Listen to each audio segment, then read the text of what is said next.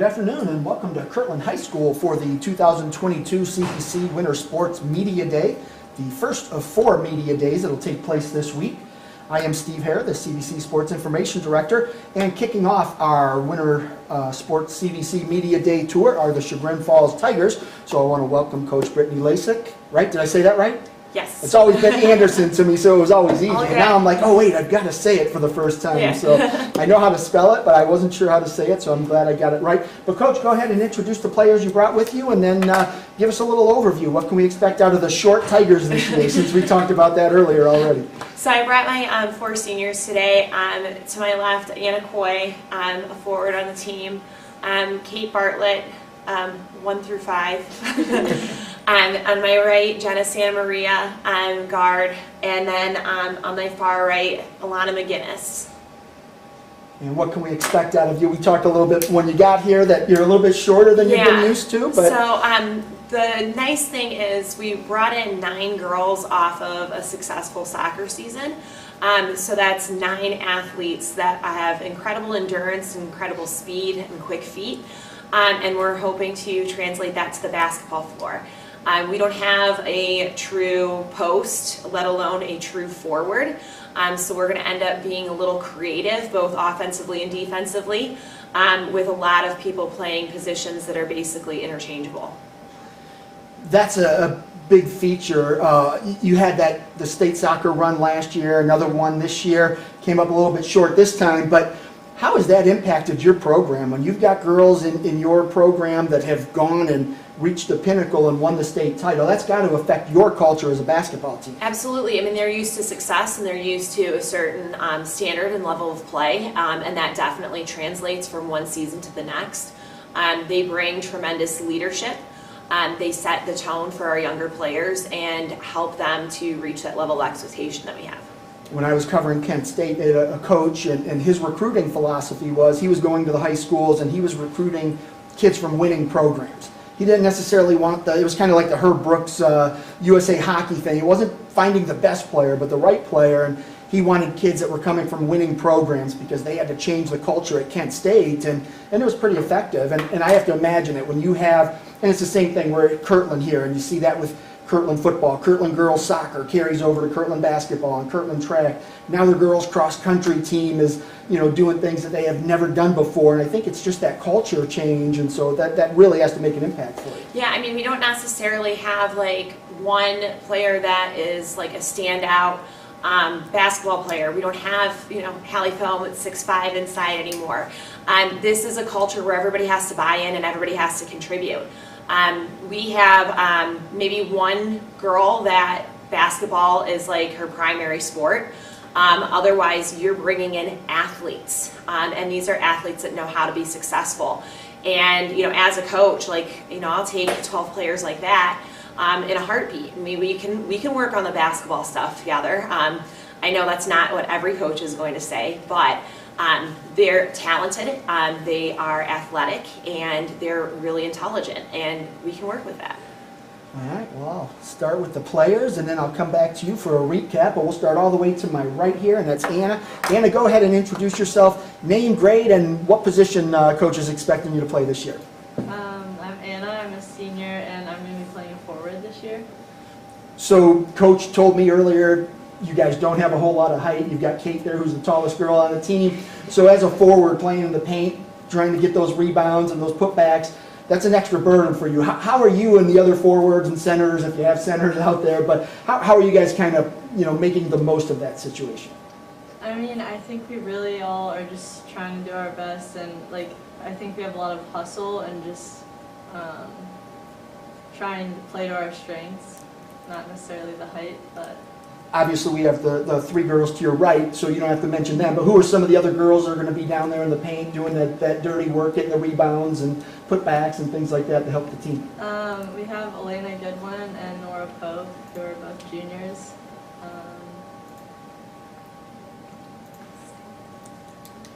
You're good. When you look at the team this year, from your perspective, what are the strengths? I think definitely speed and just intelligence overall, and everyone just really wants to play their part and do it like for the team. Chagrin Falls has a long history of success in girls basketball, and Coach has done a wonderful job there as a former player, now the coach, and I think all the girls speak highly of her every time I talk to them. So I know that she's doing things the right way. But when you look at the program, you're a senior, looking back at the previous 3 years, what's been a highlight to you? I think really just being a part of the team, like everyone really comes together and it's just a great time. Yeah. What's it going to take for the Tigers to be successful this year? I think really just playing together, like not trying to do it by yourself and working together. And then you heard as I was talking to Coach there about the soccer impact and just how that's impacted the culture from a player's perspective. What has that meant to you? I think the aspects from the other sports, the players use that and they translate it into the game of basketball, and I think that helps. Everyone's very competitive. All right, well, good luck to you this year. Kate, go ahead and grab that microphone and go ahead and introduce yourself, name, grade, and positions. I'm Kate Bartlett. I'm a senior, and as Coach said, I'm 1 through 5.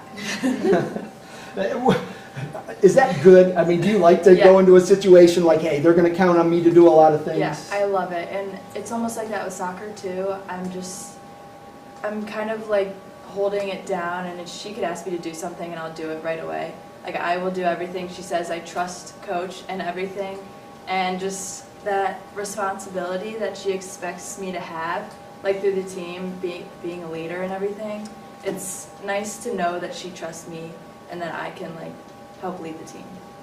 You were one of those great soccer players that helped win the state title last year, came up a little bit short this year, and I'm surprised Bay didn't win it, but that Copley team was pretty darn good too. Yeah. So, but the Division II is so brutal in this area, and just to see one of the local teams, or at least close West Side teams, go out and win it, they were Akron, but it was kind of cool to see. But you've had a lot of success in your high school career. You're going into your final basketball season. What are you hoping to accomplish this year? Well, obviously we want to get wins. We want to play our hardest, but what I'm looking for in the team is just the effort. The effort level needs to be always at the top, and if we're going to win these games, we just have to put everything out there and just give everything to the team every single game and in practice. What we do in practice translates over into the game, so we just have to work hard every day and play with each other. Knowing that you guys are probably going to be undersized against most of the teams that you play, how do you compensate for that? What are you going to do from your perspective as a player that's in the paint and dealing with, you might run into some 6'1", 6'2", 6'3" girls, and you've got to play bigger than your 5'9", 5'10"? 5'10". Okay, 5'10", with big shoes. Yeah. Okay. Well, so I think a big emphasis this year will be help defense, and if you get by, if someone goes by you, we need the help defense there, and in the post, if we're struggling a little bit, we can double down, and there's just everything needs to be a plan. We have to have a plan for everything and know what we're going to do going into the game, how to defend someone like Alexa Hosevar, and just be there and help each other out.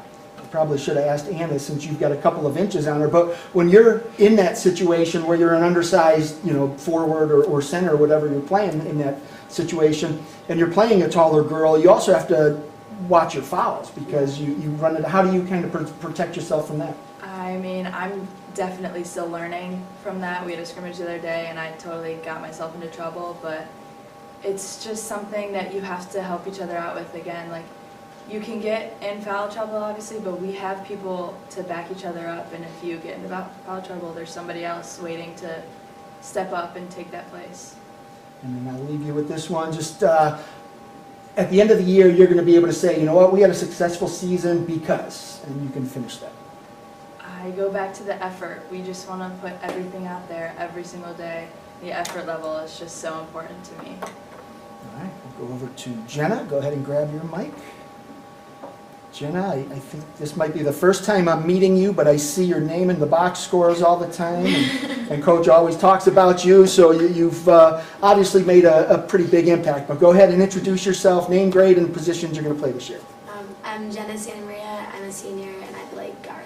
And then you had Julia, was that? Yeah, That was your older older sister? sister, Okay. yeah. Now, I remember her as well, so that's good. But coming in this year, what are you looking, what are your expectations for the Tigers? Kind of like Kate said, I'm looking for us all to play together because we kind of have a theme word for the season, it's commit, and I think together as a team we all just have to commit to every game and just leave it all out there and do the best we can. Obviously, being an undersized team, that's going to put some pressure on defense in the front court and trying to prevent teams from getting over and running their offense. What are you guys doing to help that process? We work a lot on footwork and playing defense with our feet rather than our hands. So we're hoping that we can apply a lot of pressure up top to kind of prevent getting things down low where we kind of lack our height. And then scoring-wise, where's that going to come from this year? We have Lily Stukas, I'm sure you've seen her. She's a Yep. talented shooter, so she's definitely going to bring a lot. But we have a really well-balanced team. A lot of people can shoot, a lot of people can take it off the drive. So I'm excited to see how everything fits together. And so Lily was the freshman last year, first team all-conference, right? Yes. So she obviously made quite an impact. Talk about her game. What does she bring to the court?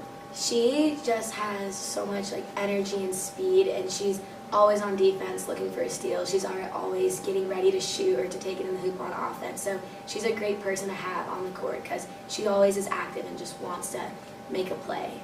Who are some of the other underclassmen that are going to make an impact this year? We have a pretty young team, so we have a couple new juniors who you didn't see last year. So we have, like Anna said, Elena Goodwin, Nora Pope, and Amelia Banco. All of them can shoot, all of them can drive. And then other than Lily Stukas, we have Rix, and she's also a sophomore, and she's super fast, super shifty, so she's a great guard as well. Another Banco, that was Carolyn? Yeah, uh-huh. So, yeah, I remember Yeah, the it's a names. family affair. Probably couldn't pick her out of a lineup, but I remember the names, so good. All right, and then just what are your goals for the year? What are you hoping to accomplish? I'm just hoping to step into more of a leadership role in the team as a senior and kind of help just facilitate our offense and just make sure everything goes how we plan because like we've said, we have a high basketball IQ team, so I think we just need to use that to our advantage in games. You set yourself up by mentioning leadership. I love asking kids about that. So what are you doing to be a leader? How are you demonstrating leadership? Well, I'm pretty talkative, so I'd say I'm a bit of a vocal leader, but I also try to lead by example, by trying hard in every drill, doing exactly what coach says. If she asks you to do something, go do it, and yeah, just always trying my hardest on the court, hoping that people can just feed off that. All right, and last one, same thing I asked Kate is, the season's a success if? I think the season will be just successful if we just play I know we can, just play together, everybody does their role, everybody gives all the effort they have, and if we say we can do that, I think no matter how many wins we get, that would be successful. Outstanding. All right, well, good luck to you, and pass that down to Alana. Alana, another soccer player, so we'll talk a little bit about that as well before basketball because I love the multi-sport athletes, but I love it really when they're successful in all of the sports, and you kind of meet that bill. Kate meets the bill too. And is there a preference for you? Do you like soccer more than basketball, basketball more than soccer? Am I putting you on the spot? No. Like if I asked you in the fall, you'd probably say soccer, and now you have to kind of say basketball. Is that how it works? Yeah. I don't know. I haven't played since freshman year, so this is my first year back. Ah, interesting. So I'm super, super excited. I really, really already love the team. Soccer, I would say I'm more comfortable with because I've been playing it longer, but I really do love basketball. I'm excited. So what brought you back?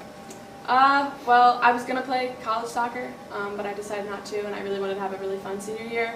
And I loved basketball freshman year, so I decided to come back, and Coach said the door's always open, so I decided to come back. And she said the door's always open, but preferably she'd like someone 6'5" or so. Right, yeah, But she'll settle for 5'5". But it's all right. And what's your role this year? What is Coach asking you to do? So I'm the guard. I'll either be point or the two position. I think just, again, being that leader on the team, I think it's really awesome coming off of soccer season, being one of the captains with Kate. We kind of got that leadership role and how to lead by example and have the younger girls looking up to us, and I'm hoping that I can bring that over to basketball. And just to go back to that state title run last year, I mean, that was phenomenal, and we talked about that in the fall and last year, but how does that carry over? I mean, you can't just say, we won a state title, so now in basketball we're expecting the same thing. It doesn't work that way, but the mentality can work that way. And how are you carrying that from soccer indoors to basketball? Yeah, for sure. I think just like being a leader, leading by example, like Jenna said, but especially like when we do lose or when things aren't going as well, I think with soccer, we were in that position where we were the underdogs for a lot of it. And I think just carrying it over to basketball, just being able to pick up the team when we feel down and then also rejoice when we're doing really well. And overall just like having fun and creating that family dynamic. I was hoping you would nail it, and you did, because that's kind of what it is you know what it takes to be successful. It doesn't mean that you guys won a state title, so everything always went your way. You had challenges, you had shootouts where, things could really go the other way, and you guys persevered through that, and that's what I'm talking about when it carries over, is just that mentality that you develop, that winning attitude, and you know what it takes. So when you're at practice at basketball and you see people aren't necessarily doing what they need to do, that's when you can step in and say, hey, in soccer, when this happened. So that's what I'm talking about. But offensively, what can we expect out of Chagrin Falls? I would say, because we don't have a lot of height, there's a lot of speed. So, lots of fast playing. But also, I think we're really going to focus on, just having a plan and then, kind of sticking to it and being comfortable. That way it's just kind of our instinct. And, just quick play and working together. Who's your breakout player of the year this year? Who are people they may know about her now, but mid-season they're going to say, wow, that girl's really playing well? I would say someone I've been really impressed with is Abby Coy. She's really stepped up just from what I've watched from the side last year and from what I've heard from these guys. She's really good ball handler, and she's also a really good leader and knows how to be vocal. So. All right, and last one for you. Just what are your goals for this year? Coming back to basketball after a couple of years off? Yeah, I would say one big thing is just taking one game at a time and really just focusing on the next game. And then also, just like I said before, building that family dynamic, because I think it's one thing to play, just knowing what you're doing, but also playing with your best friends. And I think Coach does a really amazing job of building that family dynamic and just really loving us. So I'm excited. And that's the best part of high school sports. Yeah, for sure. Winning a state title was really cool. You'll never forget it, but you're also never going to forget the time. Yeah, that's awesome. So all right, good luck to you. Thank you. All right, Coach, back to you. Go ahead and grab your microphone and. You got to hear what your players had to say. Are you happy with the way your message is being received? It's really funny to hear them repeat verbatim what you tell them every day, because then they're listening and they're picking up on the message that you're trying to convey to them. This group of girls means the world to me, to Coach Monroe as well, and to have the opportunity to work with them every day is truly a blessing. So you want to instill something in them where they enjoy being around one another, they enjoy coming to practice every day, and they have that same passion for the game and for the friendships that they've built. So to hear that early in the season is really refreshing, and hopefully that'll continue and those bonds will only grow stronger over the course of the season. I asked some of the girls for some other players that aren't here at the table with us. Did they miss anyone? Is there anyone that's impressed you so far? They touched on basically everything. Abby Coy is going to be a great addition to our starting lineup this season. She was a swing player that last year. Been really impressed with the level of play that she's had thus far. Lily Stukas is a returning All-Ohio player, and she's worked so hard in the off-season to kind of diversify her game. Nora Pope, Elena Goodwin, Amelia Benko, that junior class coming to contribute. And then Brixney Hammer coming off of soccer. Jenna described her as shifty, and I love her. She's a sweet kid, but yeah, she's sneaky out there on the floor. And then we'll have 2 more sophomores and 2 more juniors that swing from JV to varsity. Excellent. And keys to victory for you. What's it going to take for you guys to be successful? Execution of a game plan. We're not going to be that team that's going to go out and just dominate every night doing what we want to do and bullying people around. We don't have the size inside to really do that. So day in and day out, each game will be a different scouting report. It'll be a different game plan. And being able to follow through and buy into what it is that we need to do as a team. that'll help us to be successful and get some wins this season. Excellent. And then lastly, everybody dreams of winning a state title. You know, you had a couple girls here that got to experience that in soccer. You know, I'm sure that's a goal, one of those dream goals that you have. But what are the goals for the Tigers this year? I think, like, being realistic, just having that successful season of, you know, following through with what's asked of you in practice and what's asked of you in games, and that'll lead to wins. I'm not going to put a number on it and say that this is what it has to be. I'm sure people watching my head coaching job probably do, but doing that, being competitive for a CVC title, it didn't get any easier with graduation this past season. Advancing to district tournament is an outstanding goal to have. Division II is no joke, especially with these blended districts.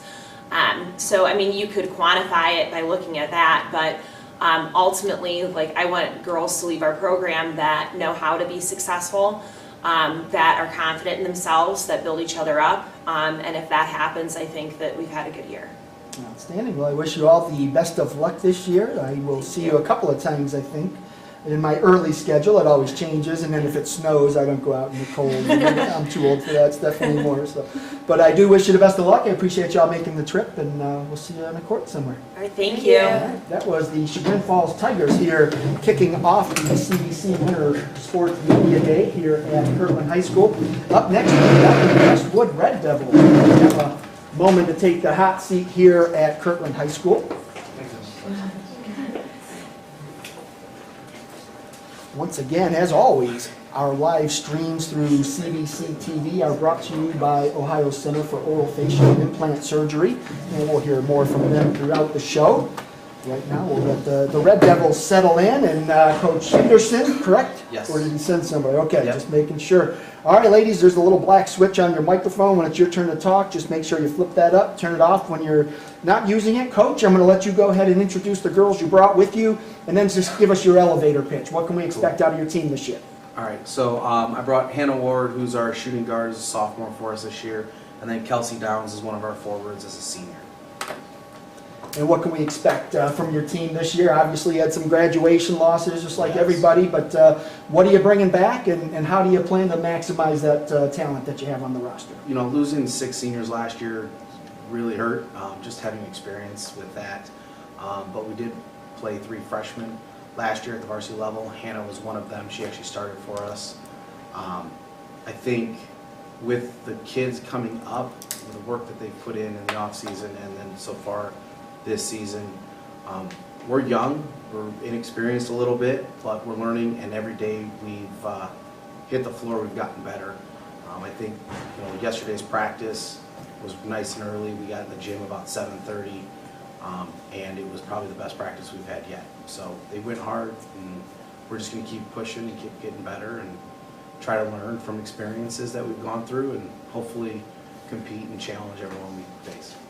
I didn't realize you graduated 6 seniors. I knew Kylie Krupp, a couple others, but I didn't realize it was that large of a number. So that's a big roster turnover. So now you've got a young youth movement, Yep. and where's the leadership coming from? These two, Kelsey as a senior, she's great. She's, you know, always positive, really works well with all the kids, not just maybe her grade. She works and is really a nice person to be around, so she's fun, and the younger girls like being around with her.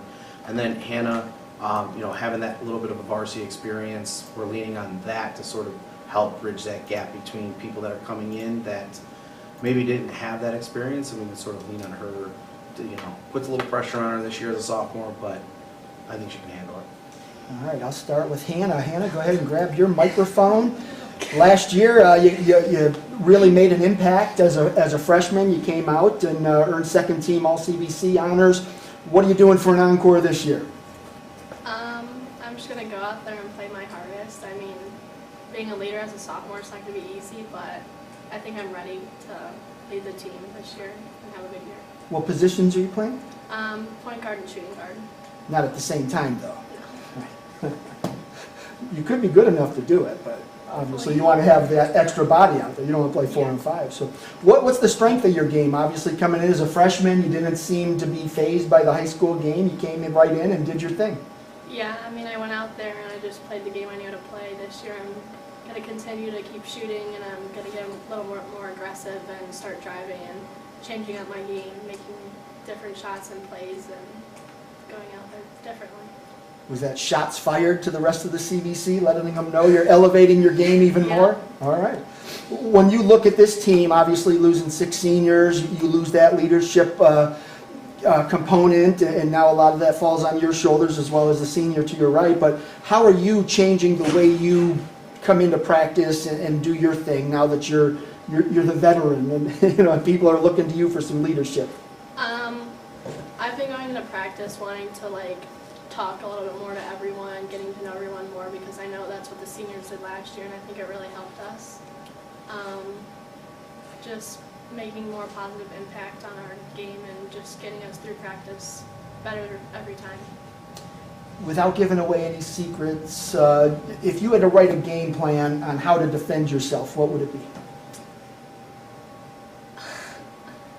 I don't know. What do you bring to the court? What are your strengths? My strengths are shooting, pretty much. I don't know. That was my big strength last year, I would say. I think my defense has gotten a lot better this year too. Just moving better and just having a higher IQ going out there. Last year, you might have benefited a little bit from nobody knowing your name. Well, now they know who you are, and so now they're going to game plan a little bit for you and give you a little bit of extra attention. How ready are you for that, and what do you kind of do to help create some opportunities? I've been preparing myself, just knowing everyone knows my name from doing things I did last year and showing them how I've been playing, but I'm really going to try to improve my point guard skills, trying to get teammates, our freshman, the ball more, because I know she's a good player, so I think that could really help us. There's only 2 girls at the table, so I'll let you kind of introduce some of the other girls who are going to become household names for Crestwood this year. Who are they, and what do they bring to the court? Our freshman, Becca Brady, she's a really good point guard shooter. She can handle the ball really well. Maddie Dustman, she's played for us on varsity last year too. She's a really good post. She's aggressive. She knows what she's doing. Abby Guyette, she is very aggressive, very good defender. She can handle the ball too. She's very aggressive at the rim. Elaine Guyette, one of our seniors, she's a really good defender. She's quick. Same with Abby. She can handle the ball and get the ball to you when you need it. So I think those would be really big names for us this year. And the Guyettes were both pretty good volleyball players, so they bring some athleticism, and I believe they had a little bit of height too, right? Or are they not? Average, I would say, okay. yeah. So how has that helped, having so many girls that you just mentioned, able to shoot, score, create, distribute? How does that help to have so many different people out there to help you? I think it helps mix up the game a lot. We don't just have a set we're mostly shooters or mostly posts. We have a variety of tall girls and short girls who are quick, and we all bring something different, which I think is going to really help us this year. Last year you were second team all-conference. What are your goals this year, and what's it going to take to achieve them? I'm going for first team all-conference this year. That was one of my goals last year as a freshman, and I knew it would be hard to accomplish. So I'm glad I got second team, but I'm really going for first team this year. All right, good luck to you. Kelsey, we'll go down to you. Grab that microphone and go ahead and introduce yourself, name, grade, and position. I'm Kelsey Downs. I'm a senior, and I play small forward. Right?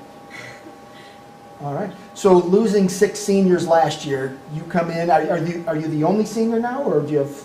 No, there's 3 of us. There's 3. Okay. So as one of the 3 seniors, obviously you don't have to be a senior to be a leader, but usually it's the upperclassmen that kind of show the younger kids the right way to play and prepare. How are you handling that responsibility now as one of 3 seniors?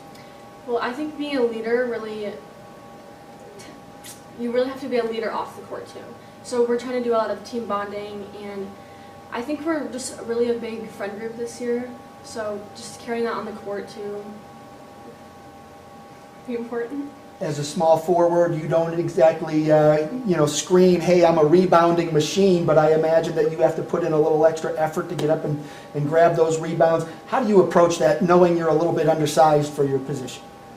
Well, I have a long reach, I feel like, but I need to start boxing out more, so I think just being aggressive under the basket and trying to go for the ball. When you look at your team as a whole, you've probably had a couple of scrimmages, some hard practices, some fun practices. What do you see out of this team as their potential? I think we have a lot of potential. We just need to work on like being a team more and knowing each other's potential to like bounce off of it. What are you looking to accomplish this year, whether it's all conference honors, all district, all state, winning a conference title? What are the goals for you? I think the goals is to get to the championship and just get some kind of award, I guess. Get numbers on the board. Who are some of the players you think are going to have a breakout year for the Red Devils this year? I think Maddie Dustman can have a good season. She's really strong at being a forward and getting rebounds, getting shots up. She's really confident with the ball. And Abby Guyette too, I think, because she has a lot of experience from last year and she is really fast with it, knows how to handle the ball, knows how to get it to people. What is the key to defensive success? We've talked a little bit about shooting, defense, it's one of the most important parts of the game, but nobody likes to really talk about it too much. So what's the key to defense for Crestwood this year? I think we just all need to be aggressive, know how to help each other out, and really close out, box out, and just be aggressive. And then just give me a breakout player. Who is a girl on your team that maybe nobody knows right now, but in a few weeks they will? I think Becca Brady, our freshman, she has a lot of potential and she knows how to, it's going to be different this year from last year because she was a middle schooler, but I think she has the ability to do it. I think she can handle the ball well, she's confident, she knows how to get it to her players, and she knows how to pass it around. All right, well, good luck to you this season. Coach, I'm going to go back to you for a quick recap. You heard what the girls had to say. Are there some other players out there that you want to mention that maybe they didn't? No, I think they were pretty accurate with their descriptions of who we got. Like I said earlier, I think we're young, and to go over what Kelsey said on defense, I think for us, we've talked about it as a team. We don't have some of our rebounders that we had last year, which was one is right now currently playing at Hiram. Another one is not, but she was really aggressive and super tough on the boards. So we talked a lot about not just waiting around and making sure that we do find a body and box out so we can rebound as a team. It's going to be huge for us this year. We already talked about the 6 seniors who graduated and who's kind of filling that leadership role. What is it going to take for them to kind of match what the previous seniors did and maybe even exceed their leadership component? I think to match that, they have to put in a lot of work. A lot of the 6 seniors last year, especially some of the ones that started and played a lot, did a lot for this team. The potential's there.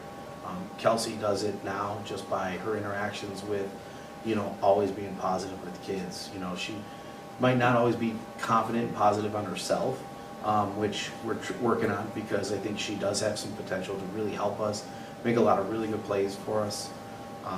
But her interactions with others is something that is amazing to watch, because we have some girls that have come out this year that have never played basketball before in their lives.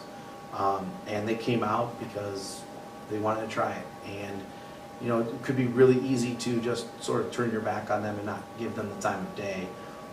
And Kelsey, our other 2 seniors, Elaine and Febby, Hannah, they've brought them in with open arms, Getting into the program last year, my goal was to help try to develop and grow. We shot out of a cannon last year and did really well due to those seniors. And now it's sort of like, okay, now we have to keep developing and growing the program. And these are 2 that, helped last year, that are helping this year, that'll hopefully in a couple of years be able to look back and say, wow, look at what we helped develop and what we grew. That to me is what high school sports is about. It's just absolutely. that developing that culture and Yep. kind of adding to it every year. Last one for you, I'll leave you with this, is What are your goals for the year, and what's it going to take to achieve them?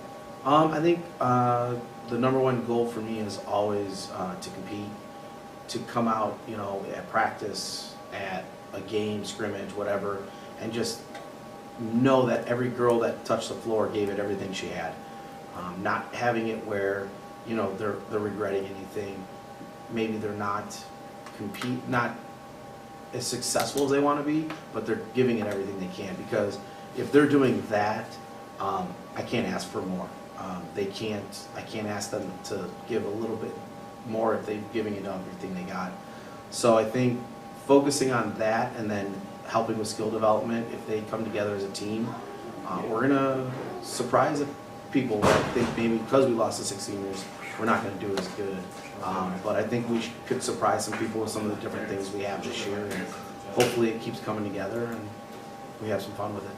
When I hear about seniors graduating, to me, it's just opportunity knocking, and the door is open. Who's going to step through it? So. Absolutely. Thank All right, you. well, I wish you all the best of luck this year. Appreciate you making the trip here. And you guys, kick off on Friday? Is that?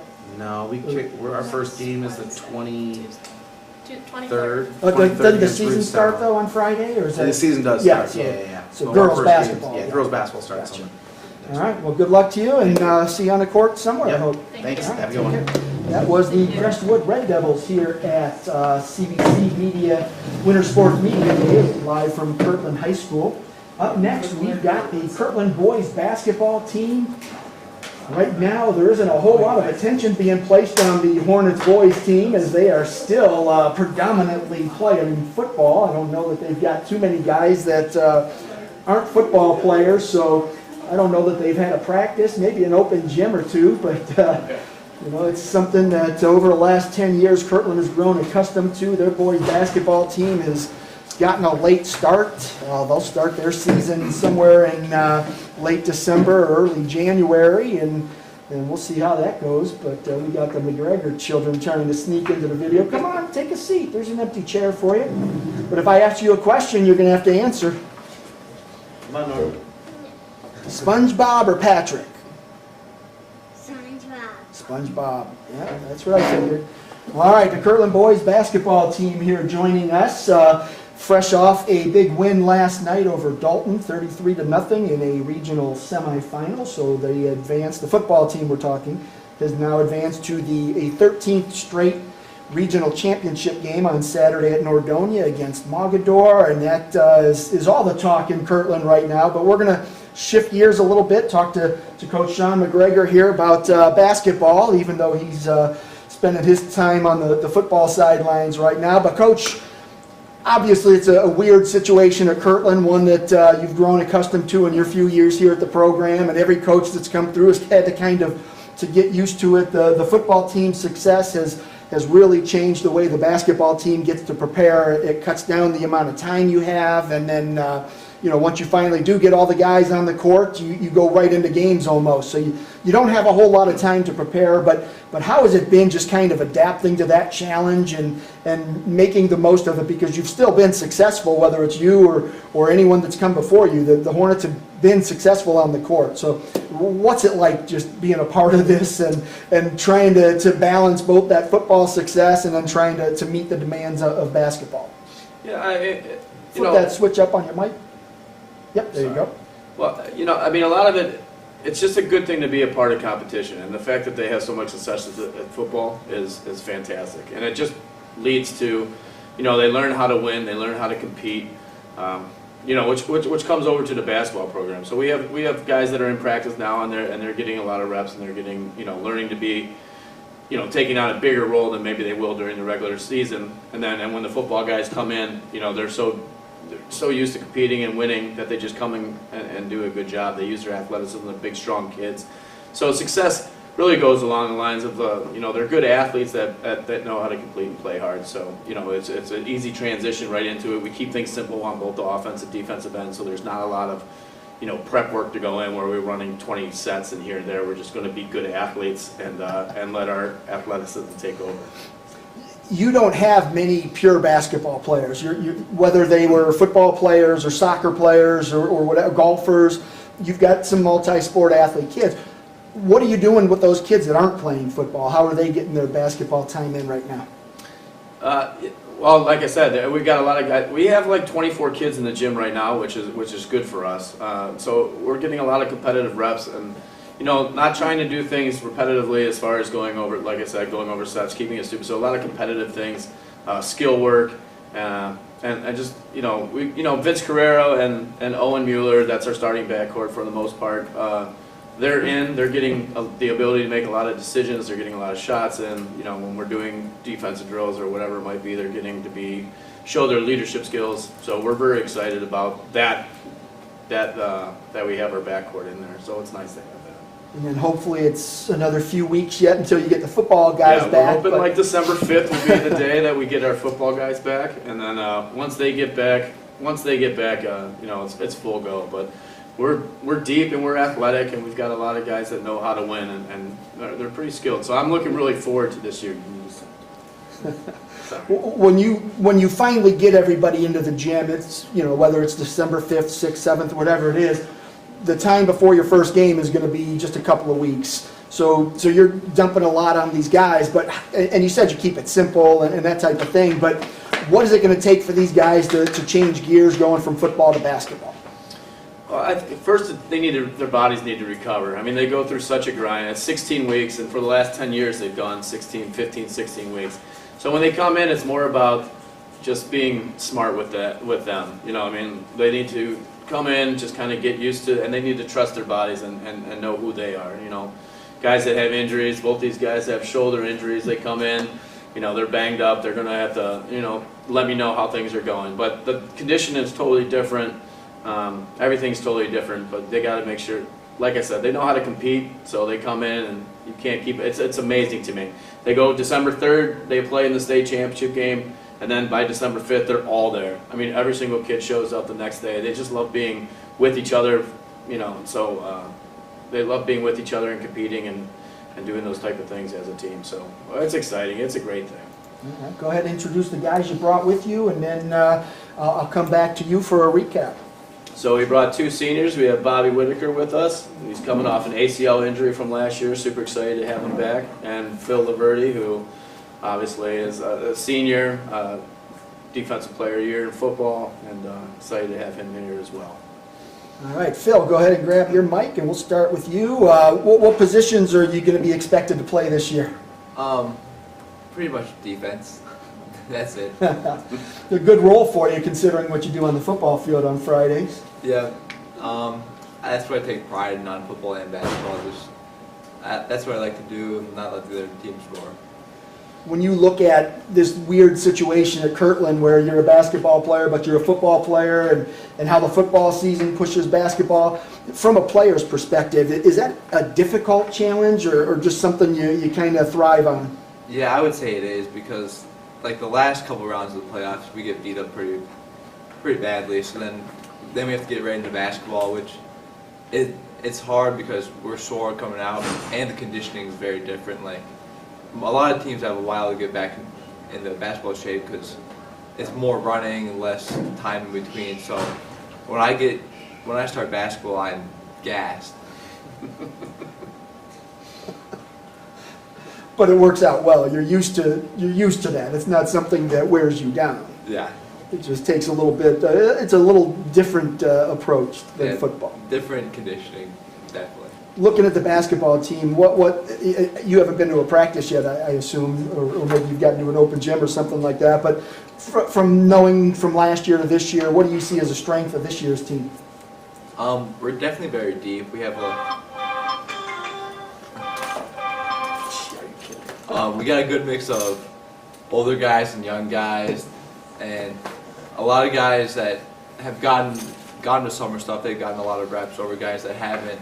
But then those guys that haven't, they're athletic, and we're gonna hopefully lean on them to make plays in games. But so we have a good mix of guys with experience and not, and so I think our strength is being very deep. Mention some of the guys that aren't here that you know are going to play a big role in this year's team. Definitely Owen Mueller and Vince Carrero. There are two guards, and they're probably going to do most of the scoring and shot creating. So they're both very good with the ball in their hands. They both could drive and shoot and pass, so they'll be very good. And you guys aren't the biggest team. You don't have a lot of 6'4", 6'5" guys, but you are physical, you are strong, and you take that same mentality from football onto the court. How much does that help to kind of compensate for that lack of size? Yeah, we have a lot of guys that are between 6'1" and 5'10" and are strong and can run. It's the same thing with football. We play these bigger teams, and we gotta out hustle them to make up for the lack of height.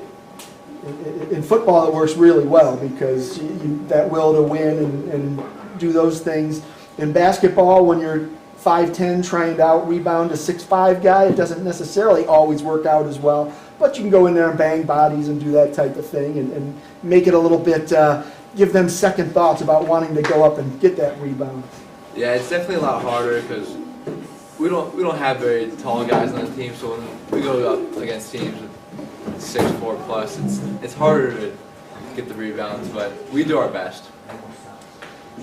You go from football where the expectation is winning a state title to basketball where maybe the expectation isn't necessarily winning a state title. You still want to do it, but the expectation kind of changes a little. What do you hope to accomplish this year? We still expect to win. Nobody at Kirtland in any sport likes to lose, so we just have, in every sport, winning tradition, so we want to go as far as we can, win the CVC, and see what happens after that. All right, thanks, Phil. I'm going to slide over there to Bobby. Bobby, go ahead, grab that microphone, make sure the black switch is up. Yeah. And then tell us what positions you're playing this year. I'll be at 4 this year. I'm not sure what all that much I'll be doing. It's been so long since I've been able to play, but I'm looking forward to get back to it. And last year you didn't play? No, I tore my ACL in the state championship game in football last year, so I was out. All right, I wasn't sure. I remember you came into this year football-wise still a little banged up, and Yeah. I couldn't remember if you had gotten on the court last year. So, all right. So how different has it been for you being away from the game this long and finally getting that opportunity to play again? I mean, it's definitely going to take some time to get some rust off. I haven't played a live game since my sophomore year, but I've been working on my shot, working on everything over the off season. Hopefully, I can make the adjustments pretty well. From a player's perspective, and we've talked about this over and over, but you're not getting a whole lot of court time right now, whereas the guys you're playing, they're settling into their offenses and defense, getting their shot repetitions up. You guys are going to get thrown into the fire right away. From your perspective, what does it take to be successful in that situation? I mean, it'll take some time to get the rust off, but we take pride in outworking other teams, and even if they've had some more time, we think we can play scrappy and maybe even it out in that way. All right, and then when you look at this year's team, obviously you haven't seen them in a scrimmage or anything like that yet, but who are some of the guys that you know are going to step up and have a good year for the Hornets? I mean, Phil said Owen Mueller and Vince Guerrero, and so I gotta find Jack Green. He's our tallest guy. Yeah, one guy with some size out Yeah. there. We'll see what he can do for us this year, because he's probably about a head taller than anybody else we have. One of the things I love talking about, and I bring up Kirtland and Kirtland football and its impact on all the other sports here, but the culture, how important is that to you just to know that, you know what, so many guys before you came in and had success, and you just want to keep raising that bar and making sure that you guys don't take a step back on your watch? Yeah, I mean, growing up, you see all these guys doing everything, winning more than probably anybody else in the area, and then you want to be those people for the younger kids growing up watching you. It's really cool to see. And just the other day, it was announced that you're going to have a new football stadium next year. You got Aqueduct with the naming rights. I think Coach McGregor should buy like an arena and name it after himself, right? Coach, write a check, I think. I got $20. $20 to throw at that. So it's going to be a small arena, but A little bit. It might be one of those Legoland ones, one of those things. All right. Yeah, Carson would love that. These little rascals running around here. Right. All right, Coach, I'll let you wrap it up here. Let you get back to the Browns game. I know Phil wants to watch the Steelers lose again, that kind of thing. But Yeah, it almost made me not have him come today because of the Steelers. yeah, Steelers, rough years for Steelers fans. But we're Browns fans, so we're used to it. This is old hat for us. But Coach, just wrapping up, I mean, obviously, weird situation. You just kind of have to go with it. But once you hit the ground running and you get into the flow of things, what's it going to take for the team to achieve all the goals you've kind of set for yourselves? I really think we have a very good opportunity to make a deep run this year. I think we're very talented. We have a lot of guys that can defend. Like Phil talked about it, we're not the tallest. Jack's 6'5", but I mean Gino Bassini is 6'2", Will Sale's 6 foot. You know, we got some guys that can. Danny Alfer, we got guys that are good athletes, that are physical, that can run the floor, that have played basketball in the past. You know, Bobby didn't play last year with his AC. That really hurt us last year because he's a skilled guy that can really shoot the ball. And last year we had a lot of guys that are very similar as far as, but they weren't very skilled basketball-wise. I mean, and it's not a knack. They just played their butts off. They won the CVC and some guys that couldn't dribble with their left hand, but they spent a lot of time playing football. A lot of these guys that are coming in this year have spent time playing basketball. And Vince is, a floor general. He's stepped up his game. He had a great summer. Same with Owen Mueller. Noah Need, guys that are in the gym right now getting reps in, and we have this discussion a lot.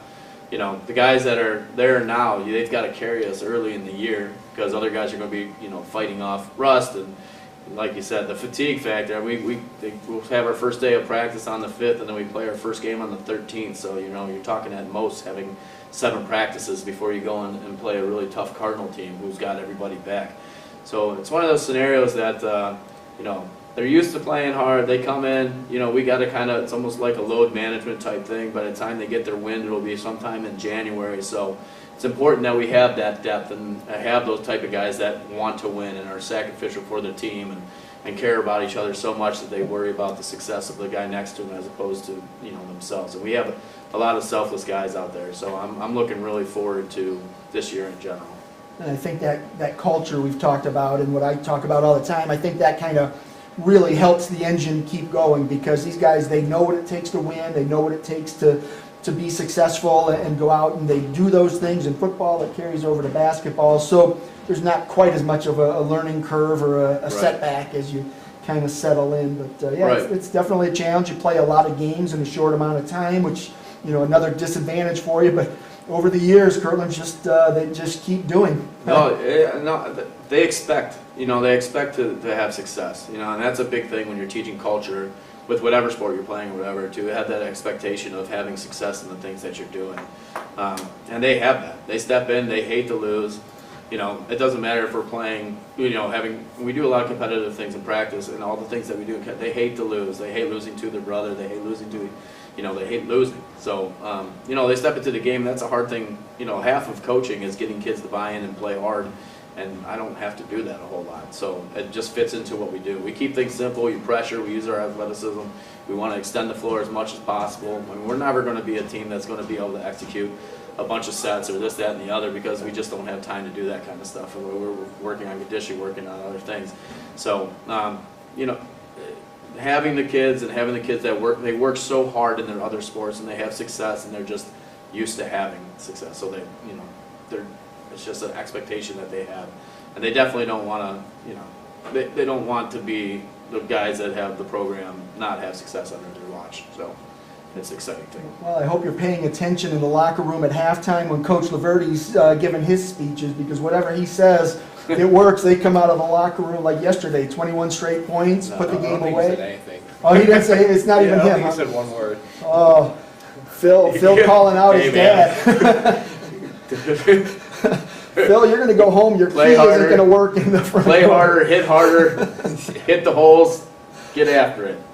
Let's go. Outstanding. All right, gentlemen, I appreciate you coming out. Quick turnaround from last night's game, but good luck to you, in the last couple of weeks here of football, and we'll see you in December for basketball. Sounds great. Thank you. Appreciate it. Thank you. You got it. That was the Kirtland Hornets out here at Winter Sports Media Day, the first of 4 CVC Winter Sports Media Days that are kicking off this week. Tuesday we'll be out at Independence. Wednesday we'll be back here at Kirtland. And then Thursday we're out at Edgewood to close things up. Up next we've got the Hawken swim team. If they're ready. You ready, Hawken? Come on over. All right, as we give Hawken a few minutes to swim their way over here to the table, I want to reach out.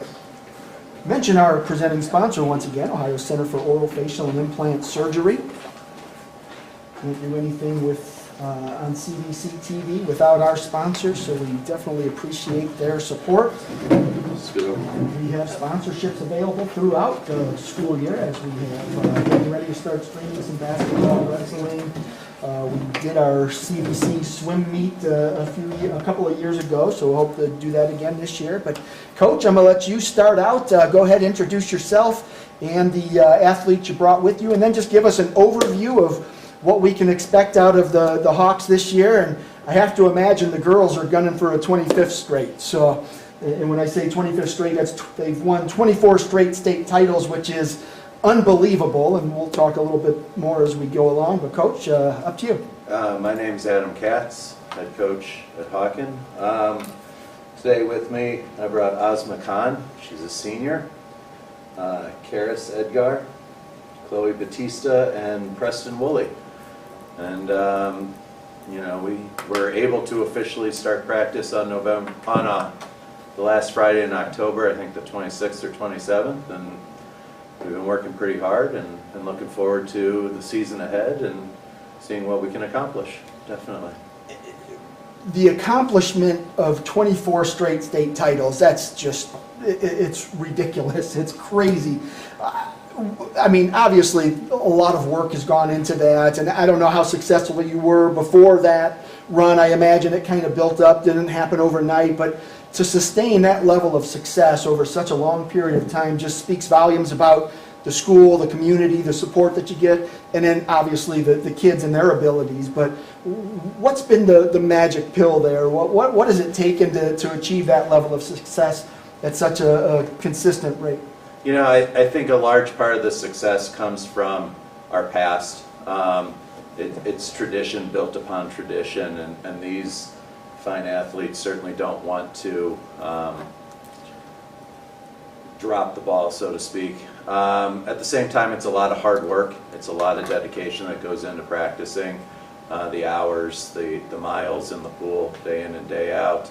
All for one common goal, and that really is to swim our best in February when it matters the most, and we see what happens at that point. And then the other thing is you might win one state title, but you can't sustain success the way you have without the kids being open to, okay, coach, you need me in this event, even though I like this one better. So there's a lot of selflessness, I have to imagine. These kids are doing what's best for the team while also saying, you know what, I want to do this, but I want the team to be successful. How has that played into the success? Yeah, it's been great. This is my second year as head coach, my fourth year with the program. Coming back to it, I swam for Hawken way back when. But it's phenomenal. Everybody on the team wants success individually, certainly, but more importantly, I think, is team success. And these kids are willing to do whatever it takes, not only individually, but also for the team to be successful. And not to shortchange the boys at all, they had some successful years of their own, third at the state last year, so you know they're also very successful, and I imagine the same thing that drives the girls team pushes the boys as well? Yeah, I think we're really fortunate that our girls and boys practice together, and there has been such a level of determination with the girls team to continue the streak or whatever it is at this point that the boys really buy into that as well, and the girls and boys are able to push each other to swim the best that we can in practice day in and day out, and it's really a lot of fun to watch. Makes my job easier. Absolutely. All right, we'll go right to your left. We'll go left to right. Grab that microphone, make sure the black switch is up, and go ahead and introduce yourself, name, grade, and what events we can expect to see you in this year. Okay. Hi, my name is Ozma Khan. I'm a senior, and I typically swim backstroke and sprint freestyle, so the 50 freestyle. Coming into Hawken, you knew the success of the swim program. How much has that kind of driven you to work harder and do what you had to do to kind of make sure the team didn't lose that streak under your watch? Yeah, it has definitely driven me. It motivates me more on my bad days to just push through and find something to work on so I can be beneficial in some way. And just practicing with these great group of people, it just motivates me day in and day out, even when I'm having a bad day, just to be there for my team. When you look at, high school sports in general, it always helps to have good competition to practice with. It pushes you. You've got that in your gosh, like wrestling, it's a wrestling room. In your pool, thank you. It came to my, see how smart I am? I amaze myself all the time. But you not only have great swimmers in your pool, but when you look at the conference, the girls that you're competing with, it's a really good swim conference. So how does that help, just knowing that in practice you're being pushed, but then when you're competing, just in your conference matches, you've got that same level of talent pushing you? Yeah, I would say it definitely helps me day in and day out, just knowing that I have to be at my best and try my best every single day, not only in practice but also in meets. And even in the conference, we have a great group of athletes. Everyone's very respectful to one another, so it just makes the entire high school swimming experience very fun. I have to imagine your goal is to help Hawken win another state title, but what are you looking to accomplish as an individual? This year, I'm looking for my times to drop a little bit more, and since it is my senior year, I just really want to get to know everyone on the team and get to know the rest of the swimmers in the conference, I guess, and just have fun with it.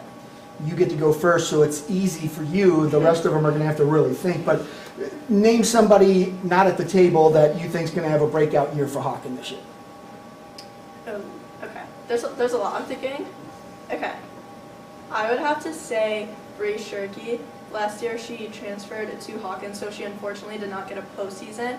But having the ability to practice with her every single day definitely makes me a better swimmer, and she is just incredible. She has a great work ethic in and out every single day, even in outside of the swimming setting, in the classroom and everything, and she's just a great teammate in general. All right, well, thank you, and good luck to you this season. Pass that mic on down, or you've got one right in front of you. Same thing, go ahead and introduce yourself, name, grade, and what event you're going to swim this year. Hi, I'm Karis. Flip that switch up.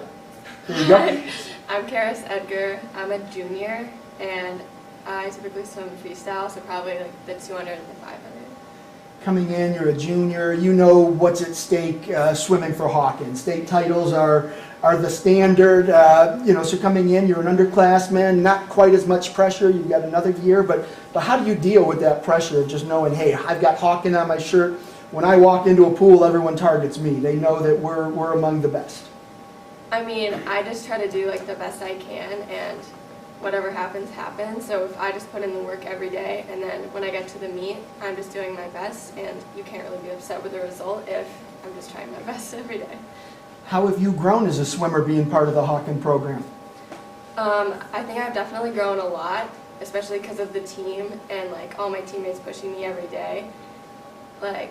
Every single day, my teammates are always supporting each other and just helping each other get faster in the pool. So definitely the community and the team. I have to imagine your practices can get pretty intense because you have so many great swimmers in the pool, and I have to imagine none of you really like to lose, even if it's just a practice lap. So how does that go? We definitely push each other. We like to race each other a lot. So that's always fun. We're always I know I'm in the distance lane, so we have 2 lanes that are distance lanes, so whoever's next to me, I'm always just trying to race them. And we have fun with it. So just pushing each other and racing each other to help us get better. And then, like I said, with the conference, you're swimming against girls you're going to see at districts and regionals and districts and state, and so how does that help push you, just knowing that every time you go out there, there's somebody that can beat you? Yeah, that definitely motivates me a lot because every time I get in the pool and race, I'm just always looking to be the best I can and race all the other girls, and it's nice getting to know all the girls in the conference and knowing that I raced them before and seeing them again at districts and states and sectionals. It's just nice getting to know them and just seeing them repeatedly and racing them. Same question. Who do you think is going to have a breakout year this year for the Hawks? I'll probably say one of the freshmen, Emma Salerno. She's been working so hard in the pool. She always pushes herself so much, and she's a flyer and she always does fly on the sets and it's so tough. And she is such a tough girl and I think she's going to do awesome this year. All right. And then last question for you, what are your goals? What are you hoping to accomplish? I mean, I guess the same as Ozma. I'm looking to drop time and then I guess place higher at the state meet than I did last year and just get to know everyone on the team better. All right. Good luck to you this season. Thank you. All right. Moving on down to the left, go ahead and introduce yourself, name, grade, and what event you plan to swim. I'm Chloe Bautista. I'm a senior, and I normally do the 200 IM and the 100 fly, and then some sprint free for a race. Chloe coming in, you're a senior, it's your last go-around. The pressure, whether you feel it or not, it's mounting. If for some reason Hawken doesn't win a 25th, it's your class. How are you dealing with that, just knowing that, gosh, we can't do that. I don't want to be the class that lets this streak end. Yeah, it definitely keeps me up at night. They always say that there's like 24 teams of people who sort of had that success watching you. But I just think about sort of what this streak really means and like us not only winning state titles but being the hardest working people in the pool in the state and sort of being a team and united and all together. And I think that as long as we accomplish that, I'll be happy with whatever the result is at the end of the season. But yeah, just definitely leaning on my teammates and knowing we're all in this together, and so it's in our control if we work hard. As swimmers, do you talk about that streak? I mean, 24 straight state title. I mean, that's not 24 straight wins. That's winning 24 straight state titles. It's hard to win one, and to win back-to-back is crazy hard. And then 24 straight, though, that's just unbelievable. Yeah, we definitely talk about it. I mean, coming in from the very first day as a freshman, you know that like that's a part of the history of the team and that's the team you're coming on to. So we definitely talk about it, but this year we've definitely been thinking about process more than like end goal and like doing everything we can leading up to the meet. And then as Karis was sort of saying earlier, just like the end result will be the end result, but as long as we do everything we can, like we just have to talk about being positive and doing our best. From your freshman year to now, I imagine you've changed quite a bit, physically, mentally. Where do you see the most positive change out of yourself? Definitely coming into my freshman year, I didn't really know who I was going to be on the team, how much I was going to be contributing, if I was even going to ever end up at a state meet. So I definitely think it made me the person I am today, working hard, sort of the culture and everything, but also definitely developing a growth mindset and looking towards what I can do to achieve my goals, and when things don't work out the way that I want to, thinking about what I can do to achieve that next time. Same question I asked the other girls. Who do you think is going to have a breakout year? I definitely would have to second Emma Salerno. She's been working hard You and cheated. kicking butt. You can't, no, you can't. It has to be someone else. But in addition, Sarah Pofall, obviously in the past, has been so important for our team, but she's definitely just coming into the season with an energy, and her practices have been insanely amazing recently. So she already has killed it in the past, and I'm looking forward to seeing her kill it again. And last one for you. I assume you want the Hawks to win their 25th, but what are your individual goals? Definitely just sort of round off my swimming career. As Ozma said, you always want to get faster. I want to be faster. But also just having a really great season and sort of thinking about what I want out of swimming other than just a state title. Just to be happy and have a good season. Outstanding. Good luck to you. All right, pass that mic on down, and same thing. Go ahead and introduce yourself, name, grade, and what event you plan to swim. I'm Preston Woolley. I'm in 11th grade, and I swim the 500 and 200 freestyle.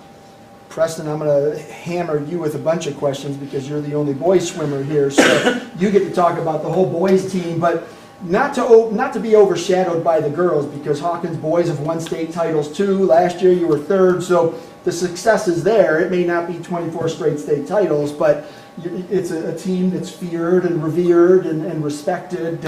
What does it mean to you just to be a part of that? Just being on this team has been a great experience, and like also having like the girls here as well with that success also brings a lot. But yeah, as you said earlier, like the guys have had some success. Our freshman year we won our state title, and then last year third was pretty cool. And so, yeah, it means a lot to me being on this team. Do the girls smack talk? It's okay if you can tell us. Do they smack talk a little bit? They never smack. They're very humble about everything. That's good. And what does it mean, though, like, to see the success that they've had sustained over 24 straight years winning state titles? Do the boys talk about that and like, hey, we want to get to that same level? It may not be 24 straight, but just to be able to win state title after state title the way they have? Yeah, it definitely motivates us every day.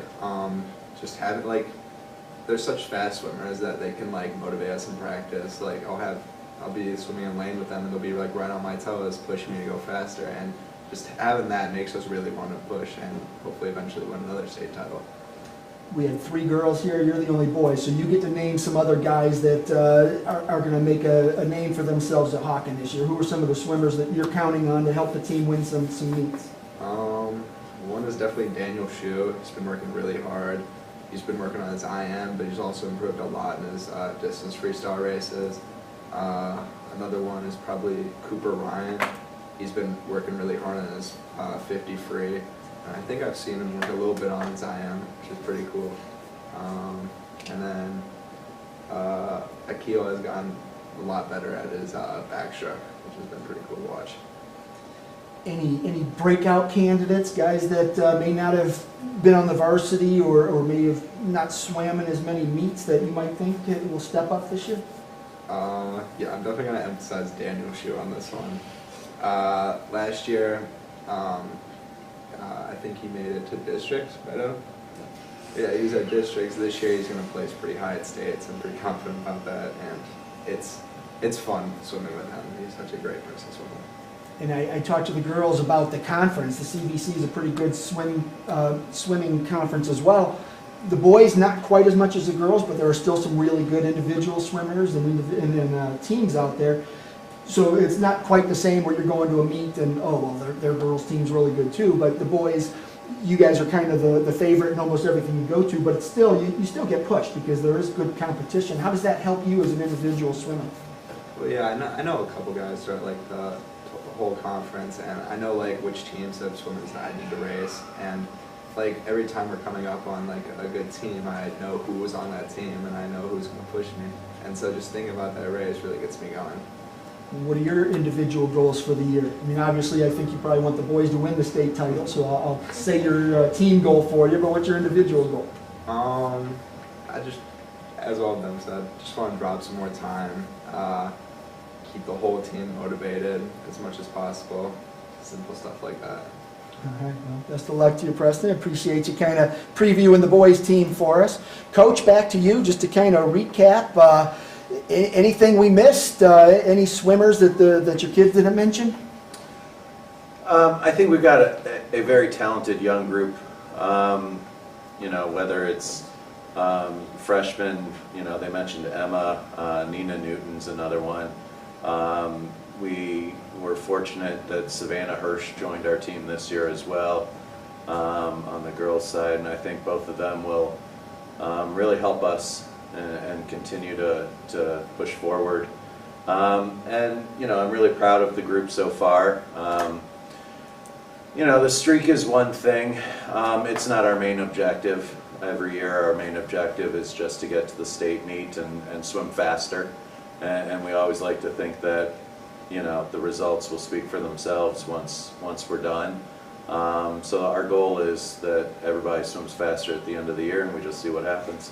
Yeah, I can't remember somebody mentioned the process, that you guys are focused more on the process, and I think that's what you just kind of alluded to, is if you focus on that process, the end results will happen. Definitely, yeah, definitely. I think, you know, all we can do is the best that we can, and we'll see what happens at the end.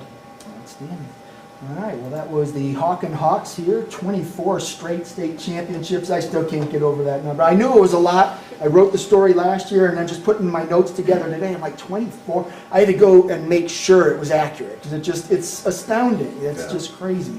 But well done, and hopefully you guys get the opportunity to keep that streak going, and maybe the boys can start one of their own. But appreciate you making the trip here, and best of luck this season. Great. Thanks so much. All right, that was the Hawken Hawks swim teams here at the CVC Winter Sports Media Day, live from Kirtland High School. Up next, we've got the West Geauga wrestling team. We're going to let them pop on over. We're going to go ahead and give a shout out to our sponsor while I take a quick break here. Running on here now for about a little over an hour, so I need a quick break to take a little drink, but we'll be back momentarily. Ohio Center for Orofacial and Implant Surgery diagnoses and treats facial pain and injuries, and also offers a full range of dental implants and bone grafting procedures. Look no further than the Ohio Center for Orofacial and Implant Surgery for all of your oral surgery and cosmetic surgery needs. Please visit their website at www.ohsurgery.com. Welcome back to CVC Winter Sports Media Day, live from Kirtland High School. This is the first of our 4 Winter Sports Media Days. We will be at Independence for our West Side Media Day on Tuesday. We'll be back here at Kirtland for the Central Area teams on Wednesday. And then we will close things out on Thursday out at Edgewood to reach our Eastern teams. When you've got a conference with 22 teams that spans 5 counties, we have to find creative ways to make it easier for our athletes and coaches to get here to preview their teams. So we've got 4 different Media Day events. Looking forward to all of them. And up next here at Kirtland, we've got the West Geauga wrestling team, Coach Carmen Russo. Coach, welcome. I appreciate you making a long trip down 306, or up 306, I guess it is, coming north. So go ahead and introduce yourself, introduce the wrestler you brought with us, and then just give us a little overview. What can we expect out of the Wolverines this year on the mat? All right, thank you. Today I brought our captain, Ethan Bartlett. He is a junior. Last year he went 32-13 on the season. He qualified for districts and was a couple matches away from qualifying to the state tournament. So this year, he is our captain, our lone captain right now. He'll have the choice of making, who else would be captain when the season begins. But pretty much I selected him as a great leader. He leads every day by example, hardest work in the room, first one there, one of the last ones to leave. He's been like that since the day I met him, and he's continued that ever since. So having someone like that is really great to establish that leadership and kind of like the culture you want to implement going into year 2 of my year with West Geauga. So it's really great to have him. The expectations for the team. Every year is to win, is to have a winning season. It's to improve from when we start from day 1 to the end of the season. Last year we lost some key veterans, Ty Bowes, Jack Sparron, Lucas Sadler, and Corey Holden. So losing those guys are, it's new opportunities for young guys. So we have a lot of young wrestlers that are going to be able to step up and have opportunities that maybe they didn't have last year.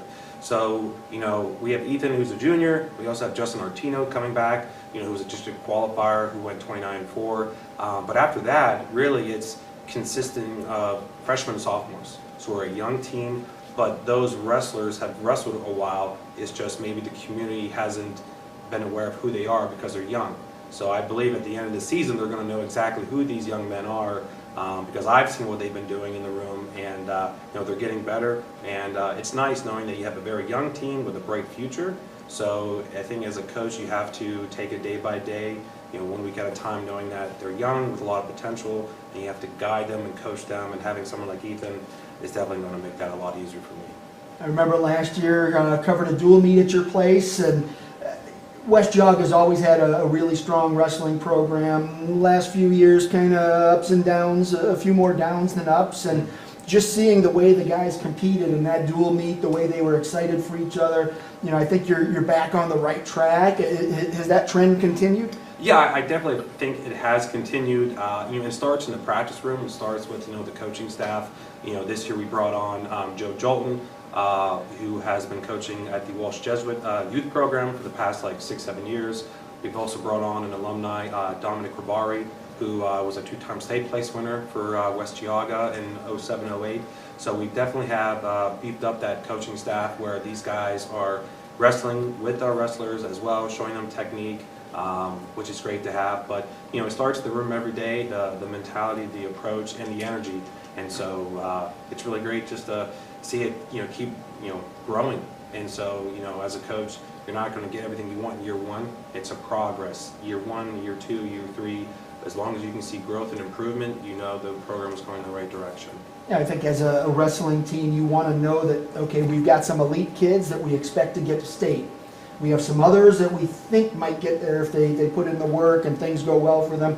And then you've got those kids that, hey, they're our future. We need to make sure they're on the right track, get them some matches that Right. not only help them build their confidence, but you know, point them in that right direction. And Yeah. are you at that point where you're starting to see that? I would definitely say I see that more in year 2. One, because now I know my wrestlers even more than when I first took over the program. You know, now I'm going on year 2, coaching Ethan, guys like Justin Artino or Matthew Abranovich. So when you have that year 2, you kind of know more of like their strengths, their areas that we need to focus on or try and hide that during a particular like dual meet against a particular opponent.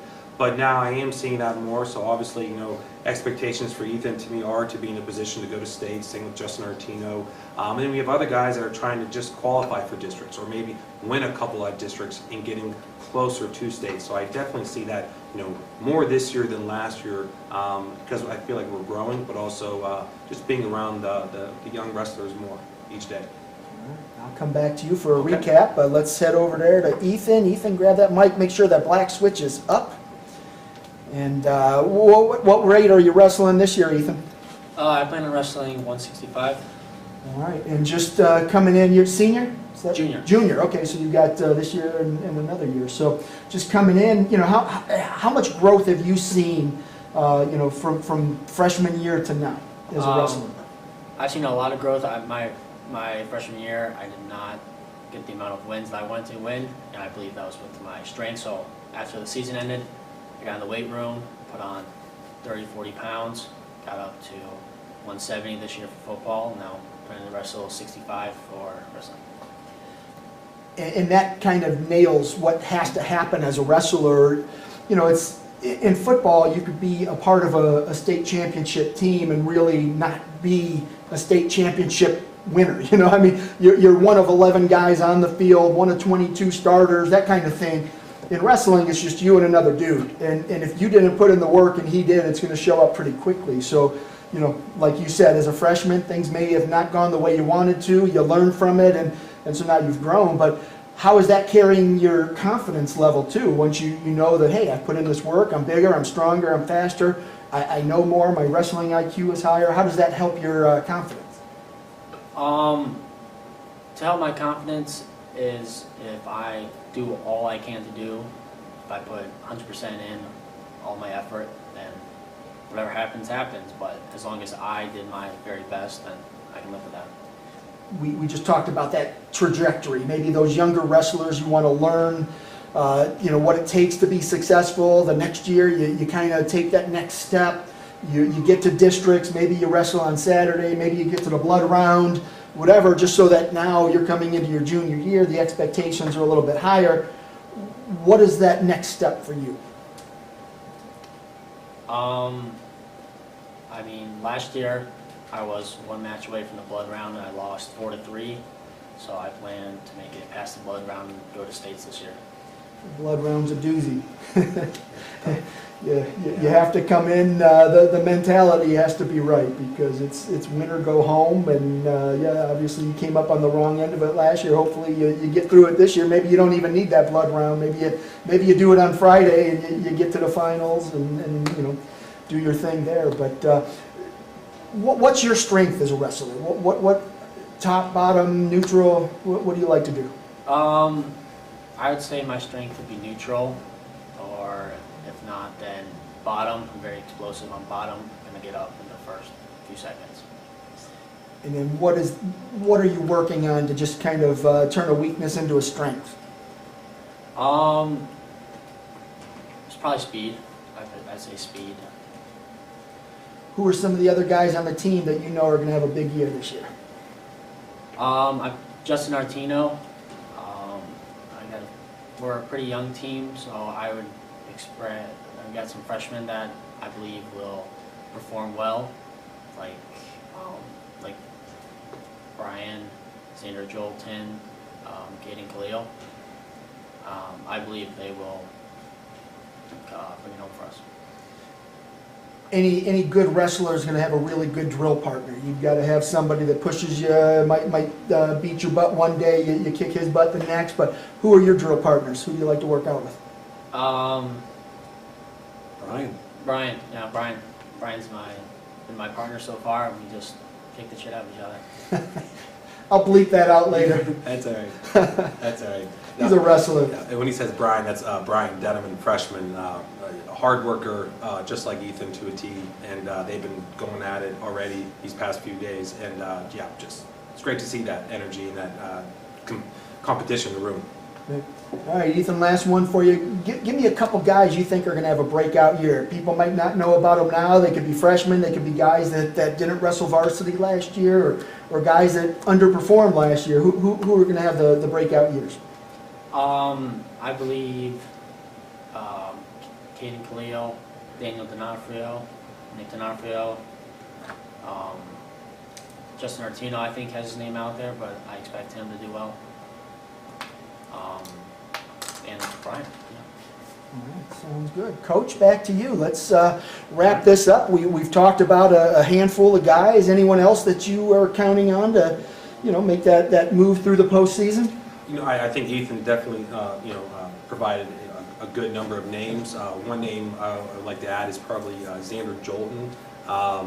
Xander has been, wrestling for quite a while as well. So I believe we're young. So those names like Caden Khalil, Brian Denneman, Xander Jolton are going to really make a difference. I also believe Nasir Levy, he took a year off last year. He'll be back. He's a sophomore, strong young man, good football, good track athlete. He's back, probably around 175. And then we have Maverick Milnar, who'll be like our 220 heavyweight. He'll be doing, I think a lot of help for us as well. And also, like Ethan said, Justin Artino has his name out there, but we definitely want, him to be in a position like Ethan, to have that goal set for the state tournament, when March comes around.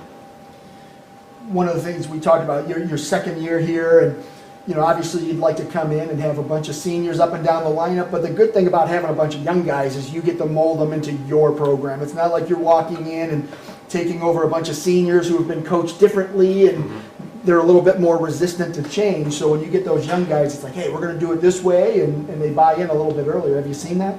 Yeah, I think when you have you're coming up as a freshman, and now that's the only coach they have known in the high school, it is a little bit easier as opposed to, I think, in any sport, when a coach takes over and you have athletes who were a part of the previous coaching staff. It is always tough, and for Ethan, I think he did a great job at that transition where he was learning, okay, Coach Russo was trying to show some new things, but also trying for me to understand this is what he did last year, and it was just a great working relationship. And then we clicked instantly, just like coaching together was really good, and it's just great knowing that he was a sophomore last year and now he's back. But it is a little bit easier when you have that from day one as opposed to, like you said, a junior or senior, because they have those repetitions with the previous coaching staff.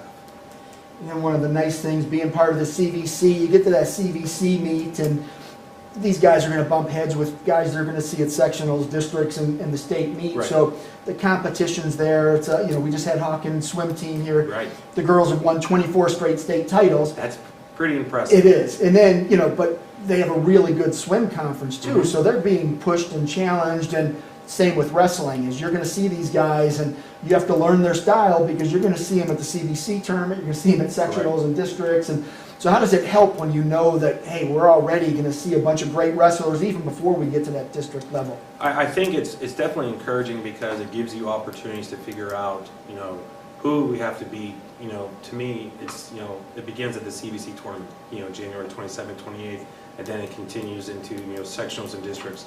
And leading up to that, it's just opportunities to say, where are we with our competition within the CVC?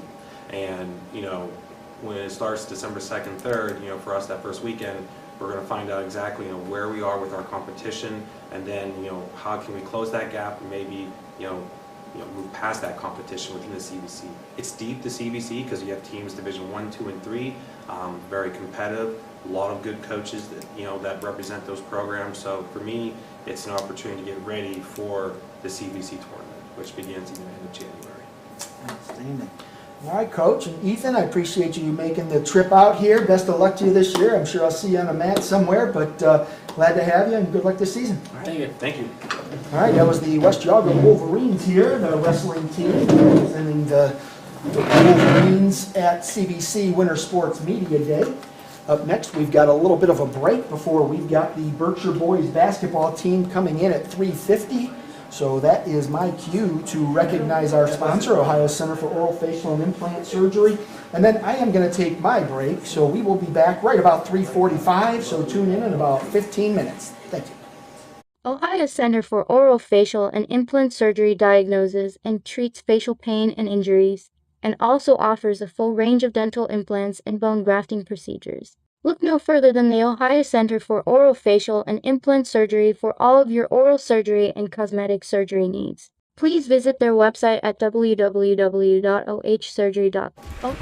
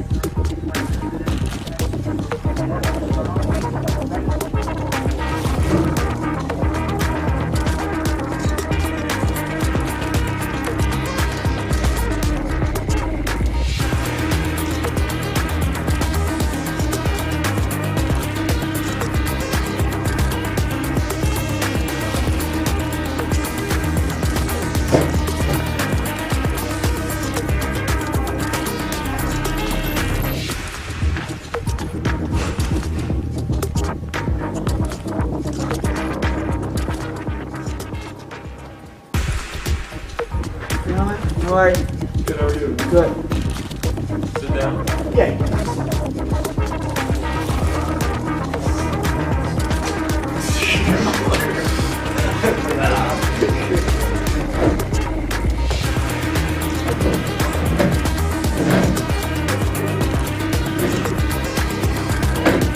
Joe, how do you say your last name? Moscow.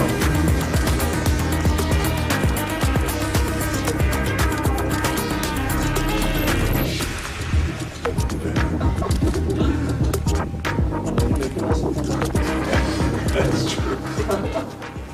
We'll take it out.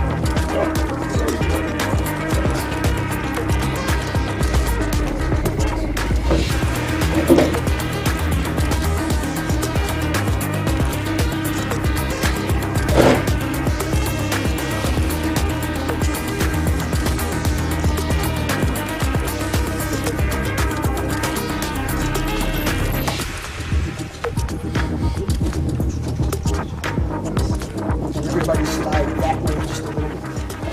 Yeah, that's good.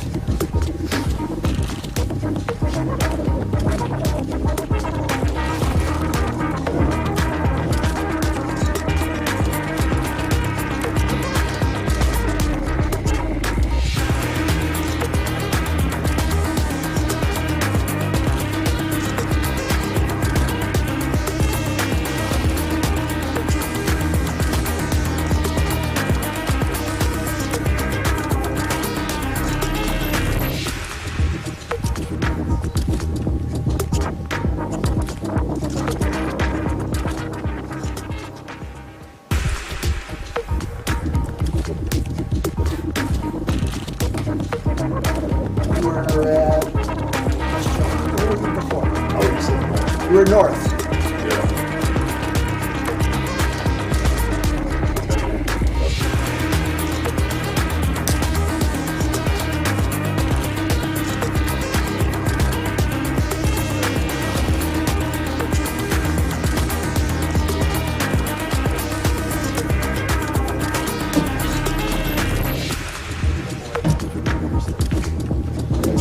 The bathroom?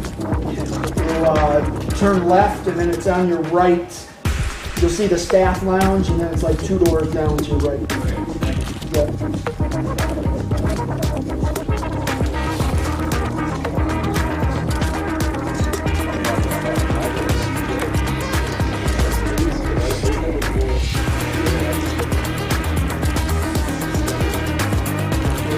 The best dressed team,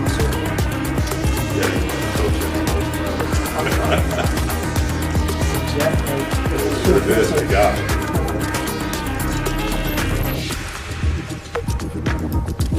There's a break after you, so we don't really have a time limit on you. There's 4 guys. So it's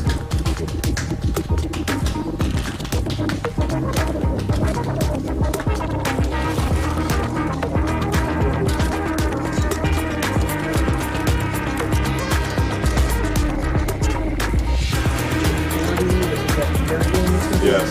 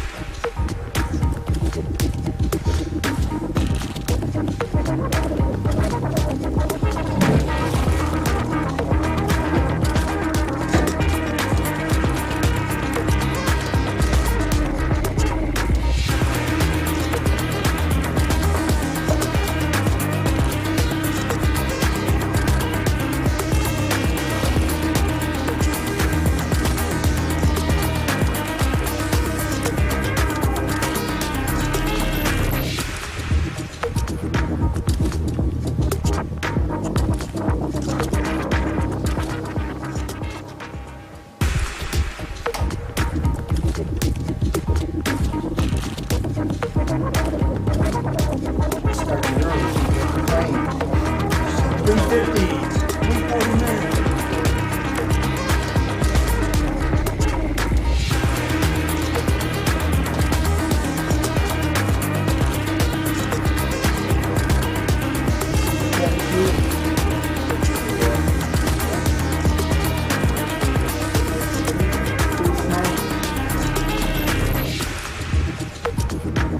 School was built, I think, for 75 kids in a classroom, so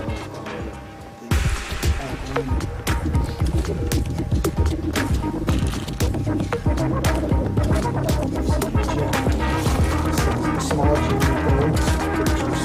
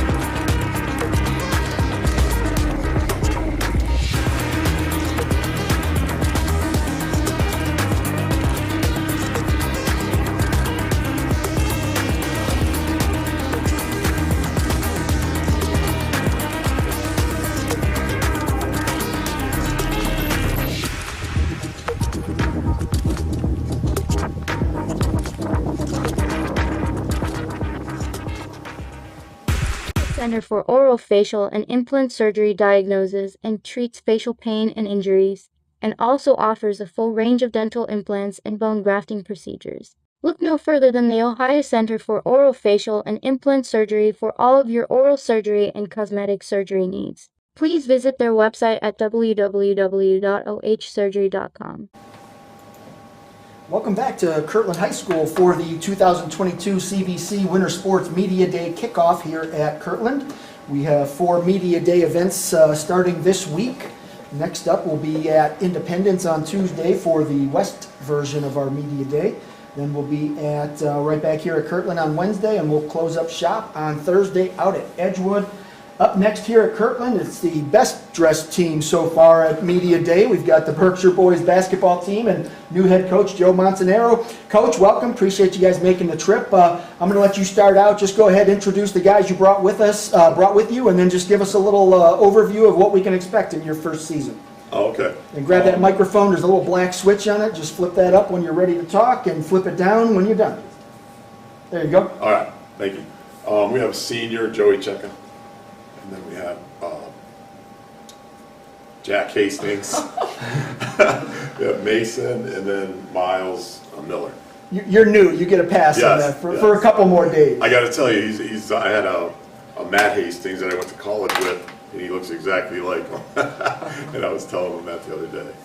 Good stuff. But yeah, so first year obviously coming in, taking over a program that's had a long history of success. You're coming over from East Lake North, so going from a big Division I school down to D3, probably a little bit different in terms of the number of basketball players you get to throw out there on the court. But what's it been like for you, and what can we expect out of the Badgers this season? Actually, the numbers are really, really good.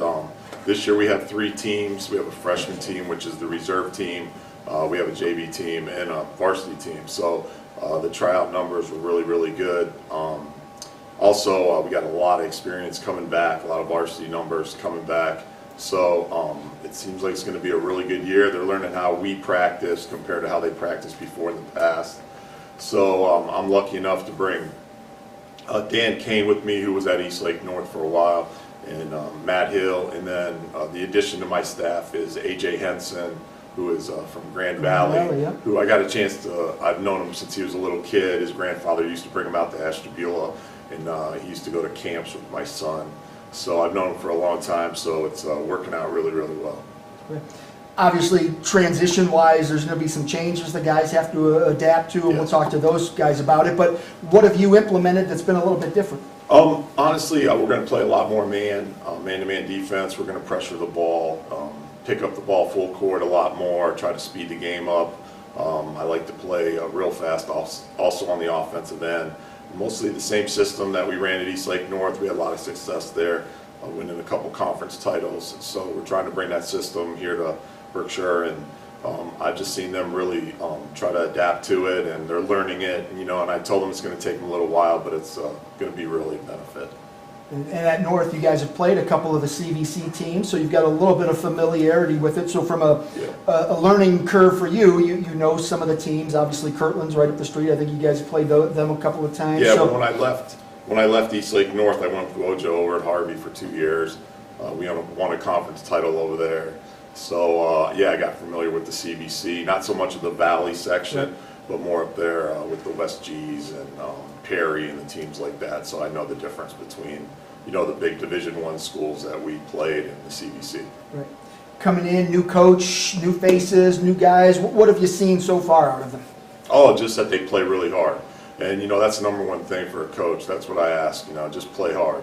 And in our first 2 scrimmages that we had, that's one thing that I don't have to keep on pushing at all, right? They play really hard, and that's what makes it really, I really look forward to this season just because of that. Probably a great time for you to come in too, opening a new gym. I mean, fantastic place to play. You go in there and you kind of get to write your own story in there. And that old gym's gone. Now you get to say, okay, here, this is our gym. We're going to defend it. That kind of thing. Embracing a new era of Berkshire basketball. So yeah, I seen a great T-shirt that said "Defend the Den." So I think that's going to be our motto, and we're going to try to get after it and make sure that it is a really, I think it's the best facility in northeastern Ohio, if not in Ohio, that I've been in. So I think they're really excited about it. I know I am. I was excited, like I told them the first day when I looked at the job, when the job was open, and I looked at, and they did the starting lineup, and they said, sophomore. I said, okay, I'm gonna send my resume into that job right there, because I watched them play, and I was excited since then. Outstanding. All right, I'll come back to you. We'll start all the way down there to the left. Joey, go ahead and introduce yourself, name, grade, and what position coach is expecting you to play this year. Yeah, hi there.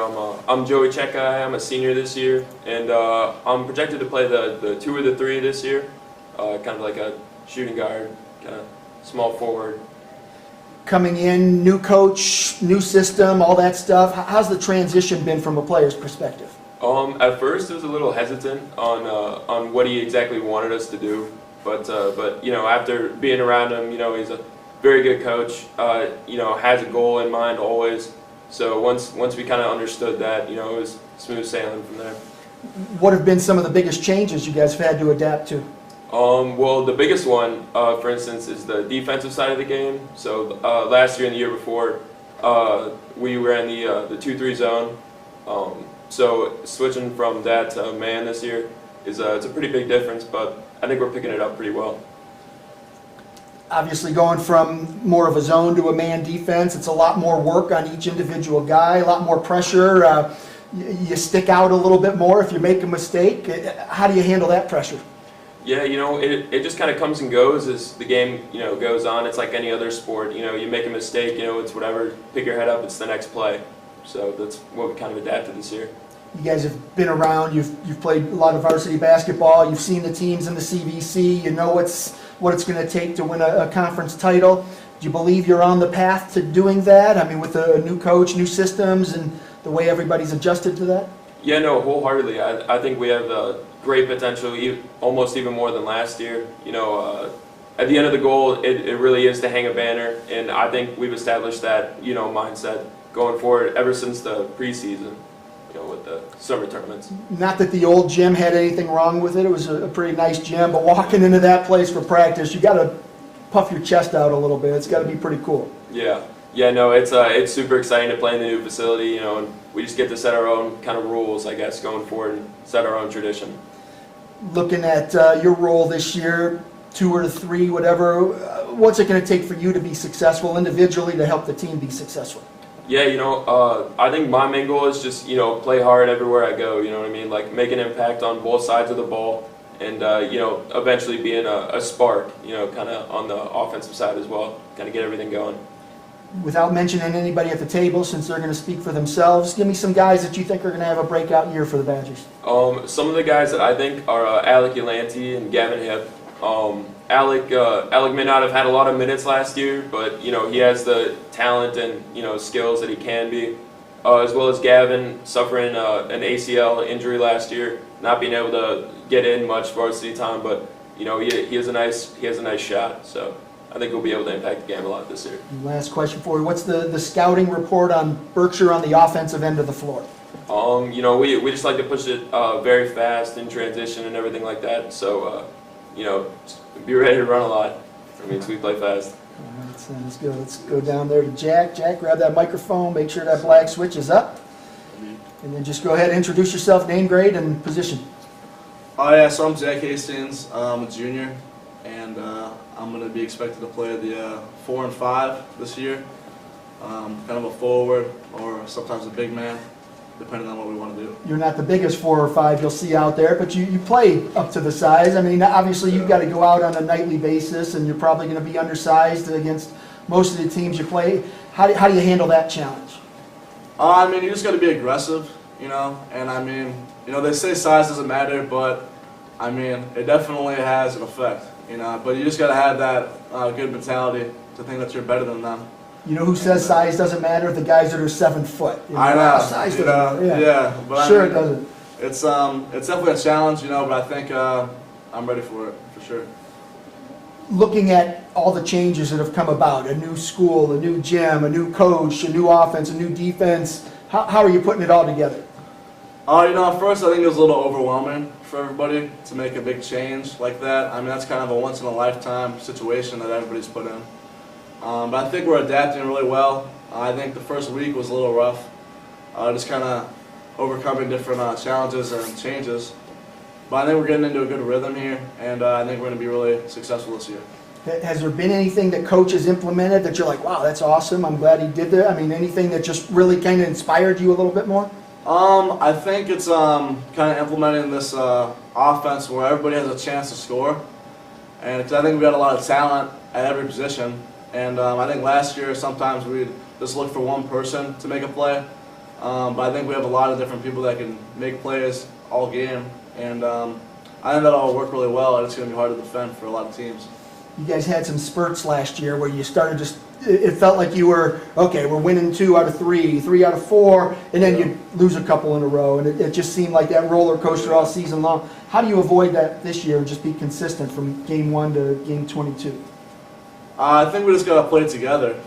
I mean, sometimes one guy would just have a great game, and sometimes everybody would just play bad. But I think everybody just has to do their role, and play their part.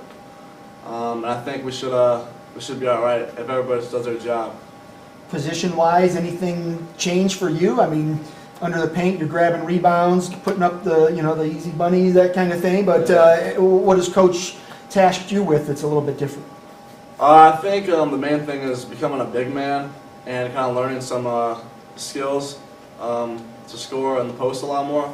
I think last year I was kind of more looked at as a guard in a sense, playing in the 2-3 as a guard, and I'm kind of a guard in the offense as well. But this year, kind of being more of a big man, I think it's a little bit of a challenge, but I think I'm up for it for sure, and I think it'll help the team. When they list your roster on the, when they list your height on the roster, are they counting the hair?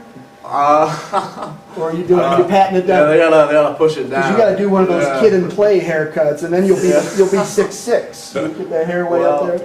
They gotta push it down. Yeah. I like it. Same question for you. Who are some of the guys you think are going to have a breakout year this year? I think we got 2 good freshmen that are coming up here, Cameron Beam and Luke Studi.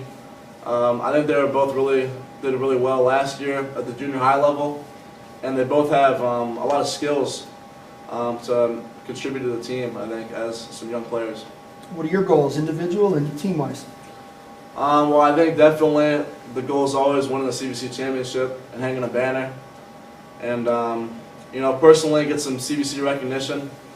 I got second team last year, but that's not good enough. So we're just going to try and be better every day. All right. Good luck to you this season. Mason, over to you. Make sure that microphone is up. The black switch is up. How did that happen? All of a sudden, there we go. All right, go ahead and introduce yourself, name, grade, and position. My name is Mason Mendelera. I'm a junior, and I'm looking to play 1 through 5 this year, learning every role that I need to play. It's a pretty big, tall order there to play 1 through 5. I mean, I could see 1, 2, 3, but adding that 4 or 5, that's a challenge. Yeah. How's that working out for you so far? It's been all right. I mean, I feel like I do a good job naturally just learning every part of the offense, the defense, no matter what it takes. So jumping in at any role that I need to, it shouldn't be a problem, no matter where I'm at. Coaching changes can sometimes be hard. You practice differently. Game plans are different. How have you adjusted? You know, I've played AAU growing up and been with a lot of different coaches, so it's not like a big shock to me. I've played for a bunch of different coaches, so it's not that big of a transition, but I really do like the differences that we have with Coach Montanaro this year. You know, we're playing a lot more fast-paced, everybody's a lot more disciplined, and we're valuing each possession one at a time, and I feel like it's going to be really good for us in the long run. When you play that up-tempo, fast-paced game, that means your conditioning has to go and be a little bit more up-tempo and faster-paced. How are you enjoying that aspect, just preparing for those games? Yeah, I mean, rolling right in from football, right into basketball, it hasn't been that much of a challenge, but, you know, you could always get better, get in better shape. But you look across the roster, we got a lot of multi-sport athletes, so I feel like everybody's always in condition year-round, but every day we got to get better and better, and it comes with running and playing fast in practice, so if practice is hard, the games will make it easier. So I feel like just going hard every single day will prepare us for whatever will come. You're pretty well known around the league as far as your ability to shoot and how dangerous you can be there. How is Coach's scheme working out for you? Is it going to help you create some more opportunities? Yeah, I mean, I'm finding my looks, like Joey mentioned, he said the offense, it's an equal opportunity for everybody. So I'm going to have my option each time I catch the ball, shoot, pass, dribble, get it wherever, and I feel like on any given play, any given possession, I could either score, get an assist, make a cut, set a screen, do whatever I got to do. And I feel like everybody's going to be even. Like there's not going to be one guy that really stands out scoring 20 points a game. I feel like everybody's going to be even, and we're going to have a lot of team success rather than individual. And how about defensively? What are the biggest changes there? I was a wing in our 2-3 zone, so all I really had to do was take away the three-point shot, force the guy to the middle. So having to stay on my feet and really just move with whoever all around the court, it's been a big change. So I'm adapting well. I think I'm getting better each day, but it has been rough at the beginning, like in the scrimmages. So that's probably my biggest weakness right now, but I'm looking to improve on it every day. Same question I asked the other guys. Who are some of the kids that people don't know about right now, but after a few weeks they will? Apollo Piersick, he's one of our big men, and he does a lot of the dirty work for us in the scrimmages. We've seen he's boxes out the best, he gets the most rebounds, plays really good defense on a big man, and he's only probably 5'11", 6 foot, but he's really strong, uses his strength well down low, and I feel like he's going to be a big help for us this year down low. He's one of those soccer players that helped Berkshire have a season, CVC championship, nice run in the postseason. And you know, when you have that, and I was going to talk to Miles a little bit more about that, it's just you guys are coming off that football season where you had the playoffs, you won a game, you did that, so you had that success. You had some soccer guys in that they had, you know, they raised the bar at Berkshire and put Berkshire soccer on the map. How does that help having these multi-sport kids that have had success in other sports? Now you come together and you're playing basketball. How does that help? I mean, it helps the moment not get too big because everybody's been part of success. We have both soccer teams, the football team, we all won CVC championships. So I mean, carrying that over into basketball, when it comes to crunch time, there's not going to be a moment that's too big for us because we've been in situations like that all throughout the fall, and we got a lot of guys with varsity experience. So I feel like it's just going to carry over, and it's just going to be another possession. You know, it's not, the moment's not going to get too big, and I feel like it's going to be fun. That's a really good point you made, because that's where that success feeds. And you know, we're sitting here at Kirtland, where their football team 10 years ago started winning state titles, and it filtered down to the other sports, and you start to see that, and that's what happens when you have players that know how to win. They know how to prepare, they know how to train, they know how to, you know, deal with the stresses that you face in a game, and you know, so now you're getting used to that. And if every team across the board isn't successful and you don't have those big moments where you've been able to overcome some adversity, it's a little bit harder. But yeah, that's a really good point for you. What kind of goals do you have for yourself this year and team? I just want to do the best I can every day to help my team win. You know, we all have our eyes set on a district championship, a CVC championship, and just taking it day by day, really, because with the new system and everything, practices are all different. We just want to get better every single day. So I feel like improving on my personal goals, like man defense and distributing the ball, less turnovers. I just want to do the best that I can every day. And hopefully with team success, that'll come individual recognition for everybody down the board. How come nobody let coach in on the memo that you're going to wear a shirt and tie? You know, about 30 minutes before I was getting ready to go, I called Miles. I said, hear me out. I was like, we don't get many chances to dress up. I was like, so what if we did today? And then it came like right about 3 o'clock as we were getting ready to leave. I thought, I should probably tell coach. But figured he already left, so it was too late, but you know. Paybacks, man. About it. I'll get you tomorrow. Yeah, I'll get you. All right, slide that over to Miles. Miles, grab that microphone. Go ahead, introduce yourself, name, grade, and position. I'm Miles Miller. I'm a junior, and I'm the point guard. Coming in, obviously, Miles, point guard, quarterback of the football team. Similar roles. You're kind of running the show out there. How different has this season been for you with the coaching change? Well, a lot of times, maybe in the past, basketball season was the time for me to put my feet up and relax, and take it, like just walk through the motions. But this new coach, he's helping me see a more meaningful purpose in the sport of basketball, and I really see a lot of success coming, and I'm really excited for this season.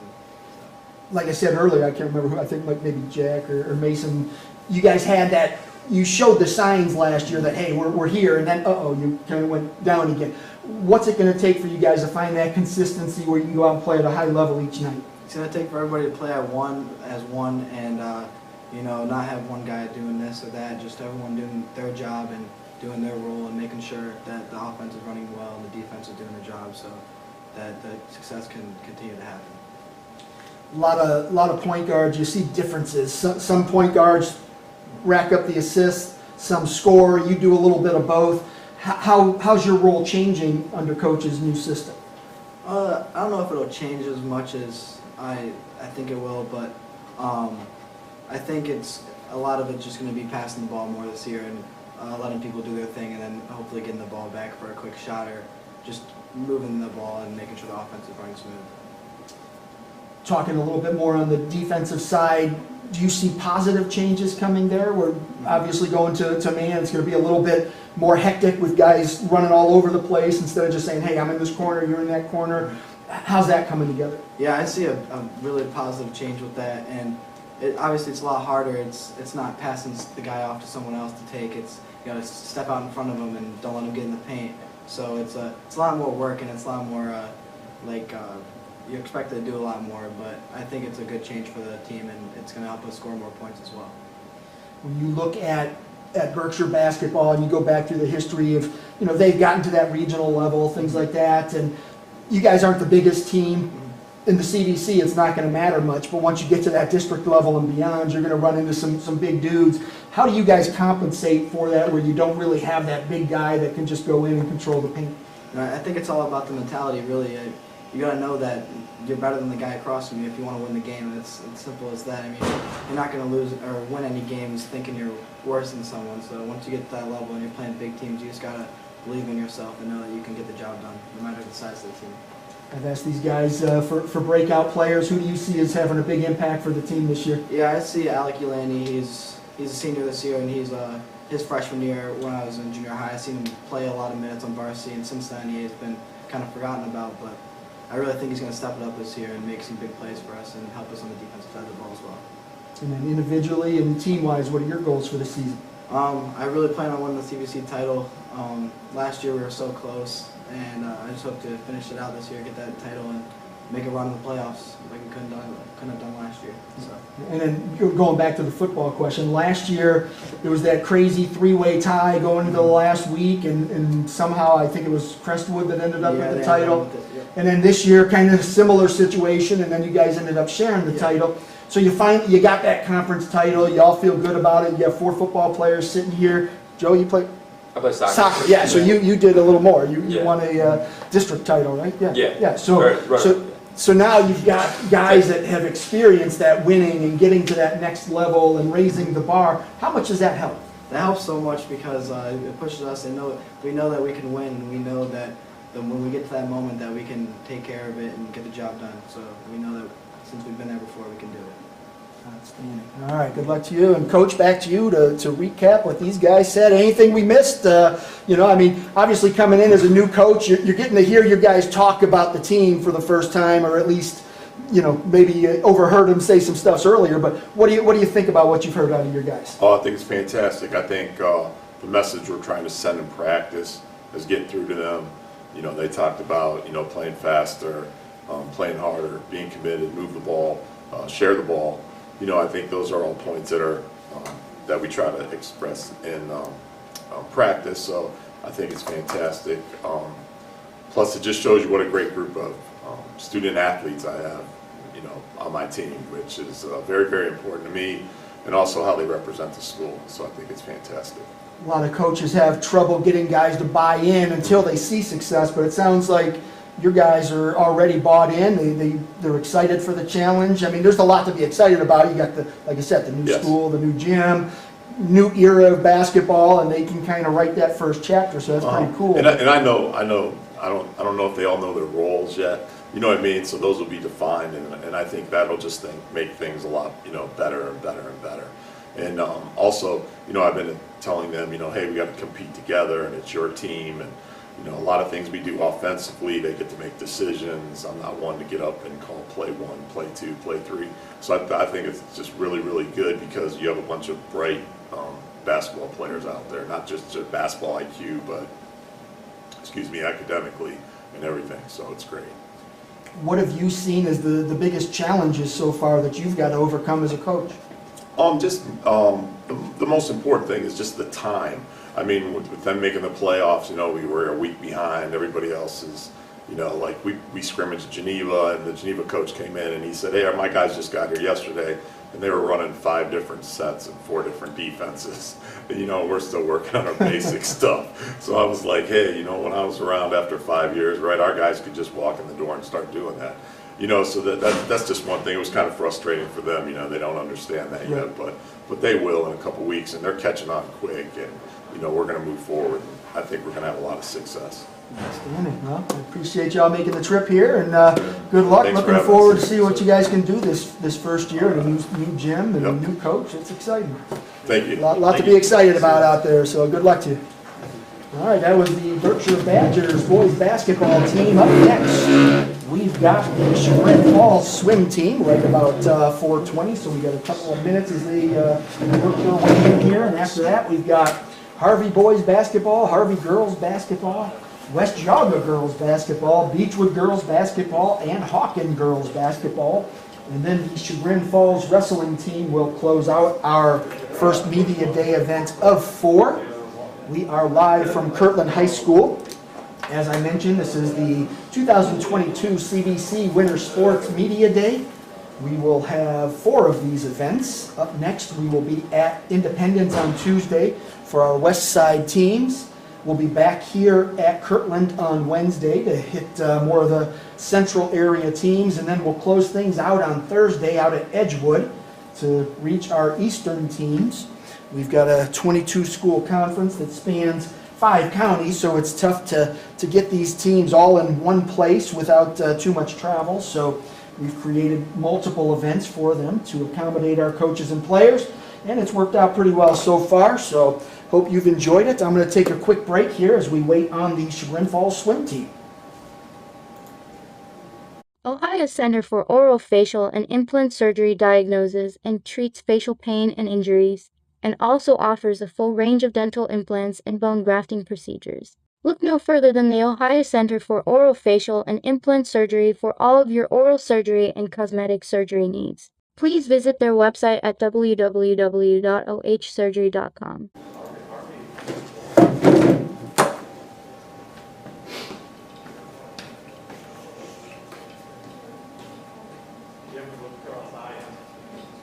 Chagrin Falls? Oh, we're ready for it. Come on in.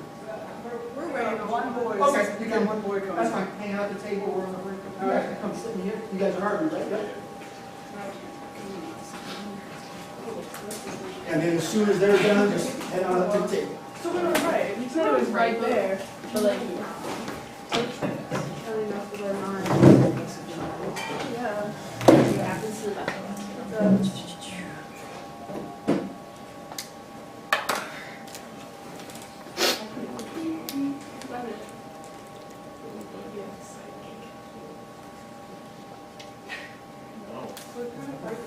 I don't know. What card's been done? Depends on whose card on breaks. Okay, good answer. Probably a car. No joke. Maybe it's a trike. Pulled up on a hoverboard.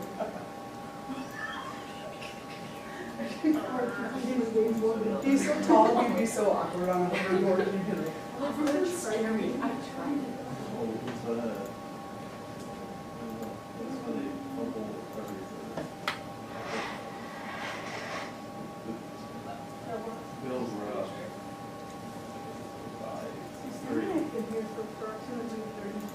Yeah, I tried to be earlier, but the Browns were still on, sucking it up, so. I was cheating. I had it on my phone and I had to turn it off. That first drive was so awesome, and then Yep. we just couldn't do anything. Nope. Peoples Jones, that's him right there, right? Peoples Jones had like 2 or 3 catches that he almost had that would have been awesome. Yep. Like, yeah. To change out of my Browns gear, and now my Chagrin gear. But I had my pajama bottom, my baby pajama bottom, Yeah, there's a table that. and my Chubb jersey. My mom's told me your jeans are too short, you're showing your socks. I was like, I'm not gonna see my socks. Yeah, they are. Like this one, I want to retry. So they are. I did a first plunge and then put a swimsuit on and then had put jeans over that, and I sat on a bench and then like put a dye on like the jeans. So I had to wear like these. They're like, yeah, one punch was really fun. What?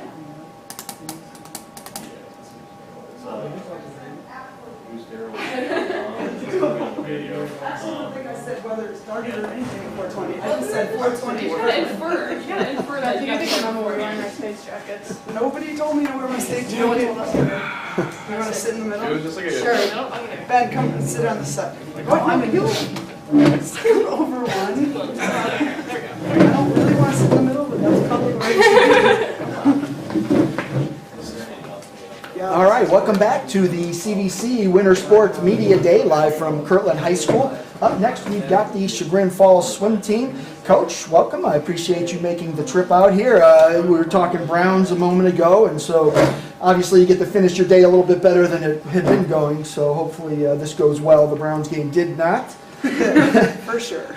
Well, I'm going to let you go ahead, introduce yourself and the swimmers you brought with you, and then just kind of give us a quick elevator pitch. What can we expect out of your team this year? On your microphone, there's a little black switch there. Just flip that up when you're talking and flip it down when you're done. All right, well, I am Beth Sunhalter, the head coach, actually I should say co-head coach of the Chagrin Falls swim team. Our other coach couldn't be with us today, so I'm here by myself. But I did bring some of my fabulous swimmers with me. I have senior Ben Brose, and I have senior Maddie Machado, and I have junior Sam Holt. What can you expect out of us this year? Well, it's been an interesting start for us already this year. We changed schools, we have different practice times. Sam comes to our dry lands with us because she's our diver, so she doesn't practice with us every day. And it's been a good change. Late practice time kind of stinks, but the rest of it's been awesome. We lost a lot of seniors last year. We lost a lot of state qualifiers last year. Our goal is ultimately to get back there. It's going to take a lot of hard work. We're not really sure how things are going to go together yet. So every day in the pool, we've been seeing good things so far, and we're hoping to see greater things at the end. We had Hawken here a little bit earlier, and so that was the primer. The bar isn't that high. And the bar's a little bit high. 4 straight state championships is that's ridiculous. Yeah. But to have that in your conference and to see those swimmers in a dual meet, and then in a conference meet, and then districts and beyond. I mean, how does that help your squad? Just when you see, like, she walks just like I do, she's my same height. I mean, what's special about them, and why can't I be like that? I mean, don't you hope that the kids are just inspired by that? Well, in the end, I think they are inspired by them, but I think that they chose to stay in Chagrin, and we're a small, tight community, and we love it, and it's what we do. And in the end, who we get to the state meet is who we get to the state meet. I have been there for all 25 years that I've been coaching, and this being the last, if we don't make it back, it'll be a bummer. But I'm super stoked to see what's going to happen by the end of the season. We don't swim Hawken in a dual meet, thankfully, but we do swim in the conference meet, and it was fabulous last year. Our boys were able to pull it out and actually be CVC champs last year. So that's the only second time that that's happened in my career. So, I mean, I think it's just one thing when you can beat Hawken one time in swimming, it's amazing. And that's what I'm talking about, that inspiration. Yeah. It's like, well, they have all this success, why can't we? We can do that too. Yep, so, and we had it last year. Yep. That's awesome. So. All right, well, I'll start down there with Ben. Ben, grab that microphone and make sure that switch is up. I think it is. All right, and then just go ahead, introduce yourself, name, grade, and what event you plan to swim this year. I'm Ben Rose. I'm a senior in high school, and events, I don't really know what I plan on swimming this year. I did the 200 free last year, and I'm not really as big of a fan of it anymore. Yeah, I got out enduranced by a lot of Hawken swimmers at sectionals, which was not a great feeling. But definitely going to stick to the 100 free, and we'll see what else I do. But, yeah. So going out and knocking off Hawken for the conference title last year, what did that mean to you? Oh, that was super exciting. I mean, my older brother swam, and his grade was super amped about trying to do it, and they couldn't. And then, you know, being his little brother and then getting to do it, it's nice to just have that little thing on him where I'm like, who's the conference champion? But it was super exciting. Yeah, that's great. The bragging rights are awesome. Yeah. But, so this year, I mean, obviously you'd like to get back to state, you'd like to beat Hawken again, but what is it that you're out to accomplish this season? Definitely helping foster an environment with the younger swimmers. Obviously we've lost a lot of really powerful and really strong swimmers on the team. But making sure that all the younger swimmers, all your the freshmen and sophomores, feel ready to step up and replace those roles. And a lot of them are reacting to the vacancies and the relays and stuff really well. But I just want to make sure no one's intimidated by anything. So that's cool. In 5-10 years, you're going to be like a unicorn. One of those, we've heard of them, the people that beat Hawken, but we don't know that they really exist. That'll be you. That's awesome. Hopefully. Talk about some of the other kids that you expect to make some noise for Chagrin this year in the pool. Oh, well, Max Klug, he's not here, but you didn't have to look over there. Yeah. He's supposed to be here, but he's not feeling too good. He's a really good 500 swimmer, and I'm hoping he'll make states this year. He's been trying, gotten close the past 2 years, so I'm hoping this is finally the year.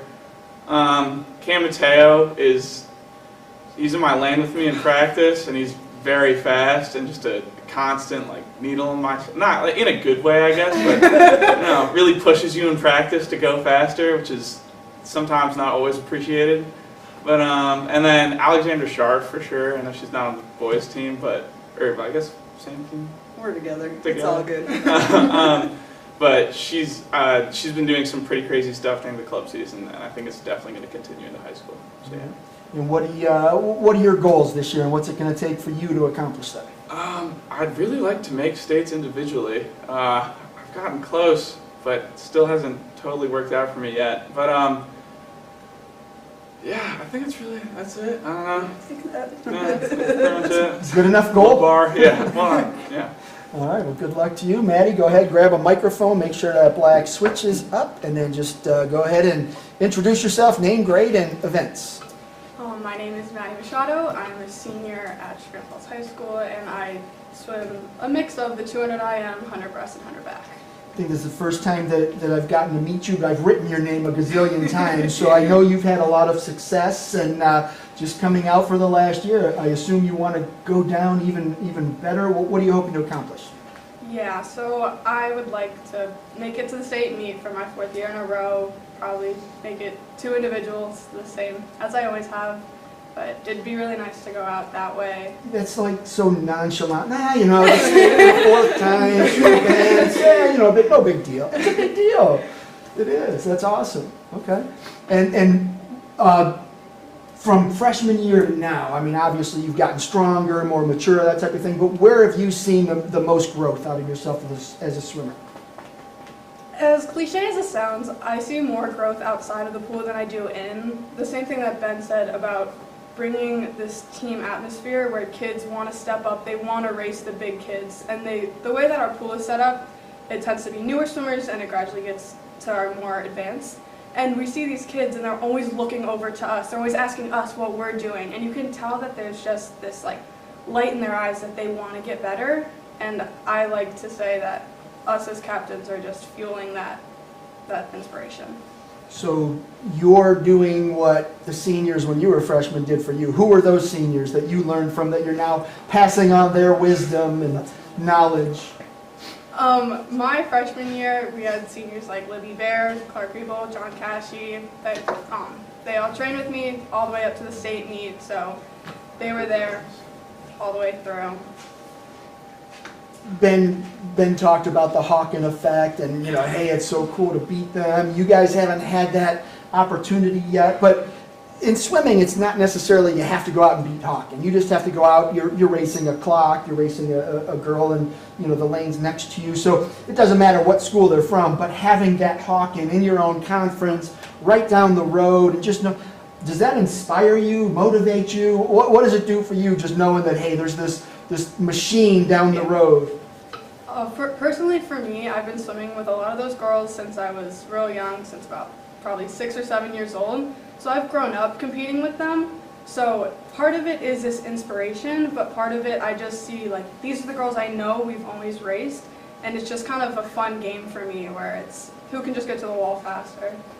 I really liked your nonchalantness about your success. That's awesome. It just means you expect it because you've worked for it and you've earned it. And how do you want to close out this chapter of your swim career? Are you going to swim in college or anything like that? I think that my more competitive side is coming to an end, but I'll probably continue with club in college. Okay. I just know that I want to leave this program personally with like just a state showing, but I want to leave the team knowing that there's these great leaders like Sam and Ben said, Alexandra and Cam, that are going to step up and be these great leaders on our team.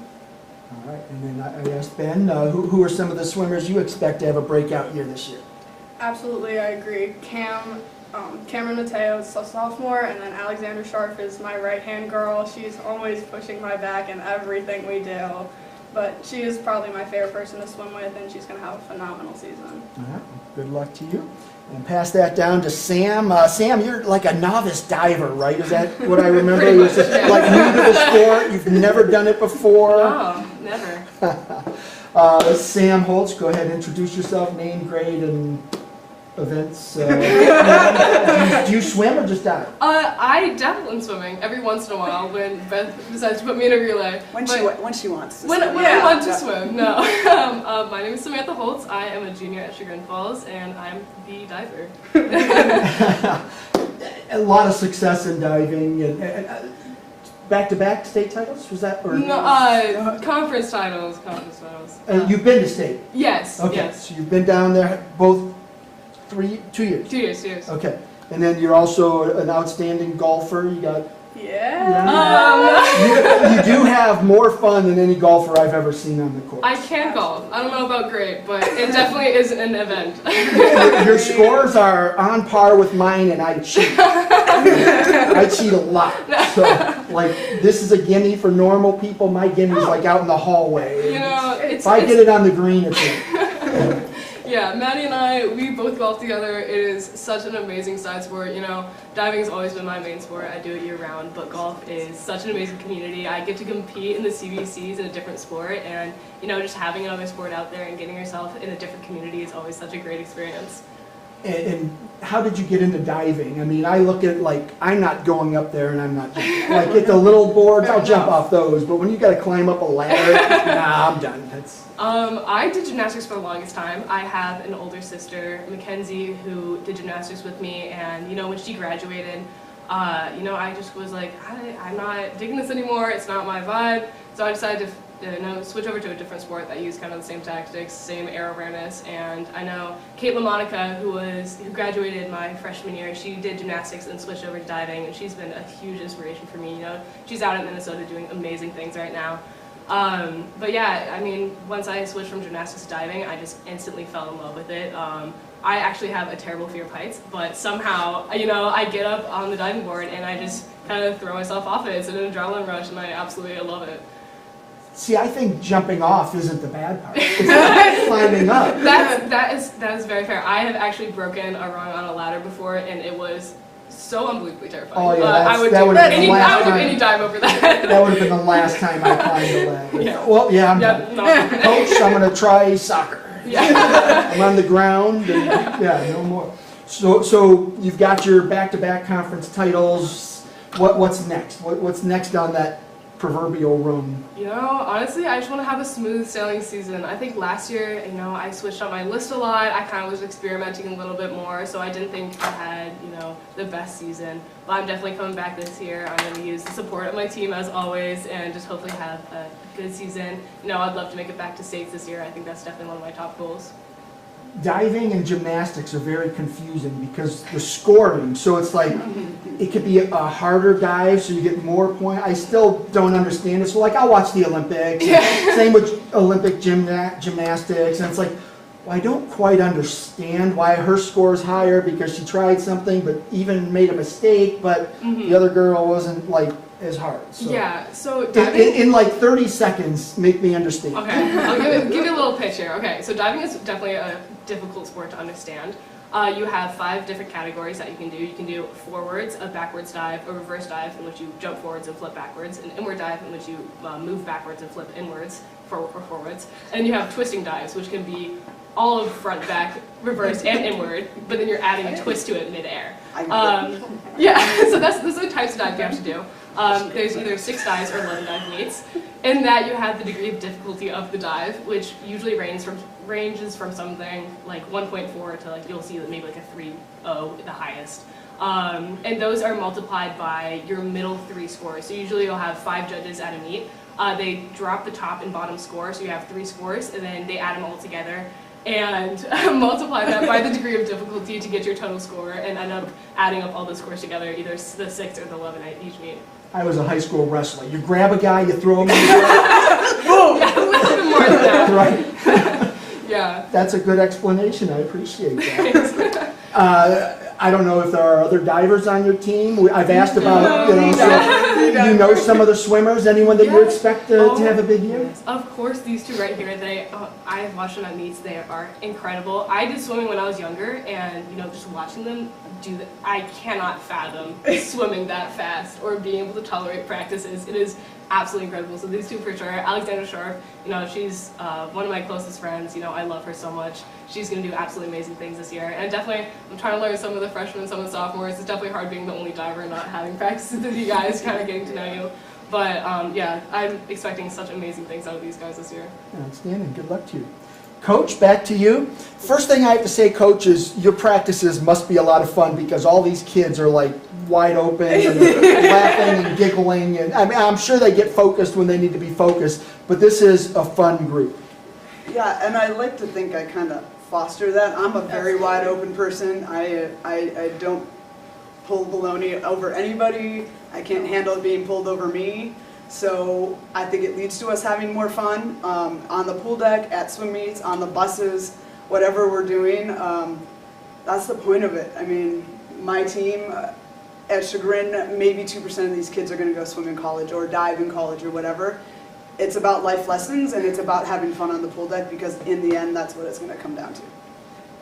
So having this group of kids, they seem to get along well. They talk about their peers like they really care for them. How does that help you as a coach, just to know that, you know what, we're a family and they're going to trust me, I'm going to trust them, and it's all going to work out? It's amazing. This is 26 and this is it. I'm on my way out, but I couldn't do it without these guys. So. That's not a tear. What's that show on ESPN where they always make someone cry? I did it.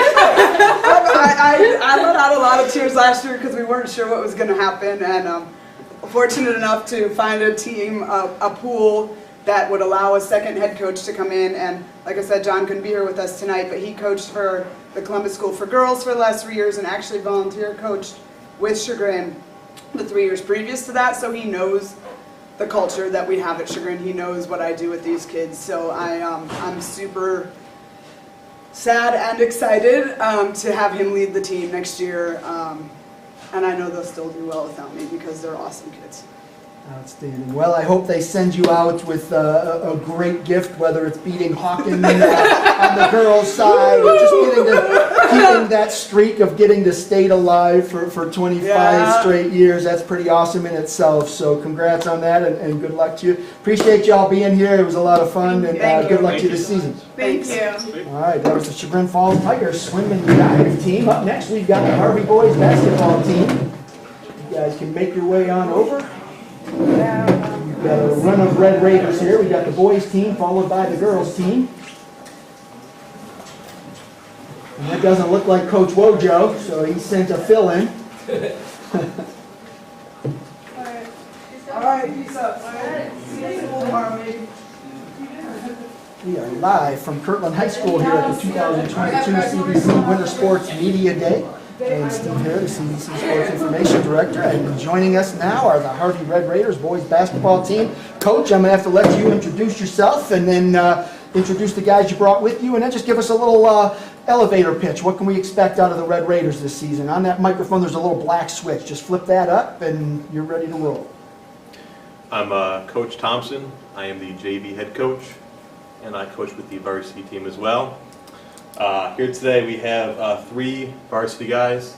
Senior Desmond Thomas, we got a freshman, Armani Hall, and then junior Jacob Kanya. We're all very excited about this season so far. We've had a challenging few years, a lot of turnover, issues stemming from COVID amongst other things. This year feels different. We have an excellent group of incoming freshmen. We have the most freshmen that we've had in a long time. We have several guys that are freshmen that will be playing a lot on varsity, and other guys that are freshmen that will play throughout the program for me, for JV, and then on the freshman team as well here. We have the most numbers that we've had. We have, a full varsity team. We got, 12, 13 guys. We're going to play fast, 5 in, 5 out. A lot of pressure, and we got some guys that can really move up and down the court, some guys that can shoot. So we're all pretty excited about it so far. All right, I'll come back to you after we talk to the guys. I'll start all the way to the left there. Is that Desmond? Mm-hmm. Desmond, go ahead and grab that microphone. Introduce yourself, name, grade, and position. I'm Desmond Thomas. I'm a senior, and I play point guard. Desmond, coming in, Coach just mentioned you've had some up and down years, a lot of adversity you guys have overcome. This year kind of feels like a normal year. The numbers are back up. Everything seems to be coming together. You're a senior. How nice is that it's like, okay, we're back in our comfort zone for my last year. How ready are you for that? Well, no, I'm ready. I feel like this year gonna be way different from the past years. The teammates or the freshmen that's coming in, they seem like they hungry, like they want to play, they want to get in, they want to work, and having people like that around it's just I don't know, it just make me try to step my game up a little bit more. Well, it is awesome to have people pushing you. If nobody's pushing you in practice, you're not going to get better. You're not going to reach your potential. So that's good to see. But coming as a senior, obviously it's a little bittersweet. You're probably excited about graduating and moving on, but at the same time, hey, this is my high school basketball career is coming to an end. How are you dealing with that? There's the excitement, and then there's that anxiousness and that nervousness of, oh, this is it. This is my high school career is coming to a close. Yeah, that's been on my mind. I feel like we've been in school for the 4 years that we supposed to, but you know, we here though. We waiting. Hopefully, I don't know. As a senior, you've got the opportunity to write the last chapter of your book. You're going to close out your high school career. How do you want it to end? I want to take a grade. I want us to have a way better record from the years before, and I want us to like come as a team, as a brother, like not just teammates on the court, like brothers and stuff on and off the court. And I want us to basically like I want everybody on the team to be dedicated and like committed to the team, because that's like a problem that we have. Not many people commit to the program, and they don't like, I don't know how to say it, I don't know what the word is for it. They just wasn't fully in.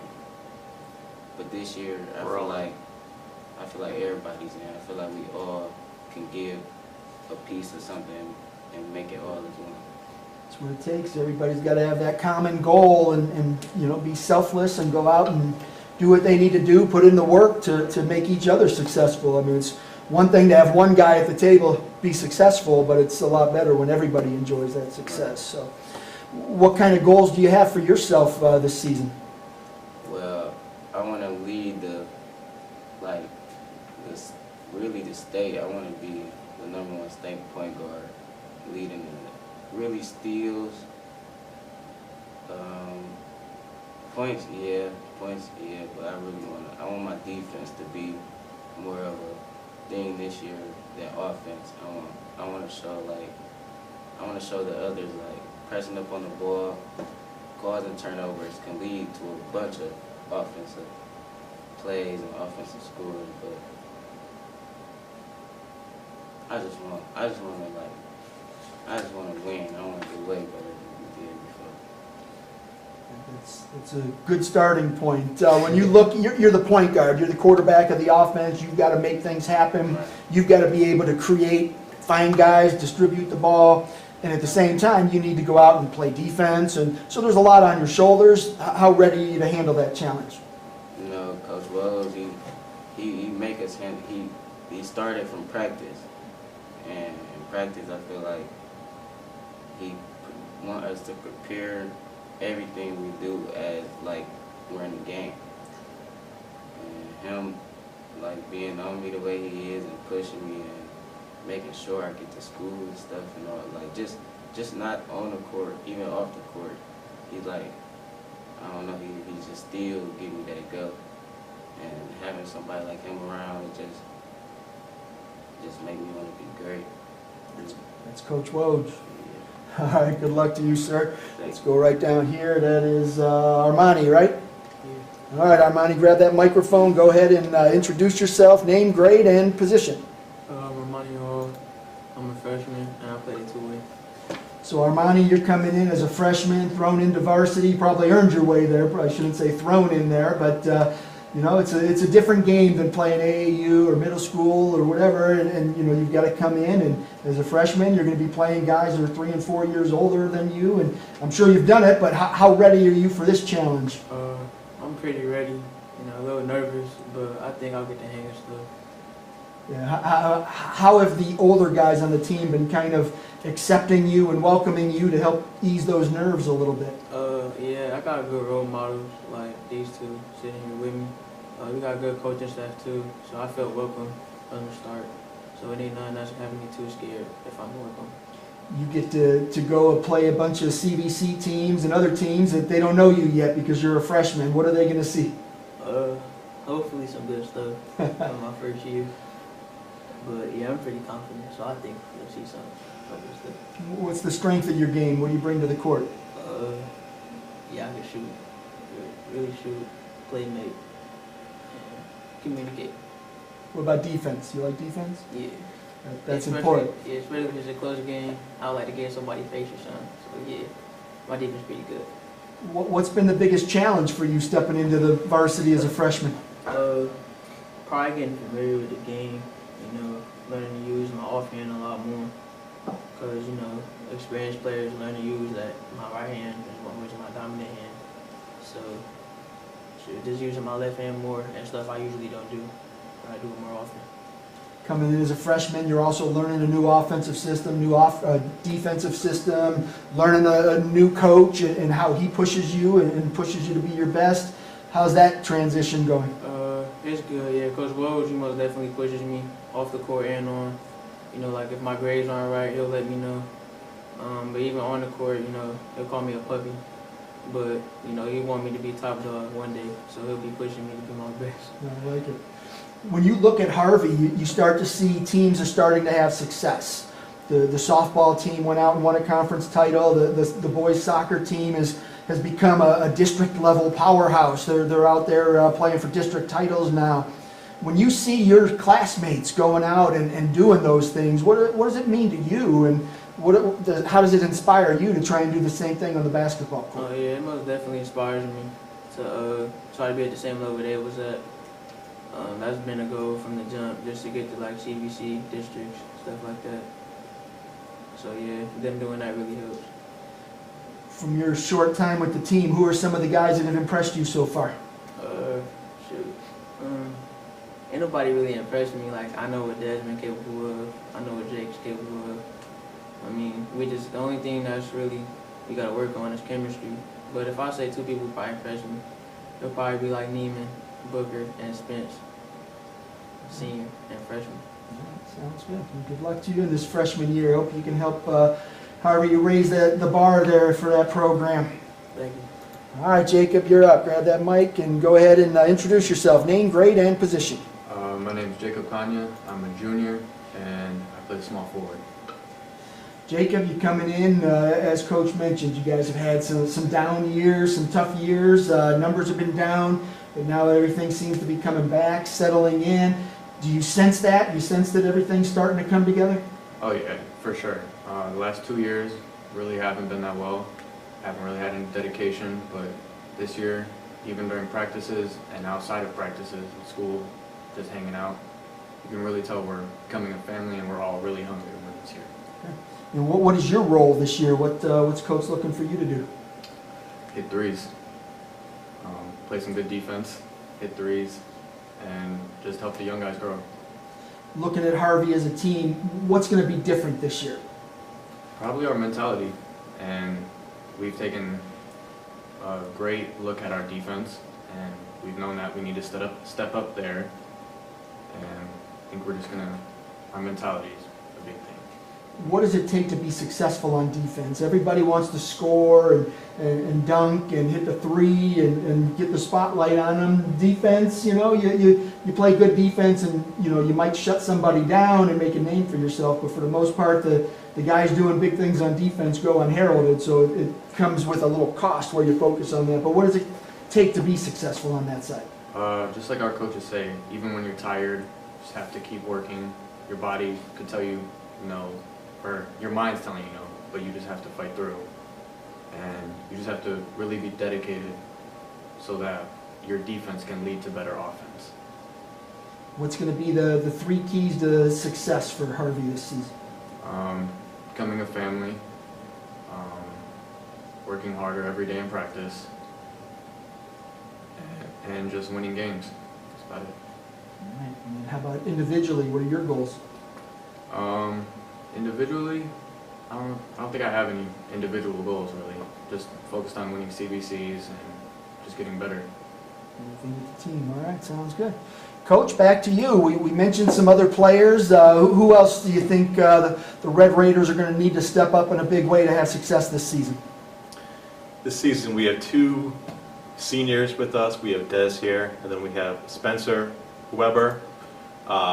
Des and Spence were 2 of the first guys that were here when I first became a coach. I've gotten to see them grow. I've also seen them undergo challenges. Both of them had spent time away, and now they've been back for their senior year. They have been as dedicated as I have seen them. I've been very proud of those 2 guys, and I'm very excited to see them throughout this season here.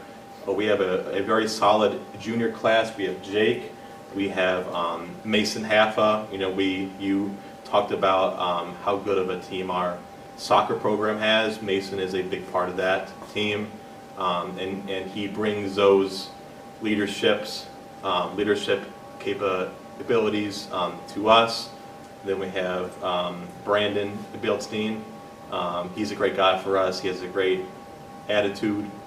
And then we have the younger guys. We got Armani, who is a phenomenal player for us so far.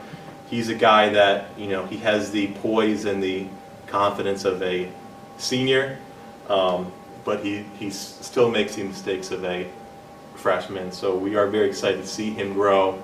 I think he's going to be a fantastic player for us. You know, I think he's going to be a guy that can go on and play at the next level here. Neiman, as he said, Neiman is a great kid. He's a great player. We got guys like Tay, Chase. You know, we got a really solid program all the way through. But at the end of the day, this program starts with our coach, Coach Woj. He sets the tone for everyone. He has the highest expectations that I've seen. He's put together a fantastic staff, from Coach Turner to Coach Jones. We have a couple of new coaches, Coach Nick, Markel, you know, Bones, Coach Bones. You know, this staff that we have a staff, a very deep staff that cares a lot about these kids. You know, I've seen these coaches, you know, give their shirts off their back, invite these kids to their Thanksgivings. You know, and this staff, which is led by Coach Woj, has driven us through these past 2 years, and we've come out as a pretty strong program, and we're excited about this year. We got a large group. We got guys that are doing well in the classroom, guys that are doing well in other sports, on the football field, soccer field, top to bottom. This program is the best I've seen since my first year here, when we won CVCs. You know, and I think this group has a chance to build towards another CVC season. Sounds good. Sounds like things are coming together after a couple of tough years, and you know, top to bottom, you got the seniors, the freshmen, and everything in between. So hopefully, Coach gets that thing rolling the way I know he wanted it to, and sustain some success. I see Harvey making this turn, and you know, it started with softball and soccer, and I think everybody's building. I know Coach over there is pretty excited for this year, and he's got high expectations too. So hopefully we keep that the culture shift working over there at Harvey. So good luck to y'all. I appreciate y'all making the trip. Thank you. Thank you, sir. Appreciate it. All right, that was the Harvey Red Raiders boys basketball team. Up next, we've got the Red Raiders girls. This is the 2022 CVC Winter Sports Media Day, the kickoff event out here at Kirtland High School. We've got 3 more of these coming up. Starting on Tuesday, we'll be out at Independence. Wednesday, we will be at Kirtland again. And then on Thursday, we will close things out at Edgewood on the east side there for our east side teams. For now, we've got the Harvey Red Raiders girls, and we're going to run them until my dinner gets here. I planned ahead this time. I usually go the whole day without eating, but I got here and I'm like, you know, I should order food. And then I looked, when's my break? So I got some pho coming. So if you guys like pho, you can join me for dinner if you like. Appreciate it. All right, Red Raiders, here we go. Coach, I'm going to let you start off. Introduce the girls you brought with you, and then just give us your elevator pitch. What can we expect out of the Red Raiders this year? And I know your expectations are high. I read your preview already, so I know you're looking for big things from your team this year. Absolutely. First and foremost, just appreciate the opportunity to come out on today. Again, Coach Acree, going into my 5th year as the head coach, but been with the Lady Raiders 10 plus years as a varsity assistant and head JV coach. But enough about myself. I have 3 great young ladies here, starting on my far right, senior Zaria McMullen, first team CVC player, averaged just under 12 points a game last year, just under 8 rebounds. And my challenge to her, starting, you know, the beginning of this offseason was to push for the CVC Player of the Year. She's more than capable to do that. Right next to me, to my right, senior Lola Thomas. I'm sure you've heard her name before, first team CVC softball player under Coach Betsy Hada. Does a phenomenal job for us. be playing the one and be playing a little bit more off the ball this year as well. And, really a facilitator for us and has been these last 4 years. And last but not least, to my left, we have sophomore Janelle Montgomery, very competitive young lady, very, very tenacious on defense, great shooting mechanics, and just trying to build her confidence to have her realize she is, a shooter in our program, and just to continue to take advantage of the opportunities given. Coach, you might have overheard me talking to the Harvey boys team, and there's a culture shift happening at Harvey. I've seen it for the last couple of years. I've told Betsy, I've told Natalie, I see it, and they're doing it. They're doing the right things. Their kids are buying in, and the success is following. Lola, you know it from softball, and we'll talk about that when we get to you, but do you sense that? Do you sense these kids starting to buy in and believe? Absolutely. I think it's infectious, and I think it really started with our now former AD, Mr. Marlon Wallen, who is still an administrator in the building. He has passed the torch over to our current AD, Mickey Mockner, who is doing a phenomenal job, not only as an administrator, but then also as the football coach, just named Coach of the Year for CVC, and obviously we were co-champs in football. But the culture has shifted. We have some great coaches throughout our building in our district. Part of which we have dedicated coaches that are committed to staying. I think the day is far gone to where coaches are there for a year or two and they're just saying, I'm going to go elsewhere. But we have some dedicated coaches dedicated to our community and our student athletes. I think there's a competition as well when it comes to the grades, obviously, and also the games that we play, and who has the best program. And one thing that I try to take pride on is actually not only building but establishing and maintaining a program, and I think we're right there. As far as the girls basketball, the expectation is to win. The expectation is to always compete every time we step foot on the floor, and I wouldn't have it any other way. Coach, you mentioned two adjectives to describe the coaches at Harvey, and you nailed it. It's that dedication and commitment from the coaches that is leading the way for this culture shift, because these kids aren't done. If they see a coach not giving 100%, they're not going to give 100%. Absolutely. But the softball team sees the way that Betsy goes out and works, and Betsy sends me more information than I can deal with. She sends me stuff on the kids, promoting her program. She sends her scores, her stats. She does everything, highlighting her kids. They see it. Natalie does the same thing with soccer. Her players see it. And you're doing the same thing with your basketball team, and I hope your players see it. And that's where it starts. If the coach isn't willing to go that extra yard, why should the kids? And I think that's been the biggest difference I've noticed at Harvey. They've got coaches that are willing. Chris Hoffer, the wrestling coach, and what he's doing with the girls program, same thing.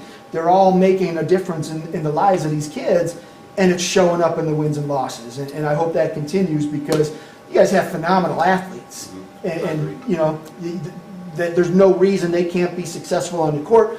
They just need to have that guidance from a coach, and I think we're starting to see that, and it's really good to see.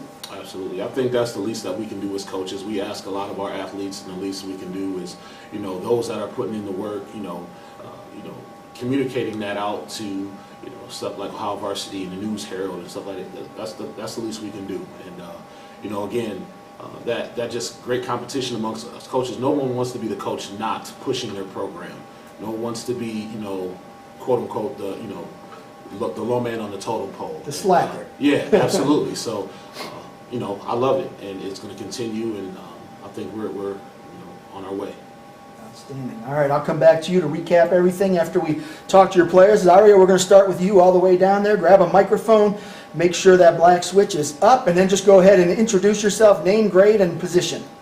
Hi, I'm Zaria McMullen. I'm a senior, and I'm small forward. Zaria, I've heard about you now for 3 years. Coach raves about you. Other coaches rave about you. Why? I think it's just the way I can make a player fumble the ball, or I can just make a team change up the way they play.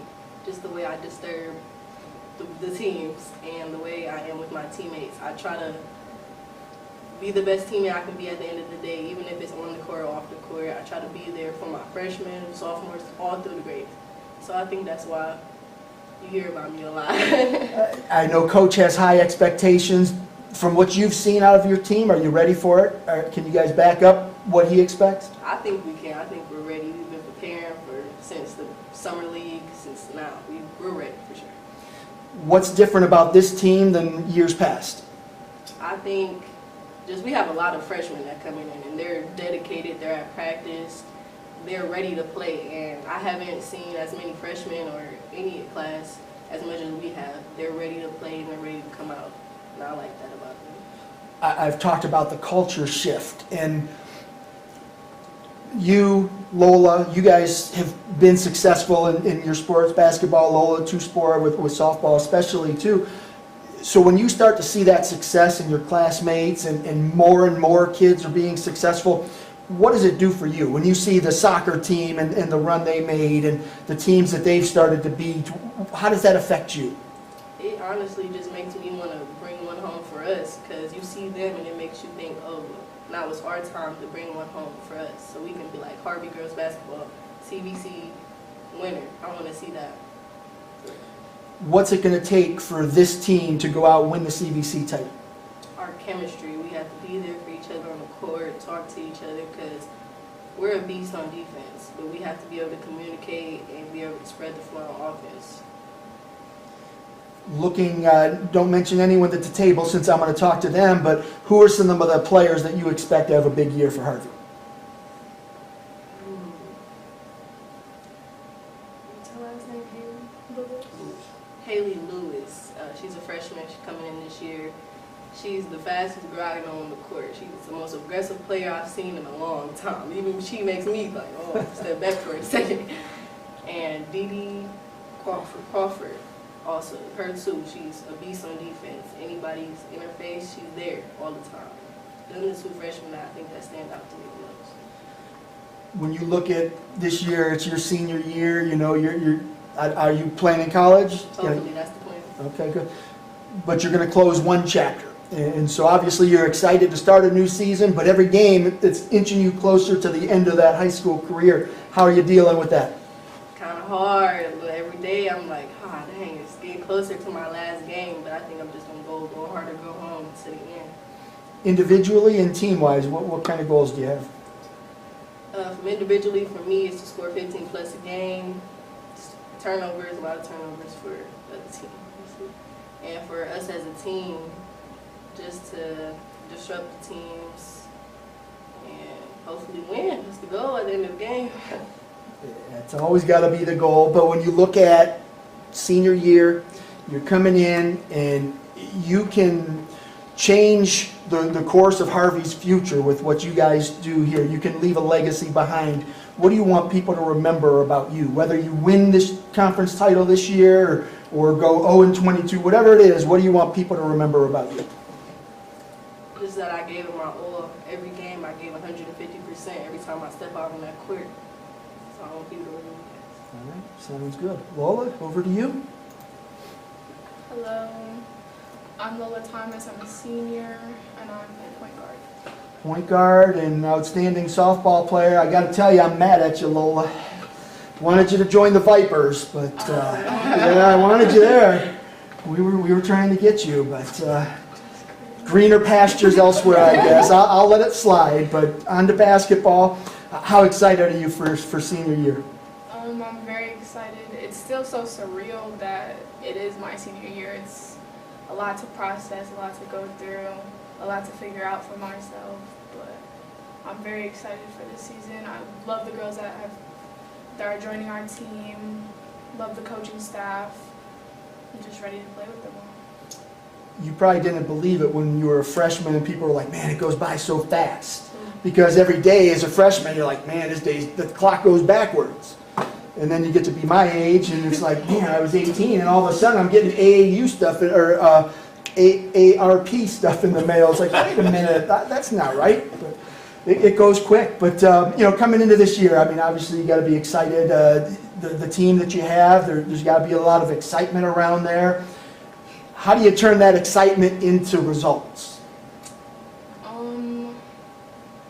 I feel like we have a lot of strong personalities on our team. Everybody has a strong personality. Everybody brings something to the table. We just have to be able to work together and build that chemistry like Z was talking about. Build that chemistry, put it on the court, and just play our game and know who we are. the success that you've enjoyed in softball, you now realize it can happen at Harvey. You can do it. How do you get your teammates to understand that? I feel like even coming up from middle school, being with PCLS and all that, Harvey Heritage, we have a reputation that might not be what others would want it to be. But I believe that a lot of people are wrong about that. So I just feel like use that as motivation. And that's kind of what I ended with Zaria there, is that legacy, is you have an opportunity to shape the future of Harvey softball and basketball. How do you hope it ends up? What do you want people to remember? Just to know that we have good hearts. Everybody has a good heart. Play for each other. We're not selfish. We're all basically family. Who are some of the girls on the team that have really impressed you so far here in the early parts of practice? Like Z was saying, I'd say Haley Lewis and Dee Dee Crawford. I'd also say Sana Hicks and Alana Spikes. They're learning the game. They're stepping up to be where they need to be. They're gonna have a good contribution to our team.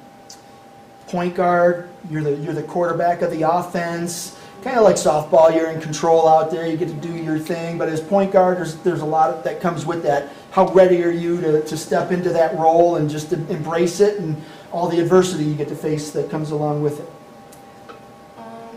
I'm ready for it. I know it comes with a lot of pressure, people pressing, full court, all that, man-to-man, everything like that.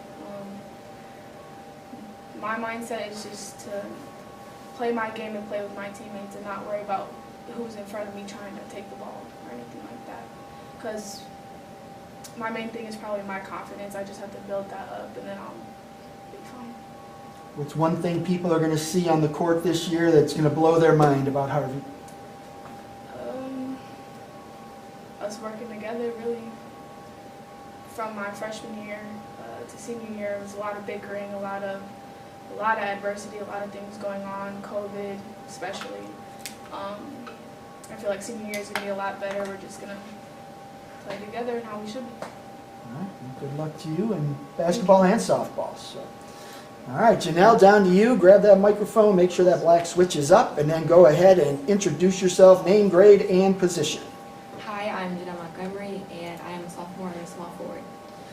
Did you play a fall sport? No. Okay, I remember you from... I did play volleyball freshman year, but that's all.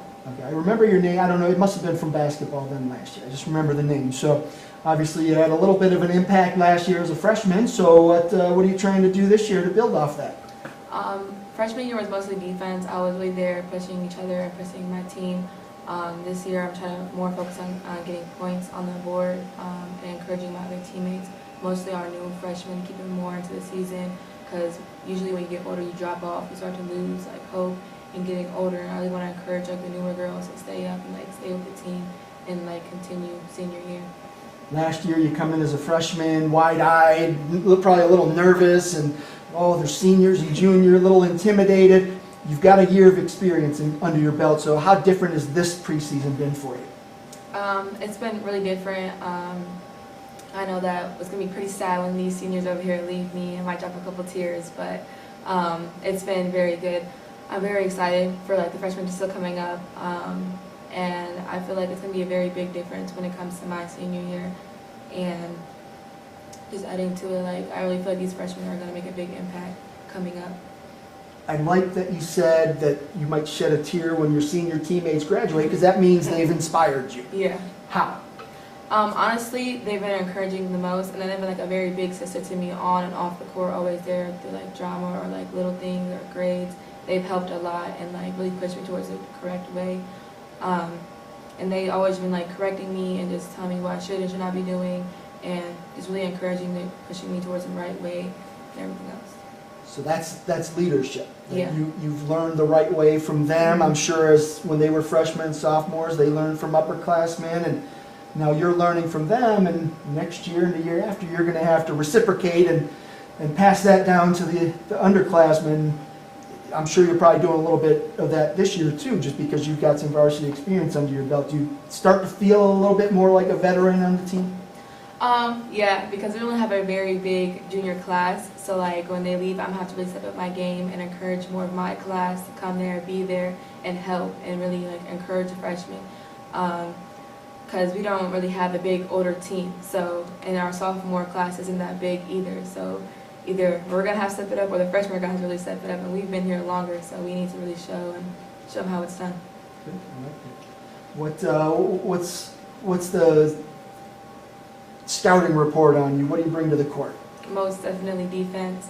I've been there since I was a little freshman, a little bit little, going against these girls that were so much taller than me. In the beginning, it was very terrifying going against girls that were like a couple more inches taller than me. I was like, what do? I can't really do much when I'm like 10 times smaller than them.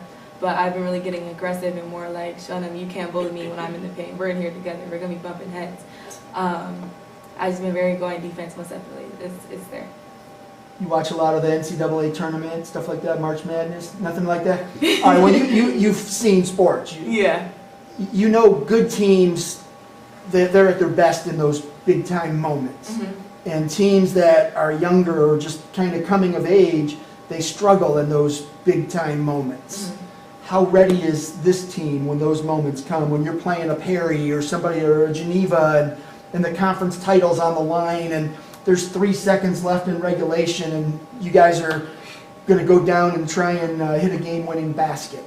Those are the moments that you need to be prepared for to become a better team. How ready is this team for that? I feel like we're very, very ready. The energy is amazing that we have from these freshmen, and they bring in a lot of light and like hope for us. I feel like they'll most definitely be there to support, and they'll be down for it. A lot of them are doing pretty good under pressure for a varsity like standpoint, and also freshmen. They know how to move around, and they know how to really take the pressure that we're giving them. What's it going to take for Harvey to win a conference title? I say staying consistent off season and all, like staying in the gym, staying in just 10 minutes of ball handling, anything you can get just with the ball. Just keeping a little rubber thing around you is just the best thing you can have, honestly, off season and on the court. Understand. Good luck to you. Coach, back to you. You brought 3 good ones, Coach. They're all talkative. They know their stuff, and they were very willing to share it. I like that. So good stuff. It sounds like you guys are following suit. I think you guys are right there with the soccer team and the softball team, and you're positioning yourself to turn things around for the better, and it's exciting. I have to imagine you're thrilled on what you've heard tonight and just what you've seen in practice. I am. I think it's a testament to the program as a whole, and including my coaching staff. We're fortunate enough to have my varsity assistant this year, Grant Wilson, former head coach at Beachwood, for their girls basketball team. His expertise, his willingness to help develop our players since the summer has been phenomenal. Erica Montejunas, Chelsea Swatza, they do a phenomenal job. And so testament to them and their dedication. And we look to turn some heads this year. We look to speed some teams up, get them to play at a pace that they're not normally used to playing with. We're very athletic, we're fierce, and I don't think they give themselves a lot of credit. As you can see, we're excited about our freshman class, so the future certainly is bright. But these 3 young ladies, as well as others, I think they're going to turn some heads because we're feisty, and we're hungry, and we don't fear. We respect people, but we fear no one. And they say your team should, take on some of the characteristics of your coach, and hopefully that's one thing that is filtered down through, from every freshman all the way up to the seniors. We don't fear anybody. So we're excited. We have a big one. On the 19th, Paul Forrest and company are coming to our gym. Jokingly, I said I'd like to get him early versus getting him late, but he does a phenomenal job with his program and has down through the years, but we're ready for the challenge. And that's the next step that you have to take is, you've got a younger team or a team trying to establish itself. You want to play an appropriate schedule, but now you're trying to get to that next level. You have to go out and play the Norths and get to go, win or lose, you're coming out a winner because your girls are saying, oh, this is an established program that has gone to regional tournaments. They've been to regional finals, and that's where you want to get to. You need to see how those teams come in and warm up and how they carry themselves throughout a game, and it's a learning process, win or lose. So that's outstanding. As cliche as it sounds, to be the best, you have to beat the best, and so you have to be able to and be willing to play them. It's very simple to customize your schedule just to always come out on top. First couple years that I took over, of course, you want to, get a feel for some things, and so that might have been, somewhat of the strategy. But now, shame on me if I didn't challenge my girls and my coaching staff to play some of the better teams in Lake County. That's exactly what we, plan to do. Of course, Roy over at Perry is, that's who we're shooting after. Obviously, I got to do a better job. When you talk about goals, it always should be CVC. And we have to get at Perry in order to get that done. And we play a great programs. Geneva over there, they do a phenomenal job. We were able to split with them last year. Very impactful win for us. Two very close losses to Chagrin. Brittany does a phenomenal job over there. Those crossover game, and actually the tournament game we lost, at the last second. So, right. We're excited and accepting any and all challenges. I like it. And you brought up Perry, you brought up Geneva, Edgewood. I mean, Yeah. the Lake Division, it's a challenging conference. It's not like any night you can say, we got an easy one here. In football, the joke is, well, whoever if you're the homecoming opponent, that's how they respect you. They knew they wanted a game, they wanted to beat you. You don't want to be that team. But you're in a conference where every night's going to be a challenge, and it's good because you guys are going to see the right way to carry yourselves and go out and prepare and do those things, and hopefully you get to turn that corner. And Absolutely. I think it's coming. Absolutely, I appreciate that. No problem. But appreciate y'all making the trip. Look forward to seeing you. I might be at that game on the 19th. All right. So might see you out there. But thanks Appreciate for being here. it. Thanks for having us. All right, that was the Harvey Red Raiders girls basketball team closing out the first portion of our media night. We've got a little bit of a break here. The West Geauga girls basketball team will be coming in about an hour, 6:05, followed by the Beachwood girls basketball team, the Hawken girls basketball team, and then we'll close out the night with the Chagrin Falls wrestling team. I'm Steve Hill at the CVC.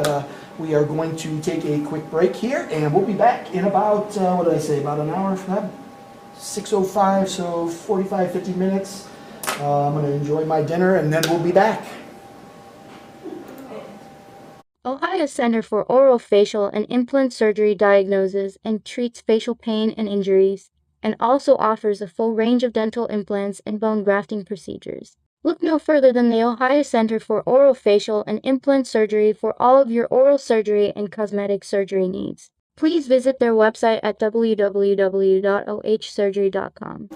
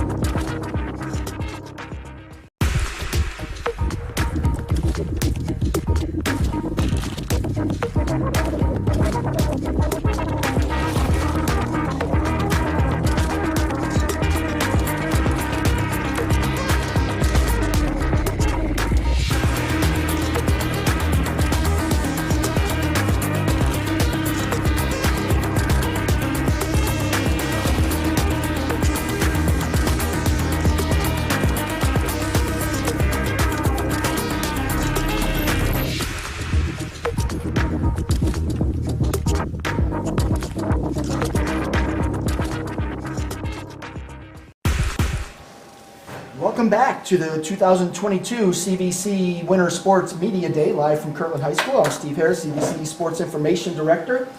Up next after our dinner break is the West Geauga Wolverines girls basketball program. Head coach Brandon Stewart. Brandon, thanks for coming. Go ahead and introduce the girls you brought with you and then give us your elevator pitch. What can we expect out of the Wolverines this year? Well, thanks for having us, Steve, and thanks for doing this event. As always, I think it's a great opportunity to showcase all the sports in the CVC. But today we have 3 of our seniors and 1 of our juniors. So at the end, we've got Maggie First, 1 of our juniors, Alexa Hosevar, Haley Ottman, and Ashlyn Dreyer. And this group right here, along with some of our other returners that we have coming back, had a great run in the second half last year of the season. Made it to the district final and came up a little bit short against Salem. And I think that since that game, the goal has been everything we can do to get back there and win 1 more game than we did last year. Graduation losses were minimal, so that's a good sign. Yeah, we lost a couple contributors from last year, Grace Wolf, Megan Zabrowski, Ray Airbar, that all graduated last year that played some time for us. But we've got some new faces coming in that have played in the past and have been playing some other sports and decided to make a comeback to basketball, so we're grateful for that, and we've just been trying to fit them in. We started out, I think the first week with like 11 or 12 kids in the gym in that first week of practice, and then all of a sudden the soccer season came to an end, and we ended up with 19 or 18, something like that we have now. So it's been good kind of acclimating them into it and just using some of their skills to help us out. Seems to be a trend. A lot of girls are coming back to basketball after taking some time off. Yeah, and I hope that continues. I'm all for playing multiple sports. I think you should play and do as many things as you can in high school and beyond, really. You look at some of the top schools and even the top recruits and things like that, they're all multi-sport athletes. The more you can do, you can still specialize, but still having that other sport to go to just as a release, if nothing else. Right. Take some of the pressure off and things like that, But I think it benefits anybody just to do multiple sports. Absolutely. All right, well, I'll start with your players, and then we'll come back to you and fill in the gaps. We'll start all the way down at the end there. Ashlyn, one of those soccer players who had another great run through the postseason. Obviously came up a little bit short of your goals, I'm sure, but heck of a run, heck of a career for you as well. And now it's basketball season, so go ahead and introduce yourself, name, grade, and positions. I'm Ashlyn Dreyer. I'm a senior, and I play winger point guard. Winger point guard. How does that translate from goalkeeper to winger point guard? Any common skills there? Handling the ball, kind of similar, but other than that, very different. Two very different sports. Which one do you prefer? It's if basketball season. So now you have to say it's basketball. Yep, I gotta say it's basketball. Good. Heading into senior year, obviously you go from fall where expectations are sky high, and you guys had some lofty goals, and unfortunately, like I said, you came up a little bit short, and now I know the basketball program goals are pretty high as well, but how exciting is it just to embark on a new season? It's very exciting. Hope to go far in the postseason. I think we have a really good, strong team this year, and I think we can really improve. You've got 4 great players right here at the table. You've got a few more in the program. Obviously, it's all got to come together. You all have to come and play as a team, that type of thing. But when you look at the opportunity that you have, and where's the ceiling for this team? What do you think this team can accomplish? I think we can go very far in the postseason. We have very high standards, and I think it'll go very well for us this season. What is your role this year? What's Coach looking for you to do? Hopefully to score a lot, make a lot of drives, be more of a shooter and less of a passer as I've been in the past. So. When you look at, don't mention anyone at the table since we're going to talk to them, but who are some of the other girls that have impressed you so far? I think Grace Lasser, she has a lot of speed, very good on defense. I think she will really help us this year. And then what are you looking to accomplish for your senior year? For my senior year, just go out with a bang and hopefully just enjoy it and have a great season. One of the things we talked about, I talk about it a lot because I think culture plays a big role in success, and So we talked about it today. We had Hawken here and some other Kirtland football, or well, basketball, but they were football players, so they're still in football season. So I talk about that a lot. You're coming from this soccer program. You guys have had a regional final last year. You went far this year. And just the success and the mentality that you had as a soccer program, how are you kind of sharing that with your teammates so that now your basketball program can develop its own culture? I think having those experiences at those like further in the postseason, like regionals, I think it would be very well to the team understanding like those circumstances and how it will help us move on. All right, sounds good. Good luck to you this year. Haley, go ahead and grab that microphone and go ahead and introduce yourself, name, grade, and position. Haley Ottman, a senior in a point guard and shooting guard. Another multi-sport athlete, softball, Yes. right? Anything in the fall? No. Okay, so basketball and softball. What do you like better? Softball. Ooh. But right now, Shots fired, shots fired. All right. Yeah, coming into this year, what are your expectations aside from what the team's hoping to accomplish? I think my expectations, they're pretty high. I think we'll go pretty far, like Ashlyn said. But I also think that this year we're going to just build a great culture. We're going to build on our momentum from last year. And we have a lot of new girls, so we're just kind of creating a new atmosphere around our program. You guys have, I think, 4 returning all-conference players coming back. I think that's tied for the most in the conference, or right up there, either first or second. But so you obviously have this great core coming in, but you're going to need everybody else to pull their weight and do that. Who are some of the girls, from your perspective, that are stepping up and ready for that challenge? So some of the new soccer girls that joined, Courtney Whiting, she actually played freshman year, and Megan McGinnis and Zoe Coles, they played in middle school. They're competitors just like they are in soccer, and they're definitely pulling their weight in practice. They're helping put pressure on us, and we're building new bonds with them, and they're just great athletes that are really going to be a good component to this team. What is your role? What do you have to go out and do each night?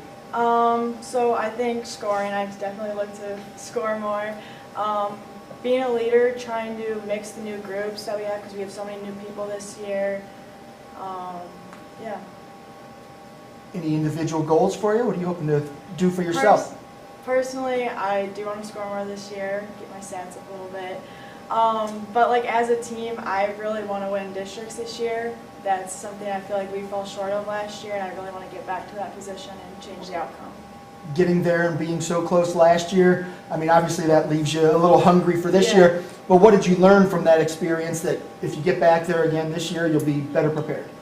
I think last year, for me personally, I lacked experience in game situations like that, and now with that experience, I now know what to expect, be less nervous, and I have confidence in my team. Give me a breakout player, someone you think's just going to come out. Nobody knows who she is right now, but they will soon enough. I think Megan McGinnis will. She's fast, she's competitive, she'll be there for us. I've seen her play soccer, so if she's anything like that on the basketball court, you might be right. Yeah. All right, Alexa, let's go. Oh my gosh, did I just call you the wrong way? I can No, never. I it was the confuse right you and your one. sister, but I got it right. Whew. I do that so often, and especially with poor Kirtland kids. I cover them, and they've had so many siblings. I just did it last night. I called Rocco Alfieri Victor, who was a golfer. He doesn't even play football. That's it. All right, Alexa, go ahead. Introduce yourself, name, grade, and position.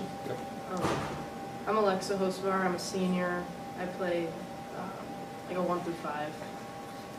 Not at the same time, though. Not at the same time. You have some help on the court? I do. That's good. The big news for you, obviously, is you signed with IUPUI, and I always have to make sure I say that right, too.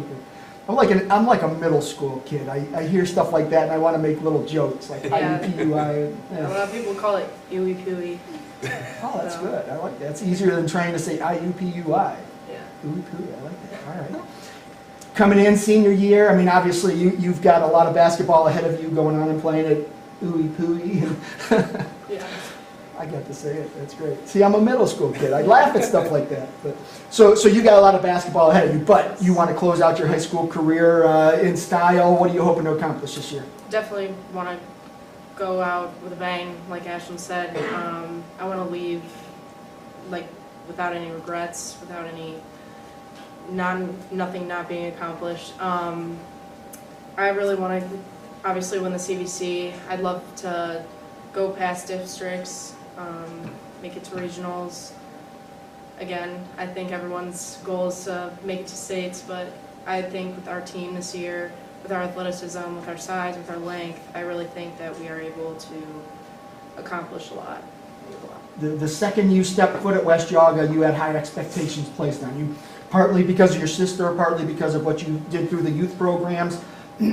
But that pressure, as a freshman, sophomore, junior, there's pressure, but you just deal with it. Now you're a senior, and it's like, oh, time's running out. How are you handling the pressure of that, just knowing that, you know, at every game you're going to be closer to the end of your high school career?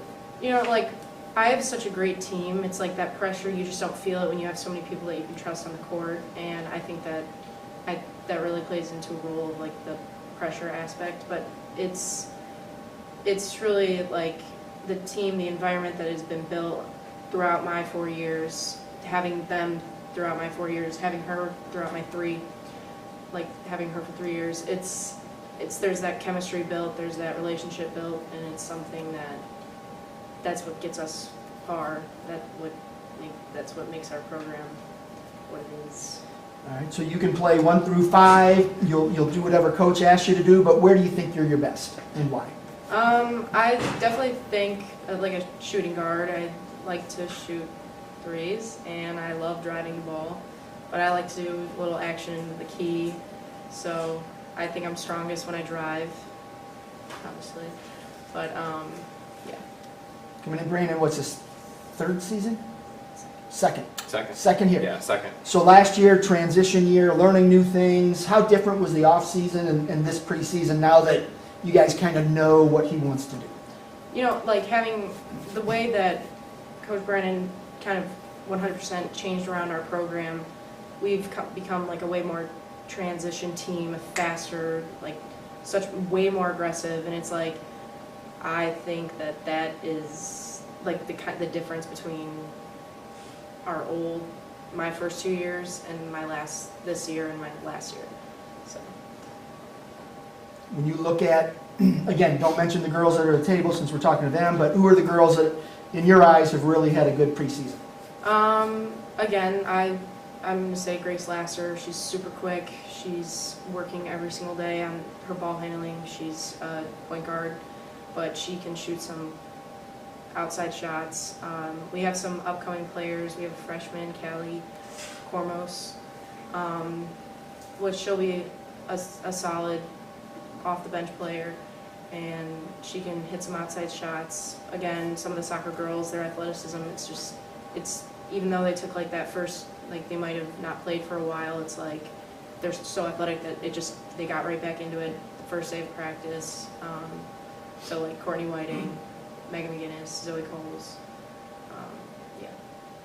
How do you want your high school career to end? I just want our last season, I want to get another 2022 banner sign on the top of our gym for CVC. I would love to, again, make it past districts. I have all of our non-conference games, I'd love to win those. Yeah, I just want to leave with our class having a good reputation and a good, I think good. And then just individually, what do you want to accomplish this year? I don't know. I kind of just, personally, I think maybe my 3-point percentage should maybe hopefully go up a little bit. Assists, that's definitely one thing that I want to get up. Yeah, I'd say points, maybe my average. So. All right, good luck to you. And Maggie, on to you. Go ahead and grab that microphone. Same thing, name, grade, and position. Maggie first. I'm a junior, and I'm close player. I'm 5. So coming in, you get to do a lot of the dirty work. They get all the glory. Isn't that how it works?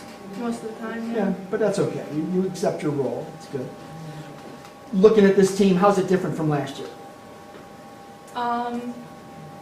We have a lot of the same players, so it's nice to have most of the same starting 5. We do have a lot of younger players that are coming up, which is nice to see because in past years we haven't had a lot of that. Soccer players coming in is nice too. You know, their tempo, everything about them they're athletes. Nice addition to the team. We've had, let's see, Chagrin was here. I think that's it from the Chagrin division, but it doesn't seem like there's a lot of taller girls in the Chagrin division, so I think you're going to be have an advantage there. How do you take advantage of that during games? I'm excited. I've been trying to work on like my aggression in playing towards other players, especially players that don't have a height advantage like me. I'm excited to bully some people in the paint. The one time you're allowed to bully people is on the court, so bully away. What's the strength of your game? What do you bring to the court? I mean, obviously you have the size advantage. It's going to help throughout the season, but you've got to have some skill too. I see the floor really well, I think.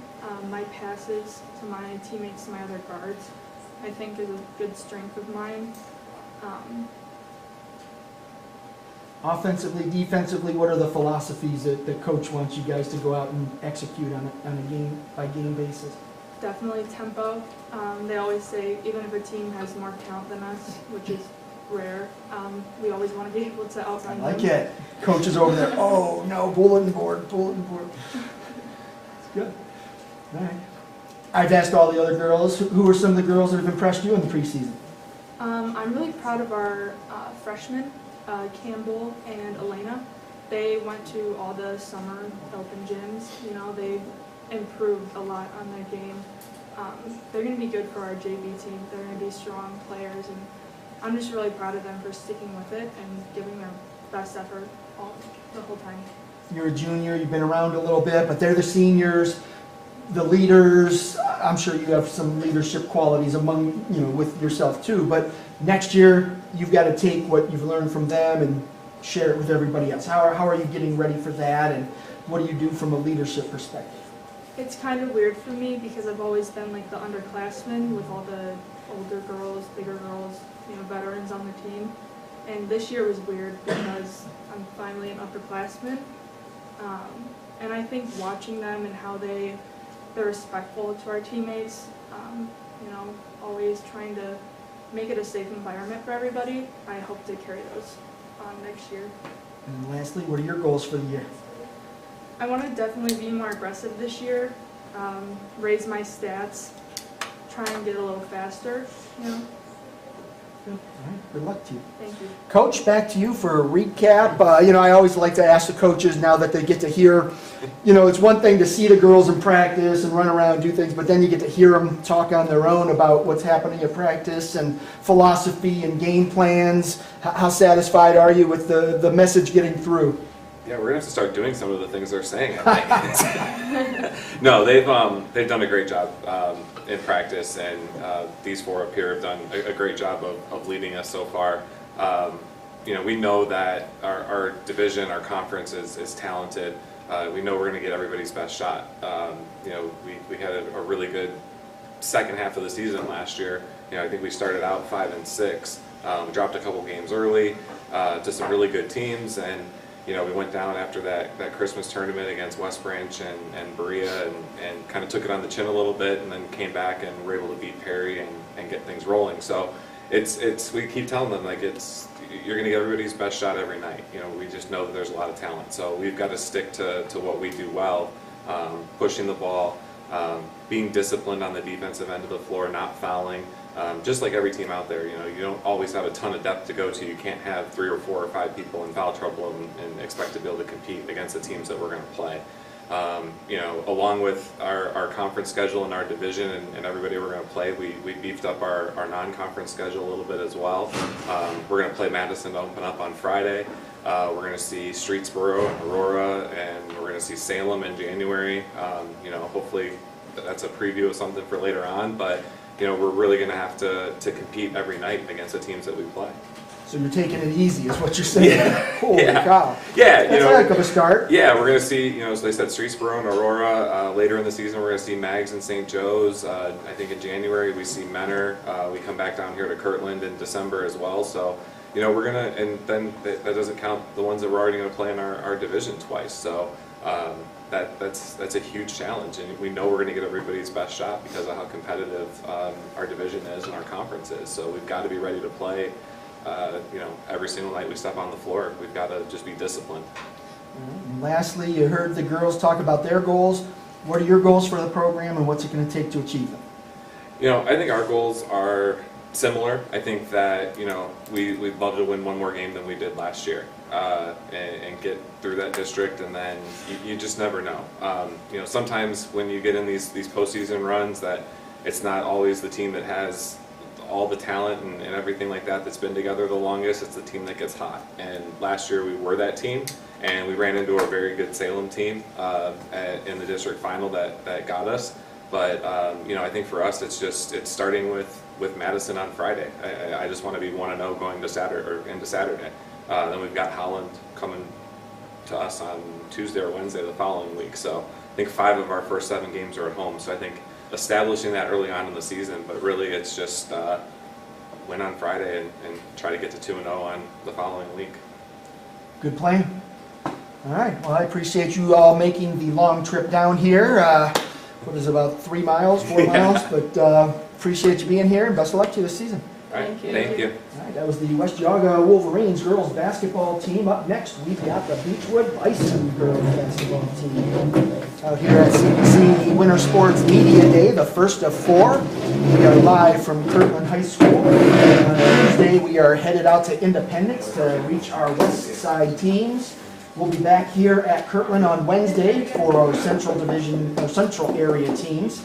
And then Thursday, we'll close things out in Edgewood, out in Ashtabula, to reach all of our Eastern teams to make our travel a little bit easier for everybody. So, all right, here come the Bison, new head coach. I don't want to mispronounce your last name, Don, so I'm going to let you say it when you're all situated here. But I'm going to let you go ahead and introduce yourself and the girls you brought with you, and then just give us an elevator pitch. What can we expect out of the Bison in your first year? Well, my name has been pronounced about 3 different ways. And that's why I didn't want to give it a shot. Never have been offended by it, but Don Radens. Radens, good. Is my name, and it's my 3rd go around as head coach.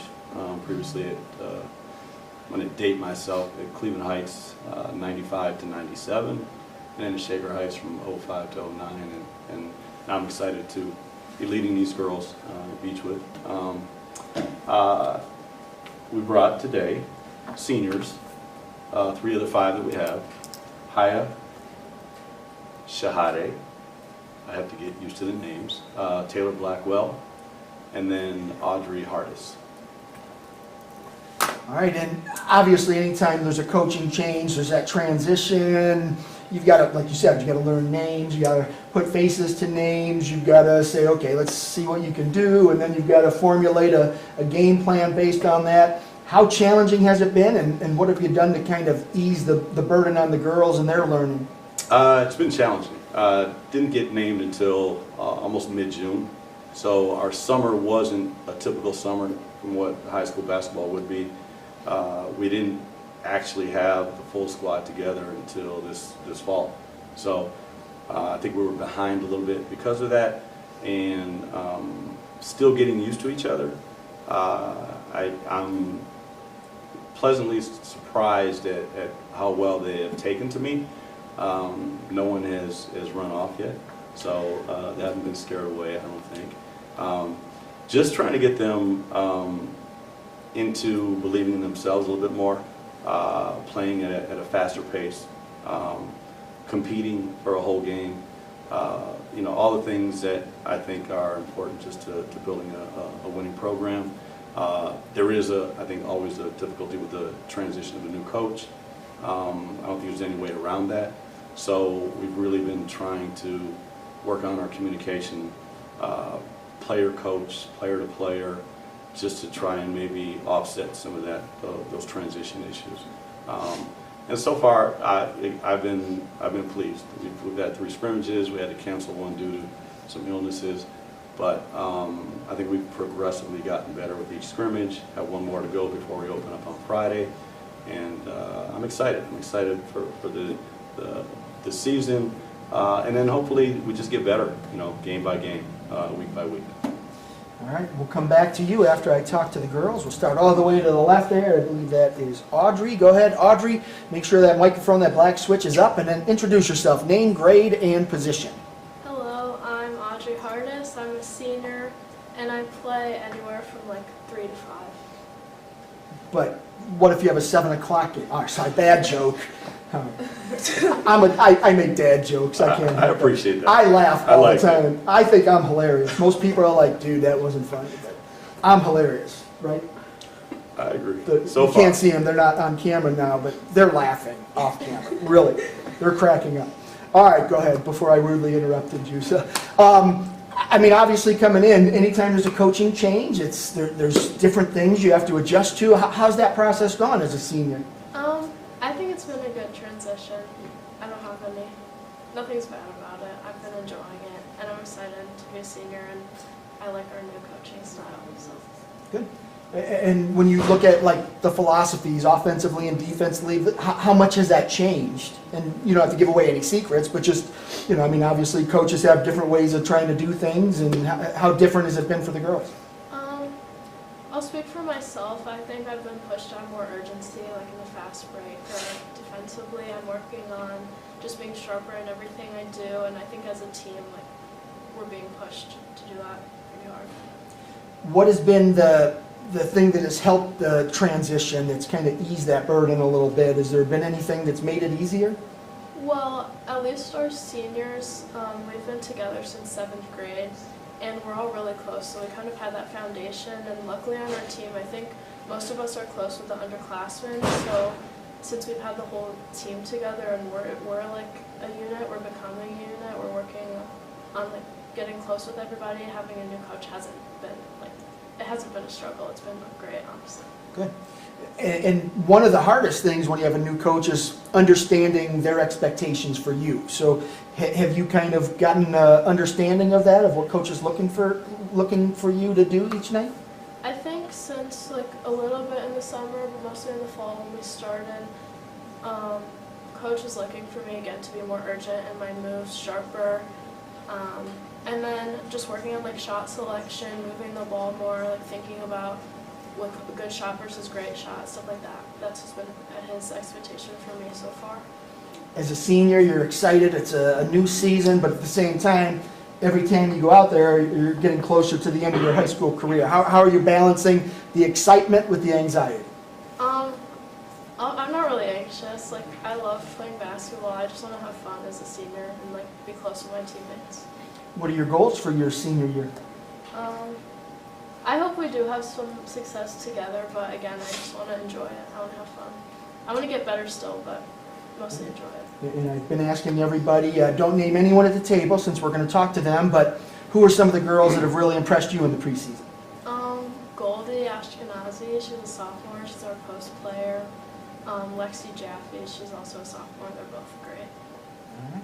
Yeah. Let's pass that over. I believe Taylor, go ahead and grab that microphone. Same thing. Go ahead and introduce yourself, name, grade, and position.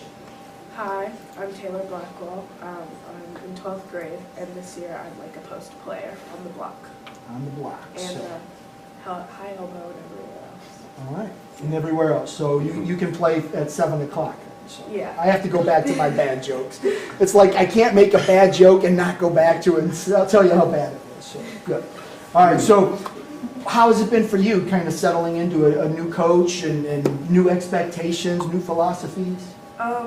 At first, it was like, I don't want to say hard, but it was definitely just like a switch because in like previous years and even in like previous sports, like we haven't had a coach that's like Coach R before in a great way because like every single day it's like the same expectations and like every day we know we have to be on the floor at 4, so it's like everyone's there at 4 and it's like there's no like goofing off and stuff. It's like you're gonna get better every single day because of like the way he coaches, which is I think what we needed this year, especially because I feel like this year we have like real potential and like we just need like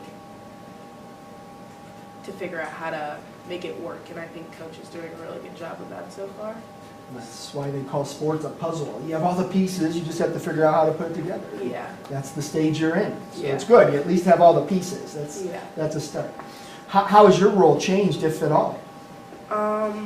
Well, this year I'm on the block, which is a little bit different. I've never really been like I normally drive to the basket. That's like one of the biggest things I do. But like now I'm like on the block, so it's a little different because they're always looking for me in the post to feed it in or to take it back out, and it's a little bit I don't want to say frustrating, but because I have Goldie Ashkenazi, who she mentioned earlier, who's like 5'11" next to me all the time, and she's so tall and she's a bit intimidating, even though she's younger than me. But as a post player, now I have to, and I've never done it before, so it's like learning something completely new because it's completely different than being on the outside of the perimeter. It's a lot more like movement in places that I wasn't aware of before. So, Cool. From your perspective, what's like the positive changes Coach has implemented? like I said, he's very like Loud? he's like showed us the like for the first week of practice, he's like this is my expectation and this is what I set you guys to, and there will be like no goofing off about it. Like he's given us a routine and now we know to follow that routine because there's like, this isn't a game, like this isn't a joke. We're supposed to be here, we're supposed to get better, we want to get better, we want to stop being like the team like people schedule for senior night. Like we want to get better. So he's like he's implementing new things every single day that are much needed and that I think will really cause a change that will like make us be great this year. Good. Yeah, it hasn't been that long ago that Beachwood was playing in regional championship games, so yeah, you guys obviously have the potential to do it. You just need to believe you can do it. Yeah, and make it I think happen. he'll get us there this year. Good. What are your goals for this year? Be a good post, because I think a post is so like, for me personally, to be a good post, because I think a post is like so vital, and like the 4 and the 5, like I said, because even if you get the ball in the elbow and then you feed it back out and the 3-point shot, boom, it's knocked down. I just have to learn how to play at the best of my abilities, and I'm still learning, but I'm improving, so it's okay. Good. Good. And then lastly, give me a player, not at the table, someone you think is going to have a breakout year. Nobody else knows about her right now, but soon they will. I think I'm going to have to piggyback off of what Audrey said. And Goldie, last year, she didn't get as much play time because we had a different big. So this year, with her, like even she surprises me like every single day. It's like she's learning how to shoot. She's learning how to do moves on the block. She's learning how to like stand people up and not foul people. I think she'll be a real threat this year that everyone should watch out for. Sounds good. Good luck to you this year. Pass that down, and I'm not going to try and pronounce it because Coach struggled and he's been around you, so I'm not going to butcher your name. But go ahead and introduce yourself, name, grade, and position. I'm Haya Shahade. I'm a senior, and I play point guard and shooting guard. And you were all conference last year, I believe, along with Taylor, and right? Yeah. I made notes and then I never look at them. Taylor was second team. Haya, you were honorable mention. So okay, good. So coming back, obviously, you want to improve upon that performance. What are your goals for this year? Personally, I've always been like a shooter on the team, but this year I'm really going to try to like drive the ball to the basket and be more aggressive. And that's a team goal, or that's my personal goal. But for my team goal, I really wish to bring the team more together and have like a better team chemistry, and I think that's something that would really give us more success than we've had in previous years. All right. And then, how has your role changed under a new coach? Honestly, it hasn't changed that much as to what I've seen so far. Maybe it might later on in the season, but I've still played the same position that I have previous years, and it's just everything I've been used to so far. So as a point guard, everything runs through you. What's the goal of the Bison? I mean, what do you guys try to do to create some offense? I think we're really big on foundation, like good passes, and as Audie said before, good shot versus great shot. That's something we really emphasized on, and this year we're trying to work the ball movement a lot more. So yeah, those are some things we're trying to build on. What have been the biggest challenges as you're learning new systems and implementing them and learning new game plans? I think being with the new coach and incoming freshmen, it's something that I feel like a lot of teams would struggle with, but I think putting in new people in different positions, like Taylor on the block, I think that's something that we could like really work on, but that would give us a lot of success. when people play Beachwood, what are they going to say the next day? I mean, what kind of team are you guys going to be this year? Hopefully, like Taylor said, not a team that people want to play on their senior night, but I think it's going to be a lot more different this year. I think we're going to be like rising, like very different than previous years, hopefully. Get out and compete and Yeah. make remember the Titans, remember the Bison, that's right? Yeah. Good deal. All right, and we've talked about some of the younger girls, some of the girls who are your picks for breakout players. I completely agree with what they said about Goldie, but I'd also like to bring up Anna Schlachter.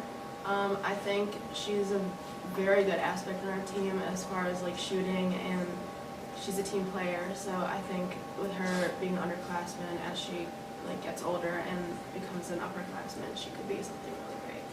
All right, sounds good. Coach, back to you. Let's wrap it up.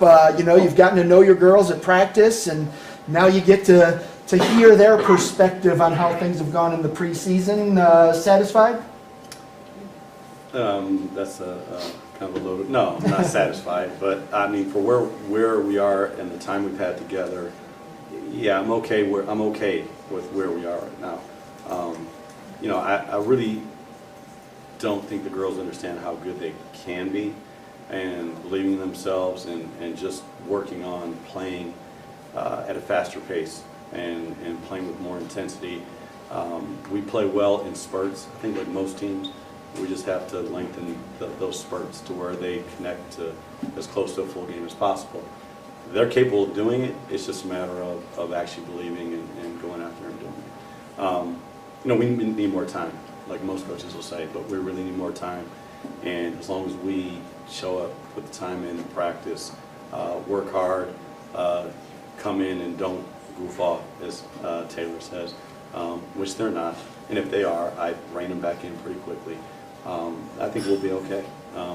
By having 5 seniors, our other 2 seniors, I don't want to be remiss and not mention them, but Brianna Golubitsky, who's a returning starter from last year, and then Kirsten Lee, who's another senior who's returning after her freshman year. She's been away for a couple of years.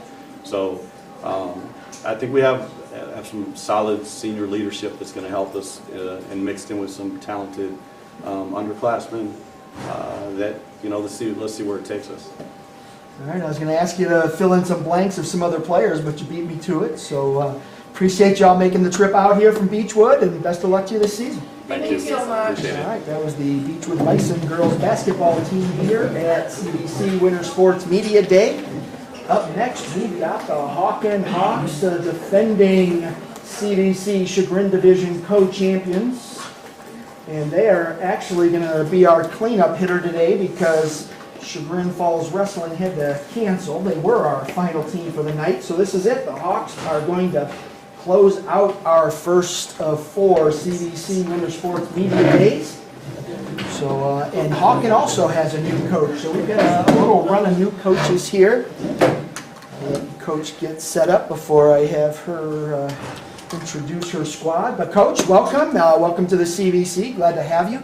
Go ahead and introduce yourself, and then introduce the players you brought with you, and then just give us a little elevator pitch. What can we expect out of the new look Hawks?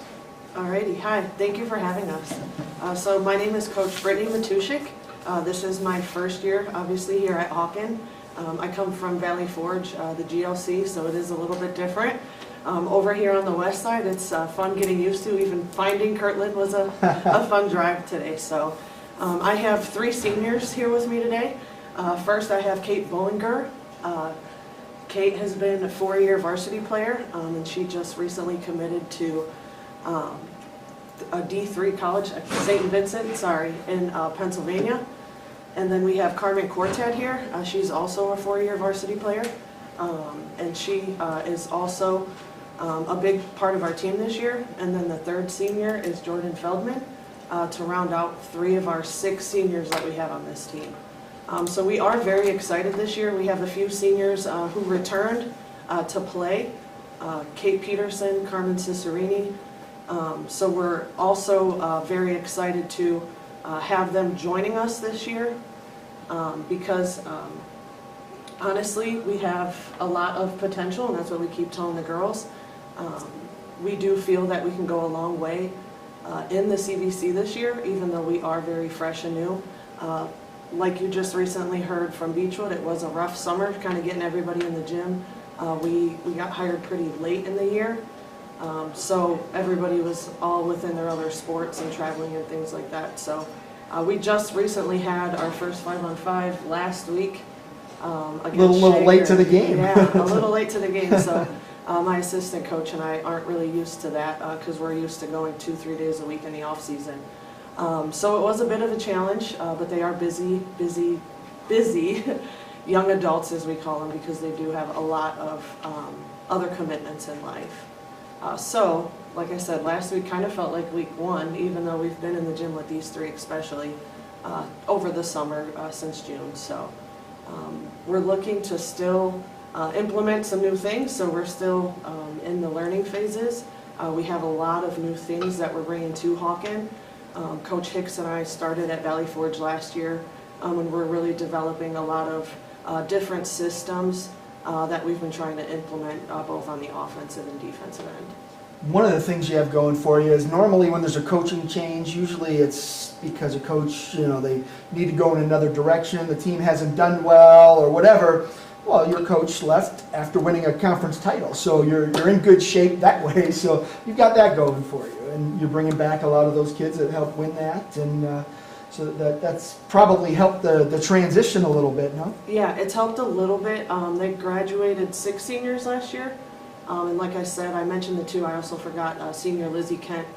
She missed last year as well. So some of these girls are 2 years removed from even playing basketball, and we all know how COVID took a toll the past few years. So while they did tie for the CVC last year and they were co-champions, it's a whole new team. It's a whole new set of faces. Like I said, some of them haven't even touched a basketball. Like I said, last week was their first live play in almost 2 years. So yeah, just trying to get them back on the basketball court and implement a lot of what we have planned. It's been a little challenging, but they go to Hawken and they're very, very smart. Sometimes we think smarter than us, honestly. So they catch on very quick, and they are very close-knit. Like I said, those 6 seniors, I think they're going to be a force to be reckoned with, honestly, led by a lot of the girls that you see here. So, all right. I will come back to you after I talk to the girls. We'll start with Kate all the way to the left. Kate, make sure that microphone is on. Flip that black switch up. And then introduce yourself, name, grade, and position. Hi, I'm Kate Bollinger. I'm a senior. I play on post or guard. So Kate, let's first talk about that college commitment, St. Vincent. How did that come about? I mean, it was kind of just a process that a lot of athletes start with, going to the showcases and then AAU tournaments, just starting to get in contact, visiting a lot of schools. And I just knew I wanted to play D3, so I focused in on a lot of those in the area. And then I visited St. Vincent, fell in love with the school, the community, and then visited again and met the team a lot more. So I just kind of knew that was where it was. And good. Well, congratulations. And it's nice to get that out of the way before the season, so now you can just concentrate on the season and not worry that, oh, I had only 6 points. I don't think anyone's looking at me anymore. You don't have to worry about all that stress that comes with trying to find a college, so that's good. But so coming in, you've got a new coach, senior year. I mean, you have this, you're excited, you're a little bit anxious because it's senior year. Then you throw a new coach on top of that. How are you juggling all of this stuff? well, I think it's not too bad just with all of the seniors by my side. A lot of us, I mean, the ones who came back, we played together before. Just in JV either in freshman year, sophomore year a little bit, and then some of them even from middle school. So they were just a close group of girls who I think they just make it easy to help each other get better, be leaders, and just be a big important role model for the rest of the team as well. Coming off a conference co-championship, even with the new faces, it's still got to be a little bit exciting. You want to go out and say, we're not going to share this year and win it outright, but you know, obviously it's a new season and everything's going to change, but what's it going to take for you guys to kind of take that next step? I think it's just our mentality and the focus in practice. Just like I said, pushing each other to get better, always giving 100% in practice, in the weight room, and then outside the gym as well. So I think just having that mindset that we can beat as whoever we play as long as we play together, have that unity, and work as a team. Looking at your senior year, what kind of goals do you have for yourself? I mean, obviously you got the college thing out of the way. That takes one goal off the book. But what are you looking for? Right. I think since kind of that's out of the way, I just want to be the best leader I can on this team and leave a legacy for my teammates so they can continue to build the program, as well as just stats, still getting that up to just be a better player than I was last year. I once, one of these media day things, I was like, I need a little buzzer. So when someone says culture or legacy, I can hit it because those are my buzzwords. I love when kids bring that up. But so since you brought it up, you have an opportunity to add to a legacy. You're already a conference champion. What do you hope to add to that?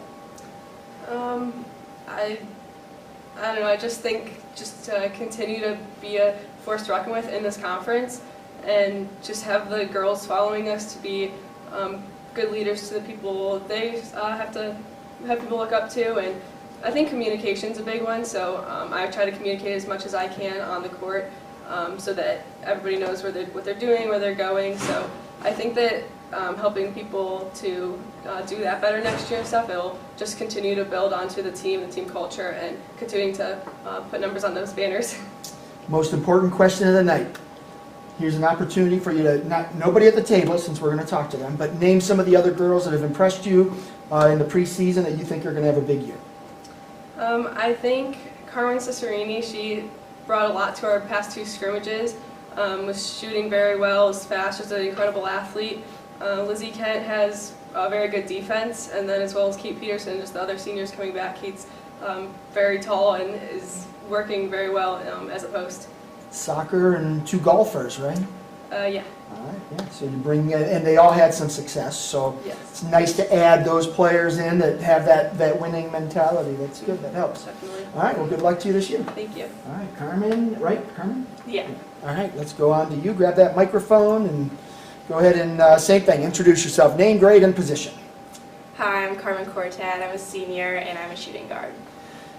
Looking, again, coming in, new coach, things can go one way, they can go another, or they can go somewhere in the middle. You know, things can go really well, really poorly, or anywhere in between. But how are things going now? I mean, you're learning new systems, you've got to get used to a new coach, a new coaching style, new assistant coaches, new demands, new expectations.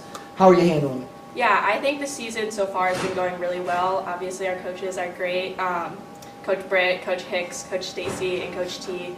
They bring a lot of energy to our practice, and they're really fun to work with, but also really tough on us, which helps us get better as athletes, but also individuals. Yeah, I think that the new coaches have been doing a great job, and we've been learning a lot of new things that we didn't do last year that I think will help our program grow and make our team a lot better than we were. Aside from the new faces, what's going to be different about the Hawks this year? We're running a lot of new offenses and defenses. That's basically the biggest change that we've had so far, but also our communication has been a lot better through the coaches and with the other players.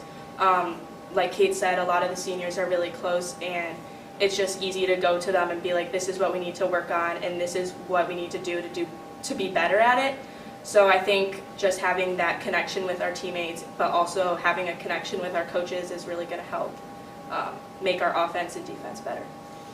Compared to last year, what's the strength of this team compared to what you get? Last year, I thought you were pretty well balanced. You played good defense, had some pretty good shooters.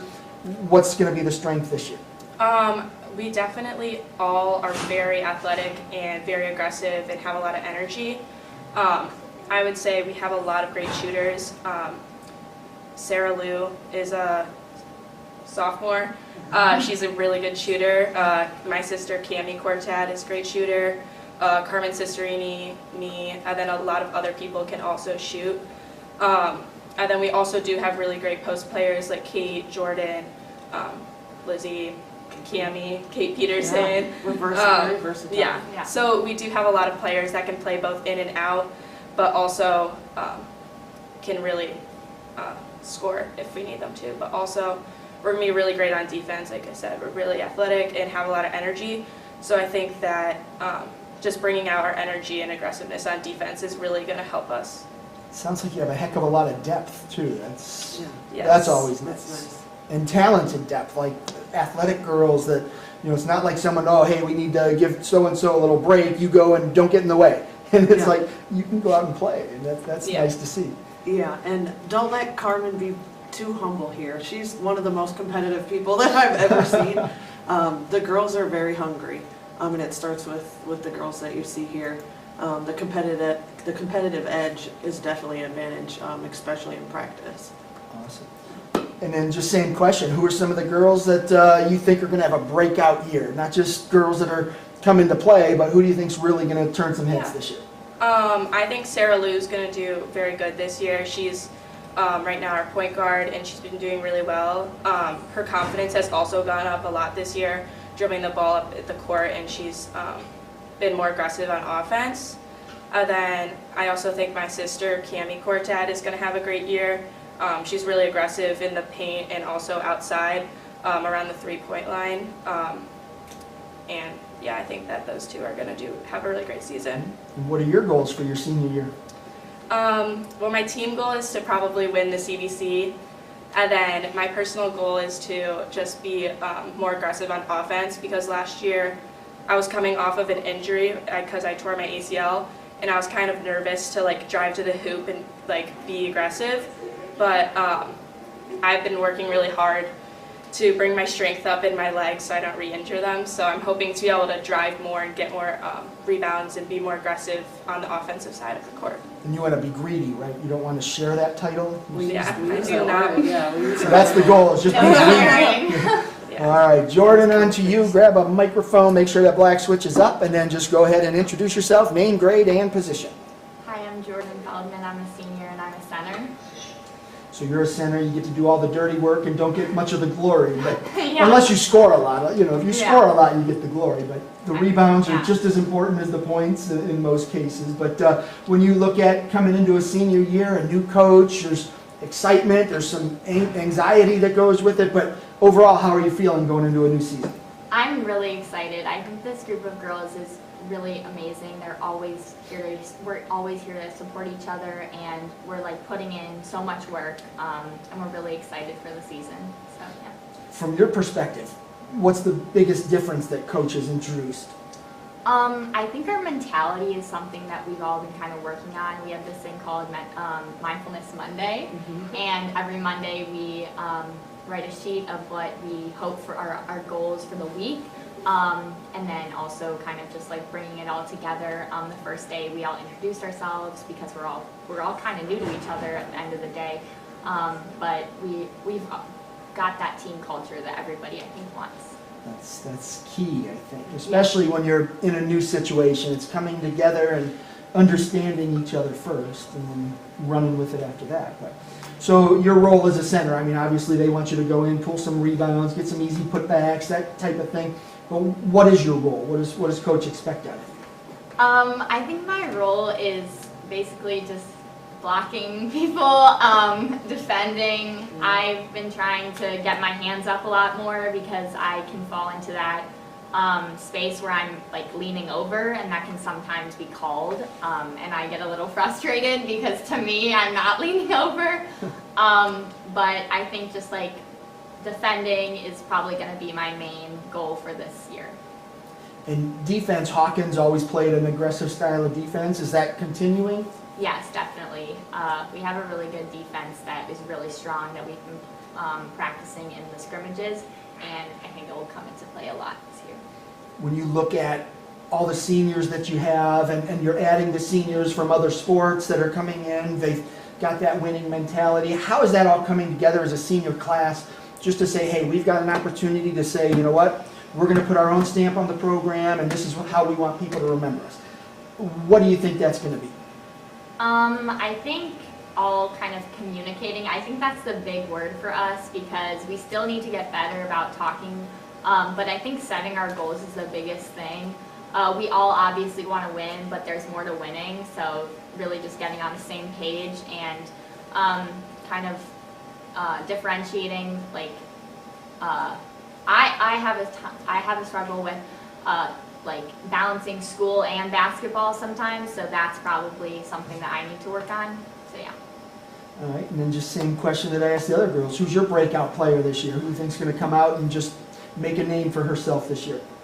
I think Sarah Lou, she's a really amazing player. She's a really good three-pointer. She was our three-point contest in the, what's it called? Power in Pink. Power in Pink, which was a really fun day. But yeah, I'm really excited to see her work this year. I like that Power in Pink showcase. That is, just for the people that don't know, it was a preview. This was the first year, right? Yep. And it's all female coaches, so it was Power in Pink, and I thought that was pretty cool. So that's really Yeah. neat. So, all right, and then just lastly for you, what are your goals? What do you hope to accomplish individually and as a team?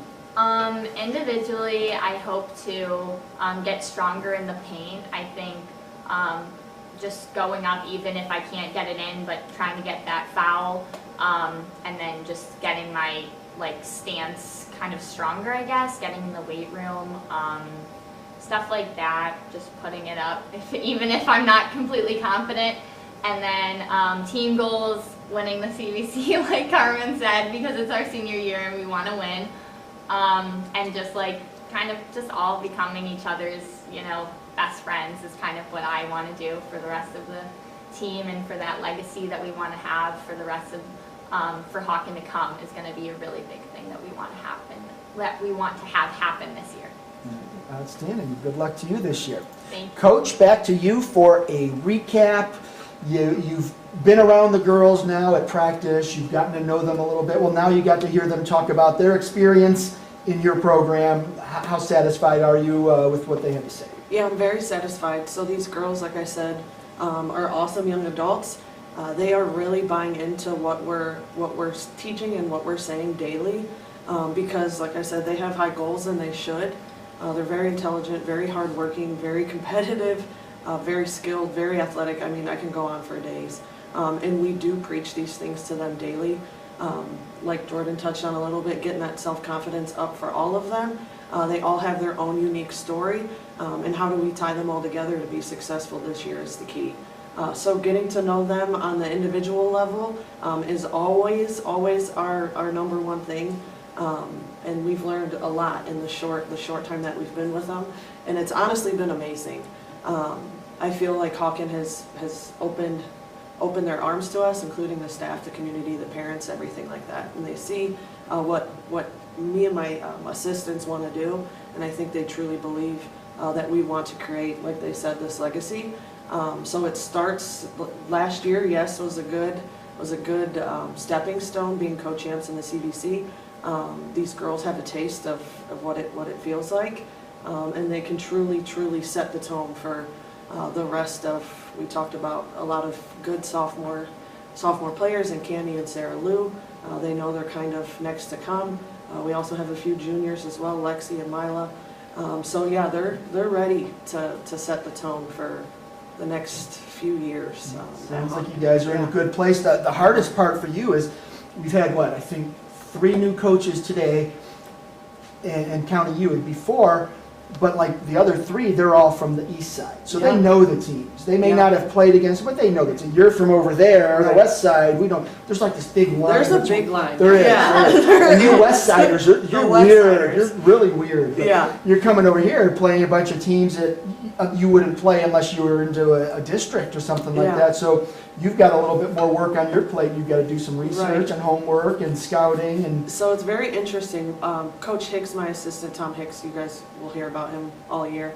We're very big in the AAU circuit, so we know a lot of the individual players, but we've talked about the coaching changes on the east side specifically as well this year. So we like to do our homework. We like to scout other teams, but you don't know what you're going to get. Our first game is Gilmore. They obviously have a completely different head coach. So we can look at last year's games, but they also have different players as well. And like I said, we're a completely different team too. So we're really focused. We keep talking about mindfulness and being focused in the now, and we're really focused on ourselves. We'll get that homework in, and we'll definitely see what everybody else is about. But I'm going to wake up tomorrow and I'm going to do my mindfulness. Yes, you should. You got it in my head. Yeah, you should. Yeah. We'll send you the sheet. Yeah, we'll send you the sheet. All right. Well, I appreciate y'all making the trip. Best of luck to you in your first year. And girls, good luck to you as you try to defend that shared title. And hopefully you're a little greedier this year and take it away and don't share those cookies. So appreciate you being here and closing out Winter Sports Media Day for us. So that's the Hawken Hawks. Appreciate it. Thank you. Thank you.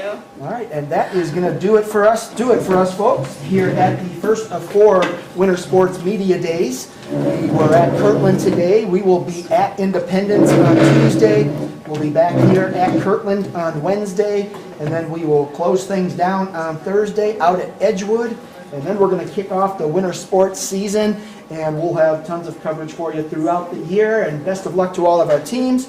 I want to give a big shout out to all the coaches and teams that made it out here to Kirtland today. Big thank you to Matt Paul, the athletic director here at Kirtland, for allowing us to use his cafeteria and for providing me with free water. I appreciate that. I owe him a couple, but and finally, thank you to all of you for tuning in, and to our sponsor of CVC TV, Ohio Center for Oral, Facial, and Implant Surgery. We couldn't do anything without our sponsors, and we've done a lot of great things here with CVC TV and the Chagrin Valley Conference website, and that's all because of our sponsors. So if you get a chance, show some support to them, and that's going to do it for us here from Kirtland. I appreciate you tuning in. I am Steve Hare, the CVC Sports Information Director, and we'll see you on Tuesday.